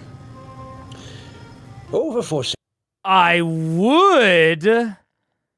I don't. I don't.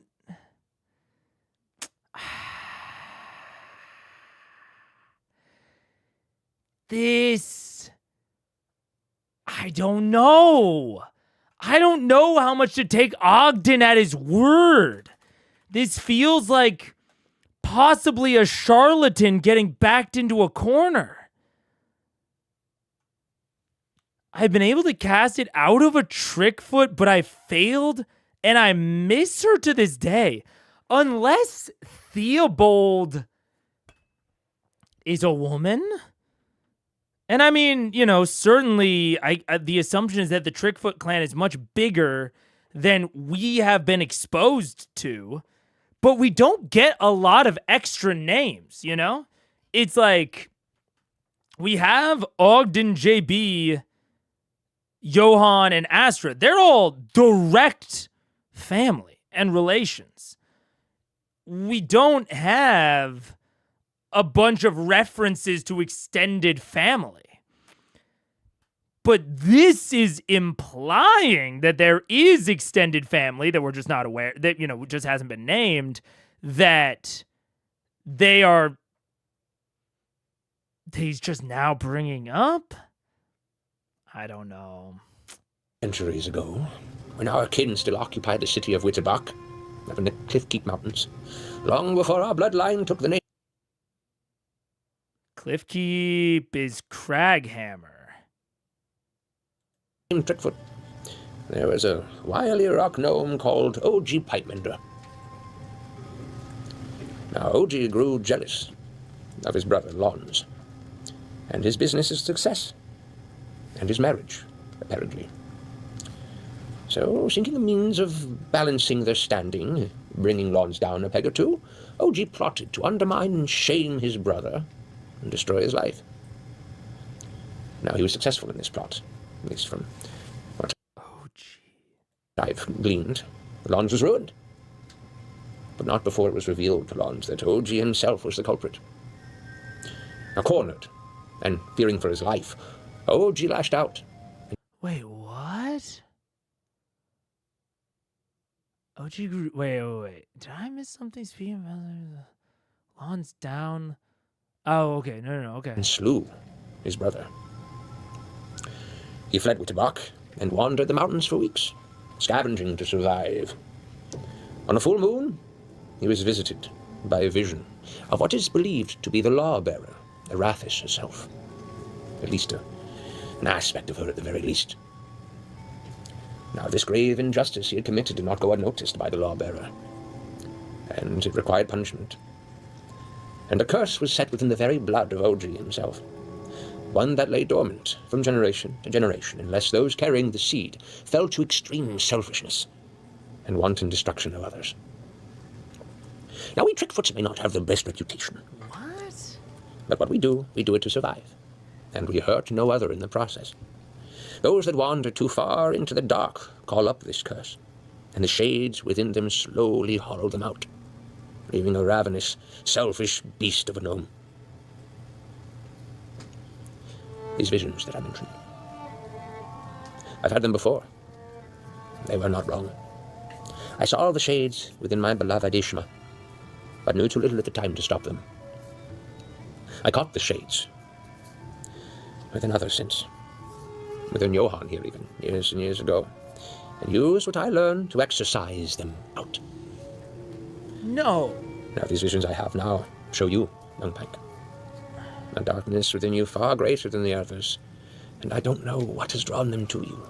You walk with such light, and I am worried What could be hidden beneath all the layers of silver and gold and blue and Saren Ray's blessing that could still draw these shades to you? Where you've been, what you've done, I know not.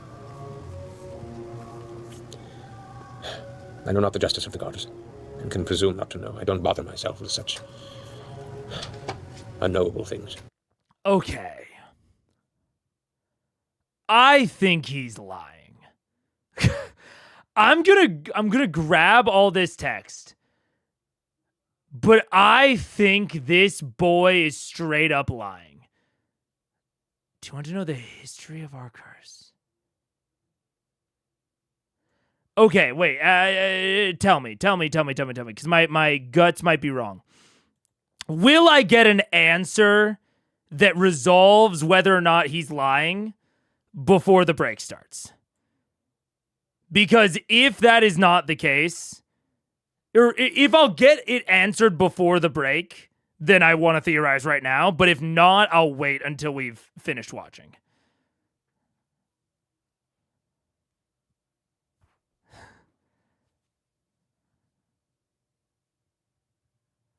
Not, obviously not what will the answer be, but just if one will even be forthcoming or not. No, you won't. No, this episode is this story. That's all I'll say. That's not a yes or no answer. No, you won't. Okay. We're gonna see. But I'm here to try and help, if I can. If you'll have me. Wow. That's a lot. I've had an entire lifetime to think and learn and research and regret. So how long have you been having visions in terms of this happening with me? This is only over the past couple of years, but I knew not where to find you until you sent your letter. Huh. And what are your thoughts on JB? She is very dedicated. She's very sweet. She's a bit distracted at times. She cares much for the stories of you and your friends. The poor thing's been in my side for the majority of her youth. I feel like a burden. She looks after me, but not much else, so she lives vicariously through the stories she manages to assemble of you. And she knows about all this as well? They all know. We've had time to speak. I was the one that insisted we come see you, and I do apologize for the rest of them. They are unique. Well, I think I was at first shocked, and I feel like I need to apologize for my trepidation and weariness at first. It's understood. Like I said, we have a reputation. One that you've, as far as what I've heard, have been able to kick to the curb. Well, bless you. Thank you. It's just little fairies, sneezing fairies around here. It's adorable. I know. I don't see them. You usually don't. You just hear them. I don't see much anyway. It's okay. So, you said you've had some successes in releasing this thing. I've cast it out once before. I've been trying to define a ritual that can do so. How do you define this ritual? Is this under any sort of faith that you have? I find it in faith. However, the exorcism is based in divine magics and some bits of information I've gleaned from the Age of Arcanum long ago, back when possession was a common thing. The gods still walk the earth. What I found, and he kind of leans forward on his stick, is to perform this. Pardon me, it's the breakfast. And all the oatmeal. It's good for the fiber. Sure is. What I would require would be the highest point. I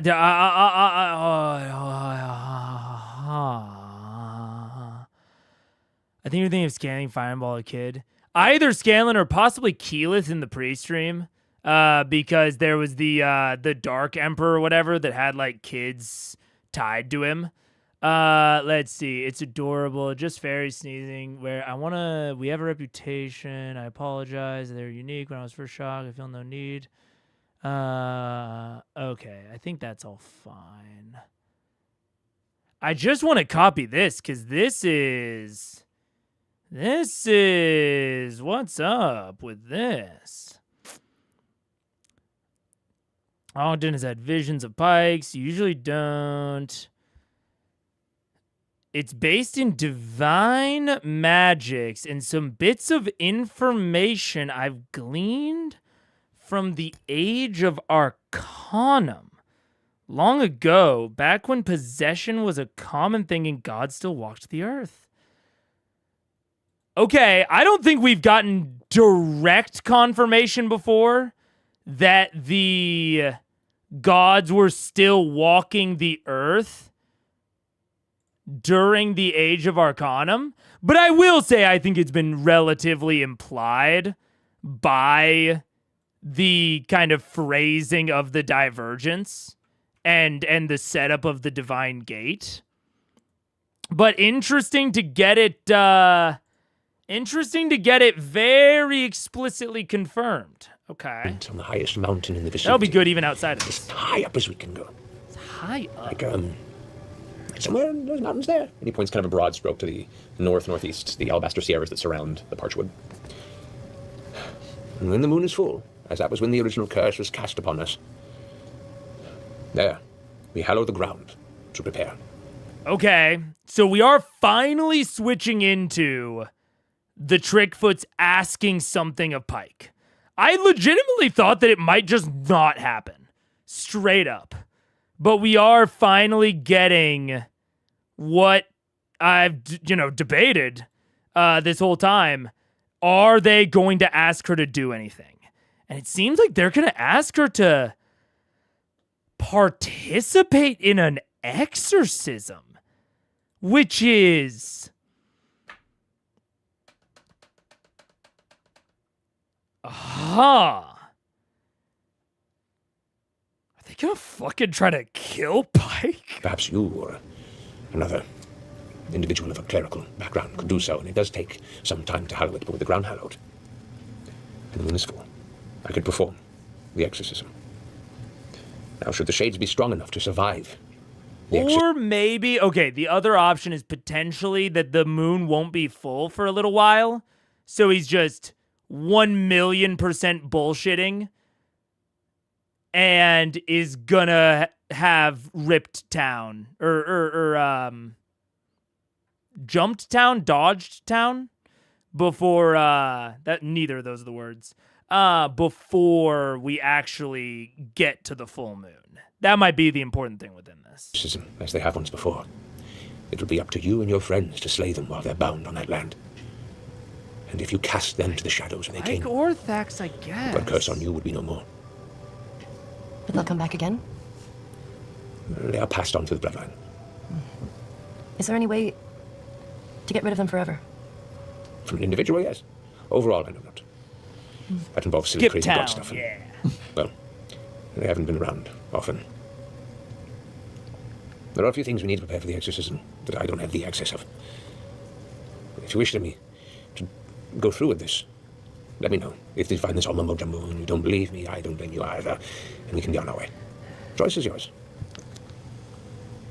So you want to perform the exorcism? Okay, I'm just gonna copy more of it. I have some thoughts that are organizing, but I want to grab all of these.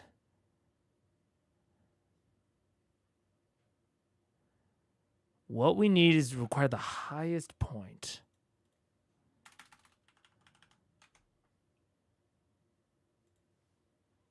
On me? You're the one the visions brought me to. Well, this is something that I'll have to think about. We'll have to talk about it with everybody else, especially if it involves them as well. Of course. Take your time. We are about... JB? JB, how close are we to the full moon? He's just going to shouting out into nothing. Can I do like a nature check? You're not there. I'm not there. Do I know it all? Make a nature check.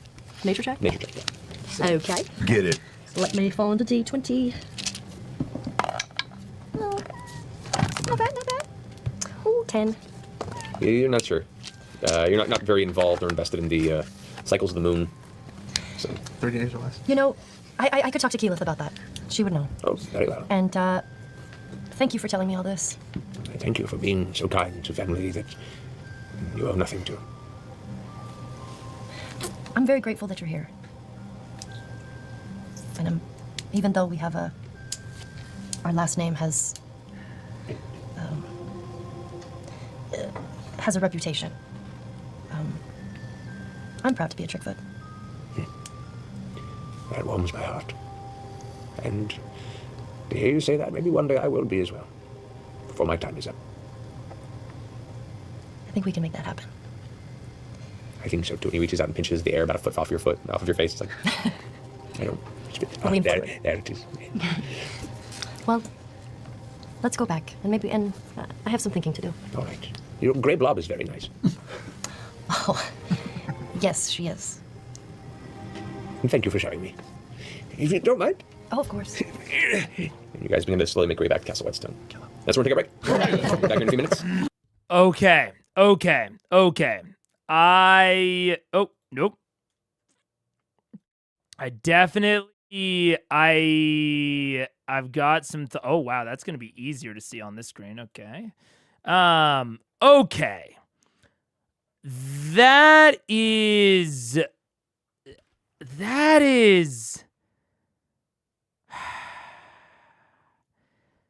usually don't you just hear them. Is that it for today? Yeah. We're only doing a half ep. In general, unless there's some exception, it's half eps for the foreseeable future.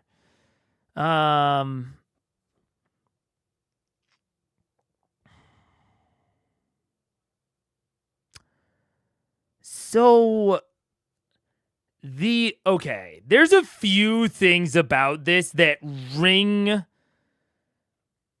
strange to me. The whole, two brothers, yeah, that's fine. That's totally fine. Have we hit the timestamp? Oh, I mean, that's fair. 5:80:33. Kill him, Mike. Kill the bear at your back. Got him. Yes. Okay, the first thing that is weird to me is that before they have referenced one in a generation blood curses, but I am almost 100% positive. Let me see if I have a note about it from the last one. I'm almost positive that he said that Theobald was his brother. And that Theobald had the blood curse. But now he's saying that his wife, who is the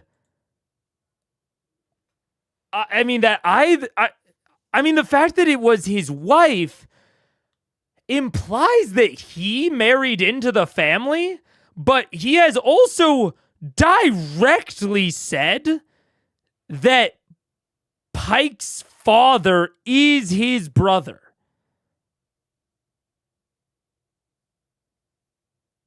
So it wouldn't even be like the right connections. Like, he is, and I guess correct me if he's correct. Not, I guess don't technically correct me if I'm wrong, but correct me if he has given an indication that this isn't how it is set up. But it seems like it is Will Hand up here. And if we accept that Will Hand is great grandpappy, which I'm maybe willing to do at this point, it's some amount of blah, blah, blah. And then it is Ogden, who then has JB and Johan. But then also Ogden is directly connected to, oh wait, not like that. Like this. Ogden is directly connected to, I think, Theobald. Now, you're right. Now, okay, I guess if his wife was the Trickfoot, that would be a little strange. I mean, dude, maybe, I don't know. So, where? I've cast it out once before. Perhaps you were another individual. They're passed on through the bloodline. Oh, did I not note it?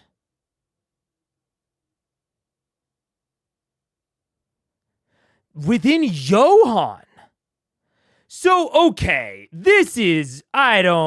so he's implying that Johann is cursed. I saw the shades within my beloved Ishma. Ishma? So he's implying that Ishma is actually the Trickfoot. Which would mean that he's not. And that Johann was cursed. And maybe he is talking about Ishma's brother in this case. Theobald. And Ishma's brother, Pike's dad. But in that case, he is also claiming that both Ishma and Theobald were also both cursed. So that's did he confirm that beloved was his wife? Oh, I saw the shades within my beloved Ishma. That's true. That's true. So it could be a child.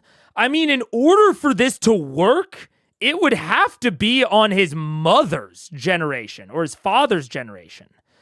Like, because Theobald has already been established to be cursed. So Ishma would have to be up here. She would have to be an older generation if she is cursed, because Theobald is the cursed one. Whether or not he's married into the family, on Ogden's generation, brother, whether that's brother-in-law or biological, is the cursed one. So Ishma must be his aunt?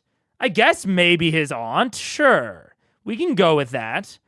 But then he's saying directly, because I am nearly 100% sure that he has said that Pike's father was his brother. Because you're right, Delphi. Directly under that, it says he exorcised Johann, which doesn't, like, it is almost 100% certain that Pike and Johann are of the same generation. Yes, exactly, Delphi. So this whole once-in-a-generation blood curse thing is not holding with his explanation of events.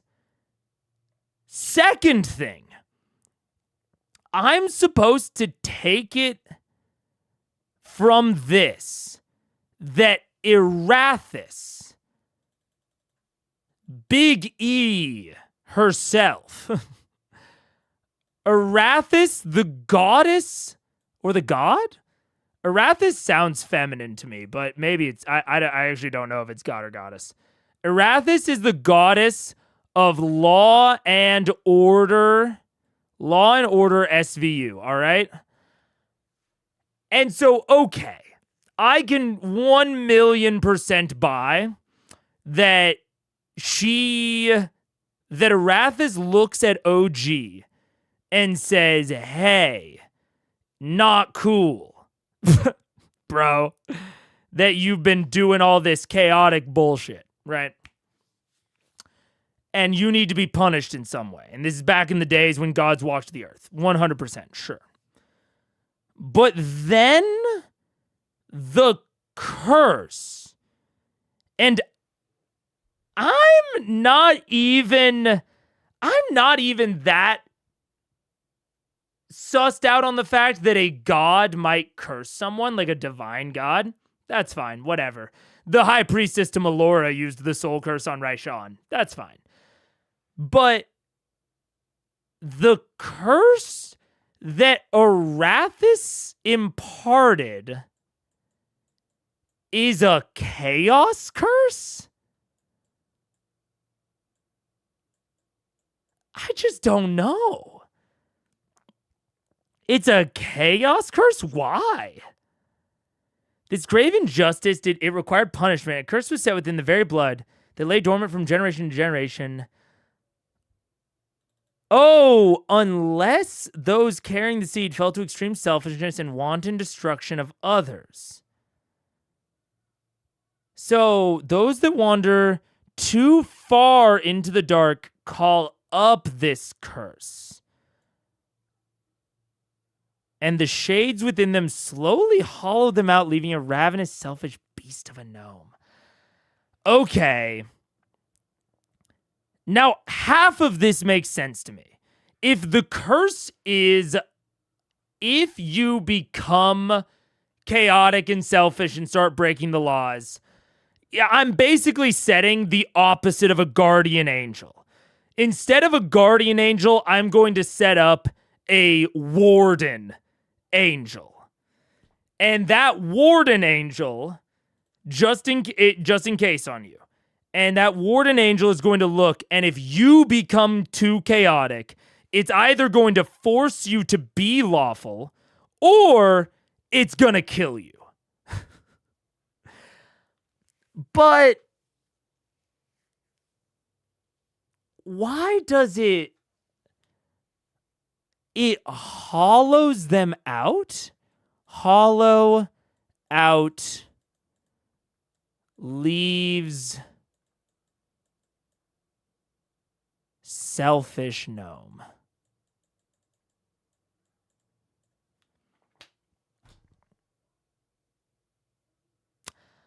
Like if this was murders or forces hollows you out and hollows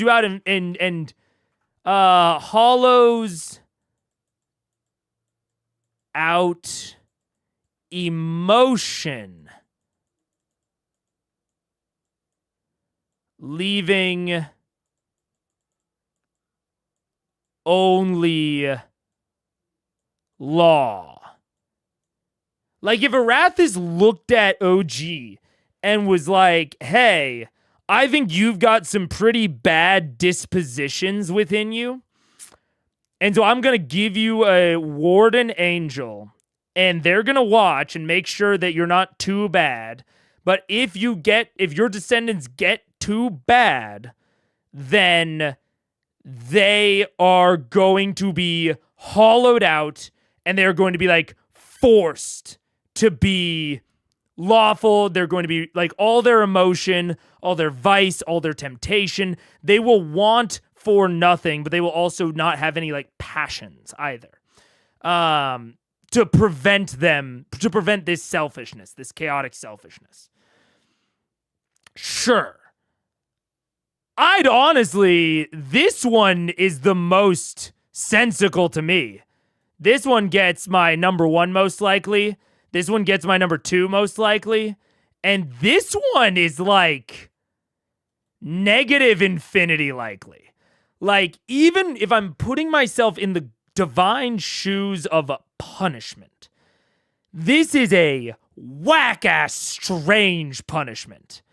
If you're a bad boy, I'm going to hollow out all of the things that might make you good. It's like if we saw a murderous criminal and we caught them and we said, hey, you know how you murder a lot, but occasionally your mom that you live with convinces you to not murder anymore? We're going to execute your mother. as punishment to you. Like, maybe it's punishment, but it seems counterproductive, which, you know, criminal justice being counterproductive and acting against its own interest. Who could, you know, that couldn't be modeling anything in the real world. But it feels very strange, you know, even if I make the real world reference, but that is because of flawed systems that are acting in other interests. Arathis is actually the law and order god. If she was actually acting within the best interest of law and order, she would not want to do this. Yeah, exactly. So I'm very proud of chat right now. I'm trying to think if there's anything. Those are the two big things that stuck out to me.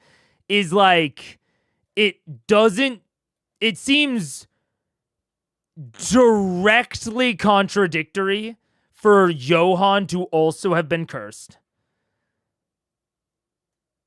But maybe there's some weird reason that that's not the case.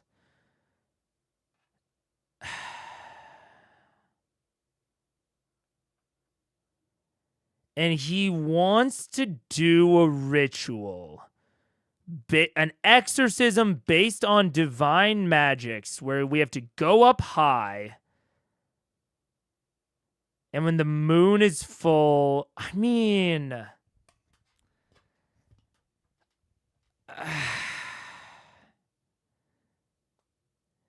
yeah, it's interesting because a lot of what he's saying is like the type of folk magical belief that someone that doesn't practice magic, like quote unquote real magic within this setting, would say. Because we have gotten evidence that time of year can really matter. Like, it very much matters if you are close to Winter's Crest in terms of planar magic, which maybe an exorcism qualifies, but we haven't gotten anything about the moon. The moon seems... I mean, and we've also gotten some evidence that Fey creatures can traverse the boundary on full moons. So there is some sort of Fey cyclical nature, but the spirits that he's talking about, like doing an exorcism, does not, like, the Fey seem like they could do a lot of stuff. Possess people is not one of the things it seems like they can do. They can almost certainly charm you. They might be able to wipe your entire mind and make you a mindless meat puppet, a la vampire enthralling. But I don't think any Fae can possess you. So to me, this almost rings as someone who knows a lot of historical magical stuff, but he's not a magical practitioner himself, which maybe he would claim. Maybe he would say, you know, I'm still trying to figure it out. But given everything else, it's leading me towards just pure charlatan. Like, it seems like he is just pulling magical sounding bullshit that he's come upon within his research to conjure the idea of a magical ritual. Which I will say, by the way, if he is just a pure charlatan, super fun on Matt's part. Super duper fun. I'm very down with it.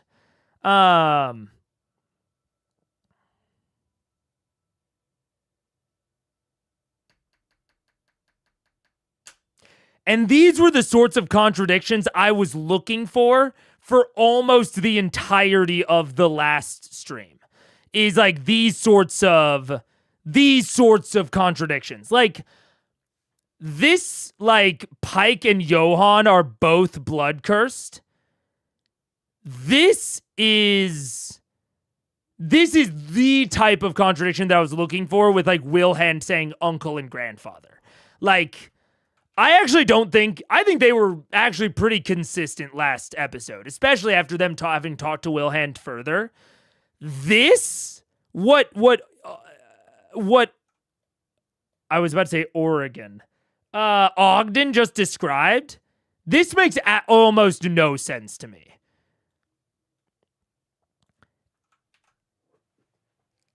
It seems like but it doesn't seem like, he doesn't seem like a Raishan level liar, where like Raishan is like telling them the truth, and she has these really, really complicated rationale. And especially with everything that we were talking about with Ashley. And I think Julio was about to say this. Yeah. So we've talked about before, there's always the nagging feeling of, well, it is as it is, truth or not, because they really needed something for Ashley in a hurry, maybe. And honestly,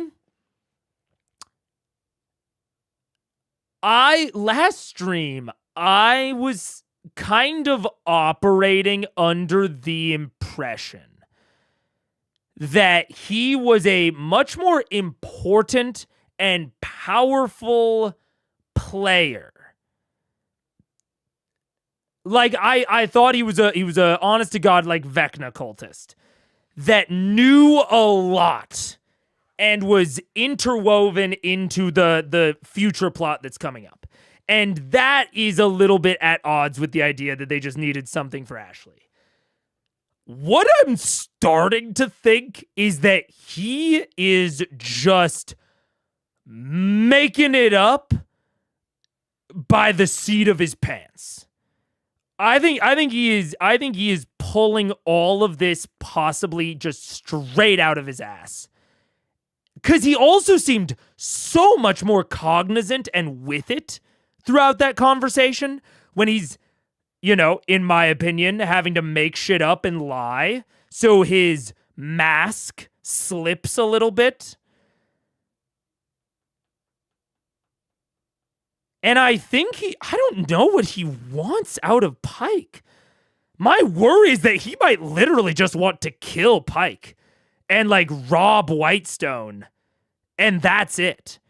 And like that would be contained enough for just an arc while Ashley's here. Or like maybe there's something about the ritual that he actually wants to do to her that will enthrall her. Like maybe the moon is important, but rather than an exorcism ritual, this is some manner of fae ritual where the full moon would matter and it's some amount of charm.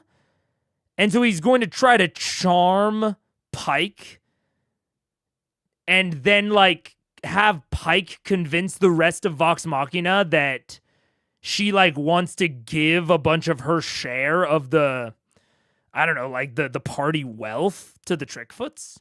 Or convince, or maybe she'll, like, I mean, she's already walked him off alone once before. Maybe he's seeing this and saying, okay, if I can charm her, then just have her walk off alone with me again, I can rob the vaults and be out of Whitestone before they can realize what's going on. And then they'll just find, like, charmed Pike sitting in the vault, the empty vault. And that's all very contained compared to him being a Vecna cultist. That's all very contained.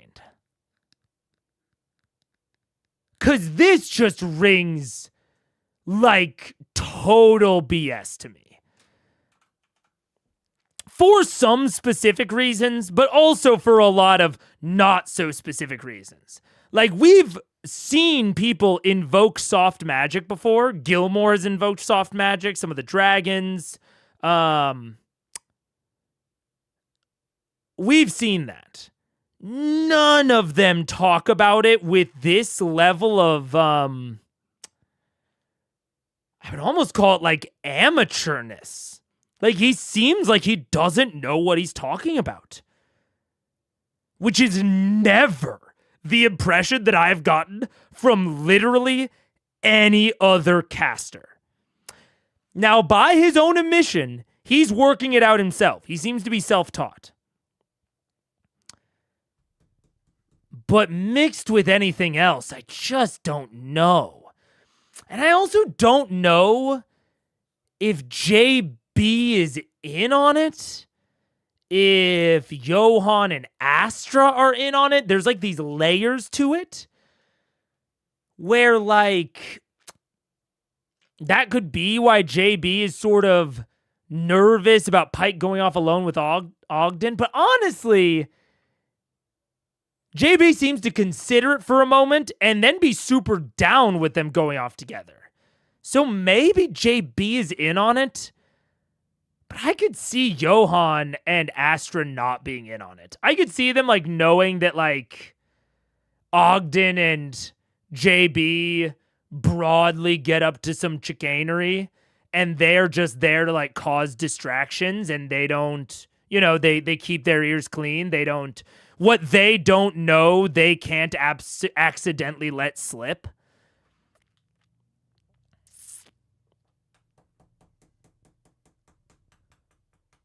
I don't know. This is weird. I don't know quite what to make of it. Also, I'm not running ads. We're about to end. He also implied he didn't know when the full moon was. If I was in the situation, I'd be constantly worrying that I'd miss the window and checking the date constantly. Honestly, negative view. You're right. Yeah. In a DM sense, I really like it. It plays on Pike's role as a cleric and faith and God's intervention and stuff. Also plays up a bit of the players, if not Ashley's, suspicion of the gods. Sure. If this is going in the direction that I think it is, I would have preferred a hook for the party plot next. That is what I would have preferred. However, within the situation that we are in, where I think this might be a Pike-specific plot, much smaller, this is very interesting, and it's relatively novel within what we've gotten before. And if the ritual really just is to charm Pike, I don't know how he's going to convince them that she's being exorcised. But I mean, I could easily see this, like,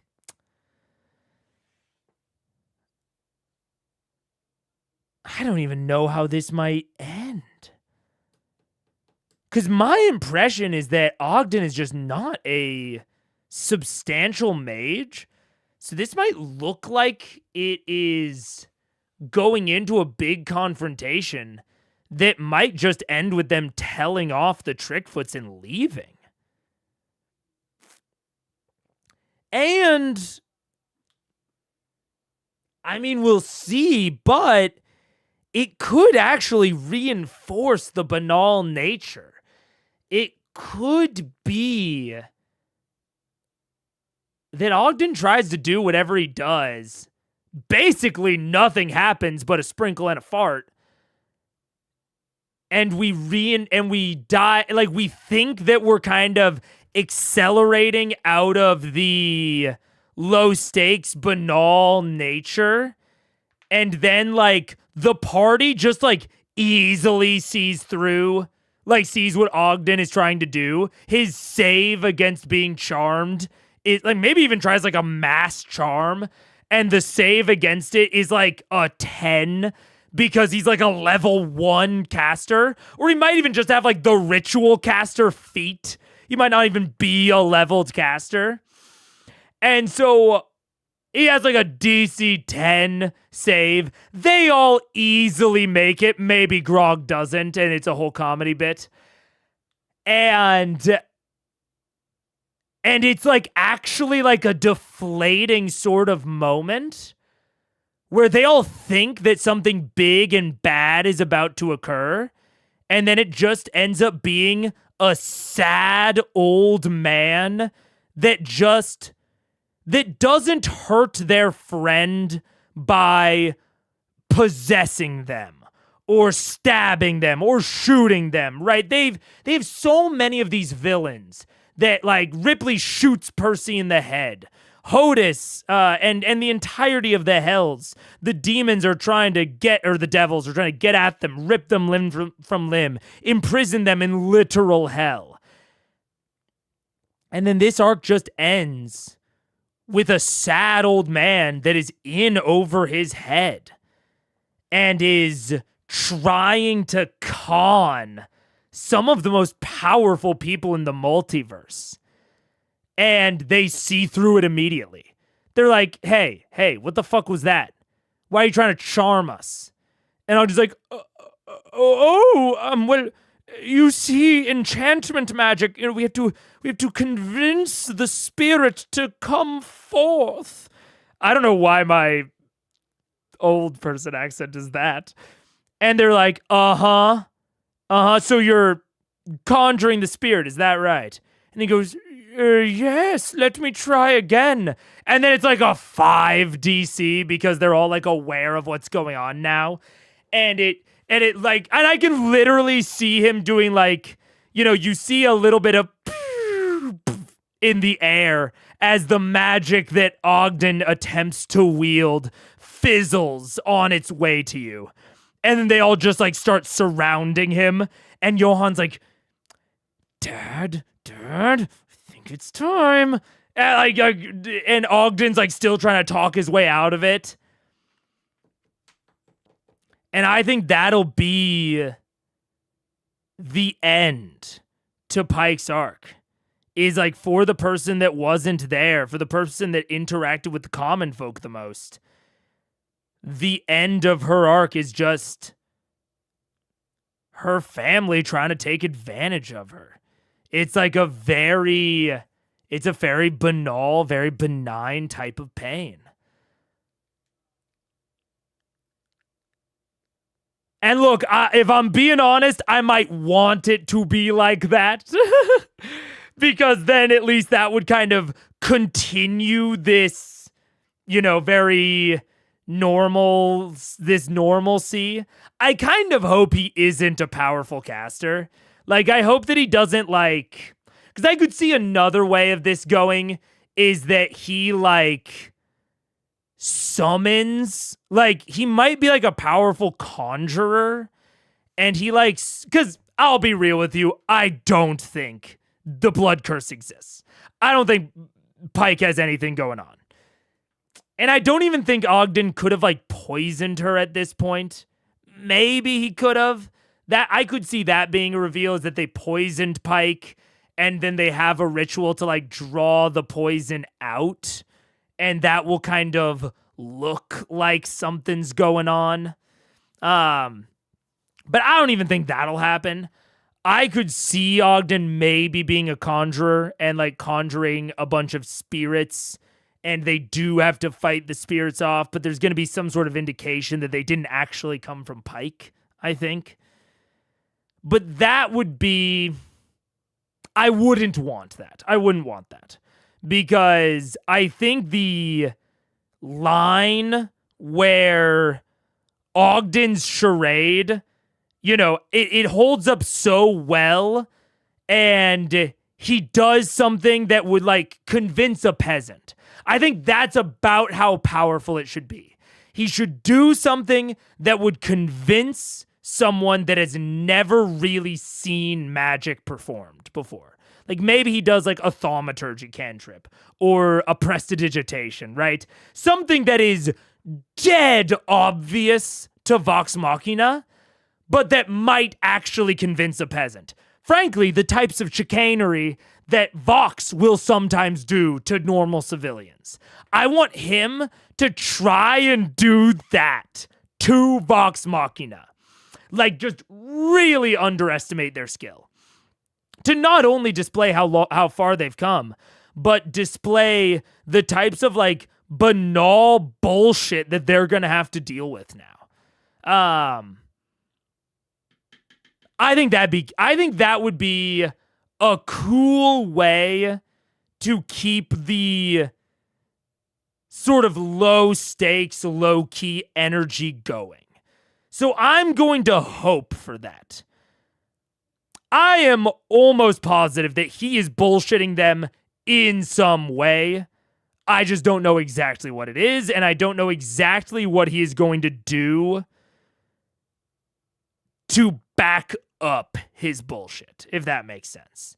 But I think Ogden is not nearly as... I don't think he's nearly as senile as he appears. I think that's all fucking act.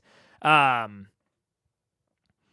I have no idea how much the kids are into it. If I had to take bets, I'd say it's more likely that JB is into it than Johan. But I could see both of them being pretty ignorant, or both in on it. I could kind of go any way the wind blows on that one. So yeah. Or he's being manipulated by someone else. So many possibilities. I mean, possibly. The only way I could see him being manipulated by someone else is if someone else downplayed Vox Machina's strength to him, which I could see being the case. I could see maybe even like JB might be an actual fangirl, and she might have downplayed Vox Machina's strength to her dad just to convince Ogden to go up to see them. That could be kind of interesting.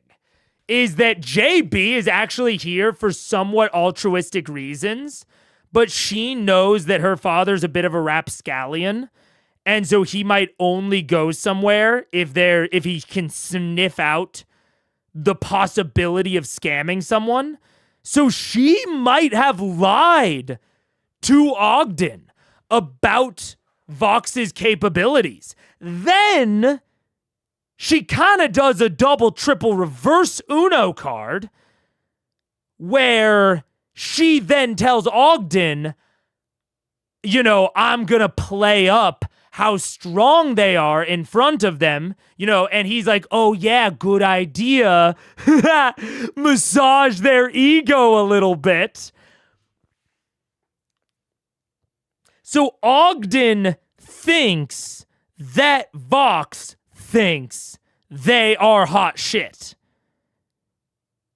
And even when Johan or Astra or JB say, Vox Machina, you're such hot shit, he's like, ah ha ha, but I know the secret. I know they aren't hot shit.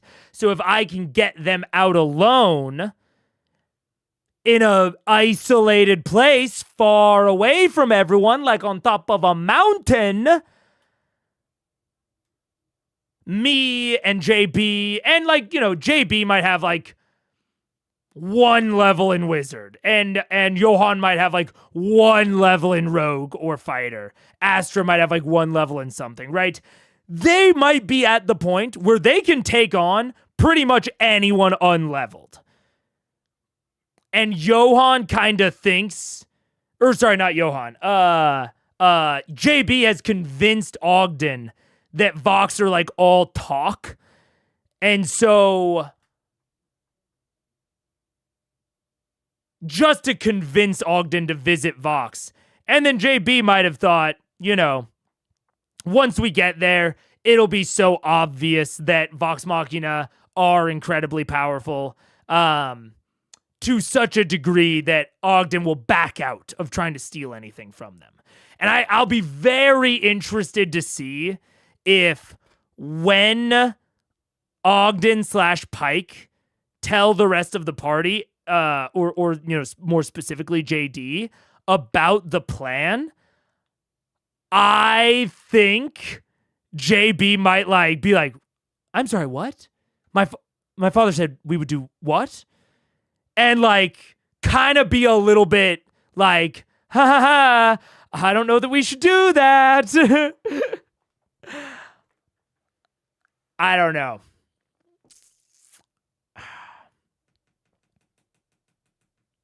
That's what I hope happens.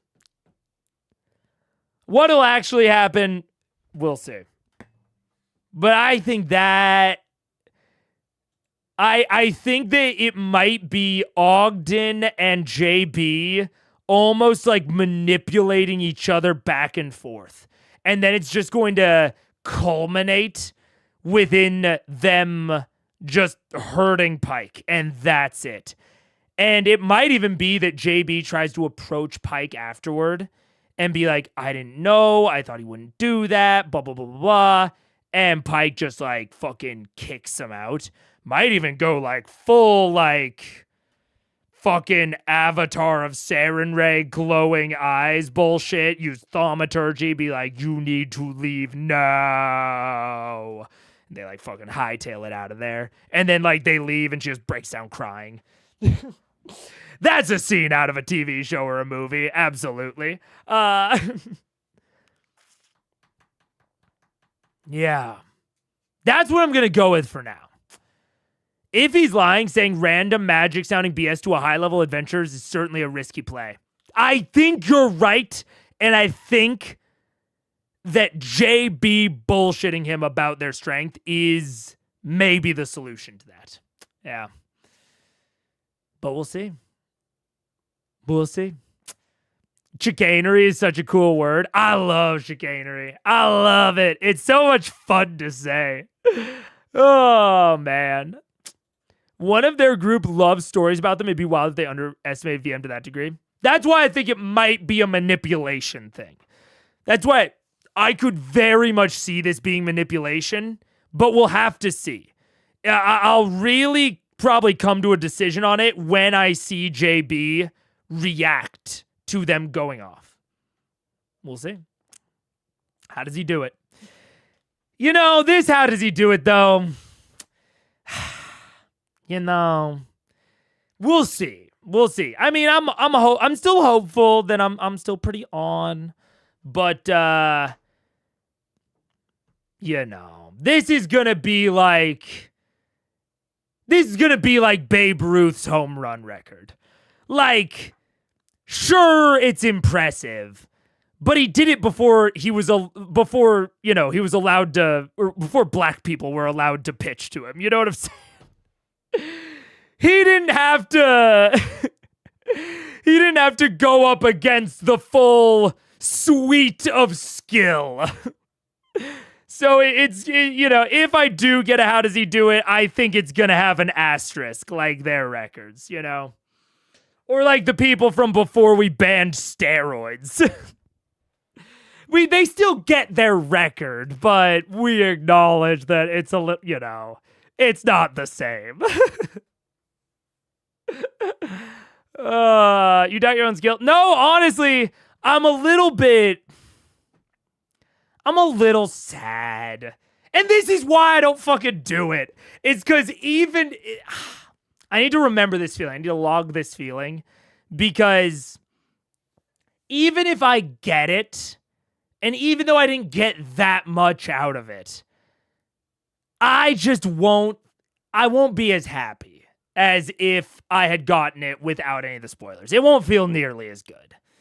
So, I'm mad at Drunk Maggot. Yeah. I'm more just like, he should have known better. And he has known better in the past. I've always known that this is exactly how I would feel about it. Which is why I've never done it. And now I'm kind of like, because I think I might be right. And I think I might have been able to get there without it is also the thing. But now we'll never know. By Friday, I'd love to see your predictions on which of Pike's family are in on it versus didn't know. I think that's one that I might still be able to, like, get with, like, relative, like... With relative, like, you know, I don't think the spoilers are going to push me in any particular direction on that. So maybe I'll be able to feel okay about that. But what are you gonna do? What are you gonna do? You know what? On the bright side, if this is just a Ashley arc, at least my spoilers won't have been super far reaching. But we'll leave it there. I will see you all again on Friday for part 2 of this. We'll see what happens. There's a very small chance I actually might go live before Friday, but it is small. I kind of want to... I'm doing my first... for next Wednesday. My D&D next Wednesday. So not this coming Wednesday. I'm doing my first dungeon crawl in years. I have not DM'd a dungeon crawl in a very, very long time. And so I kind of want to work on it a little bit on stream. But I don't know if that'll be this week, maybe this weekend, maybe next weekend. Because I will say, the few times I've prepped on stream, I definitely prep better when people are watching me. When there's that pressure of like, oh, they have like, you know... I need to prep more thoroughly. Like the troglodyte fight that I made on stream, that was a sick fight. I prepped that pretty well. And I think I would have prepped it like 3/4 of the way if I'd been doing it off stream. Honestly, there's a little bit of social pressure there. So that might come depending on my, out of stream schedules. We'll have to see. Might come with no warning. But maybe I'll see you there, or I'll see you on Friday. All right, everybody. Goodbye.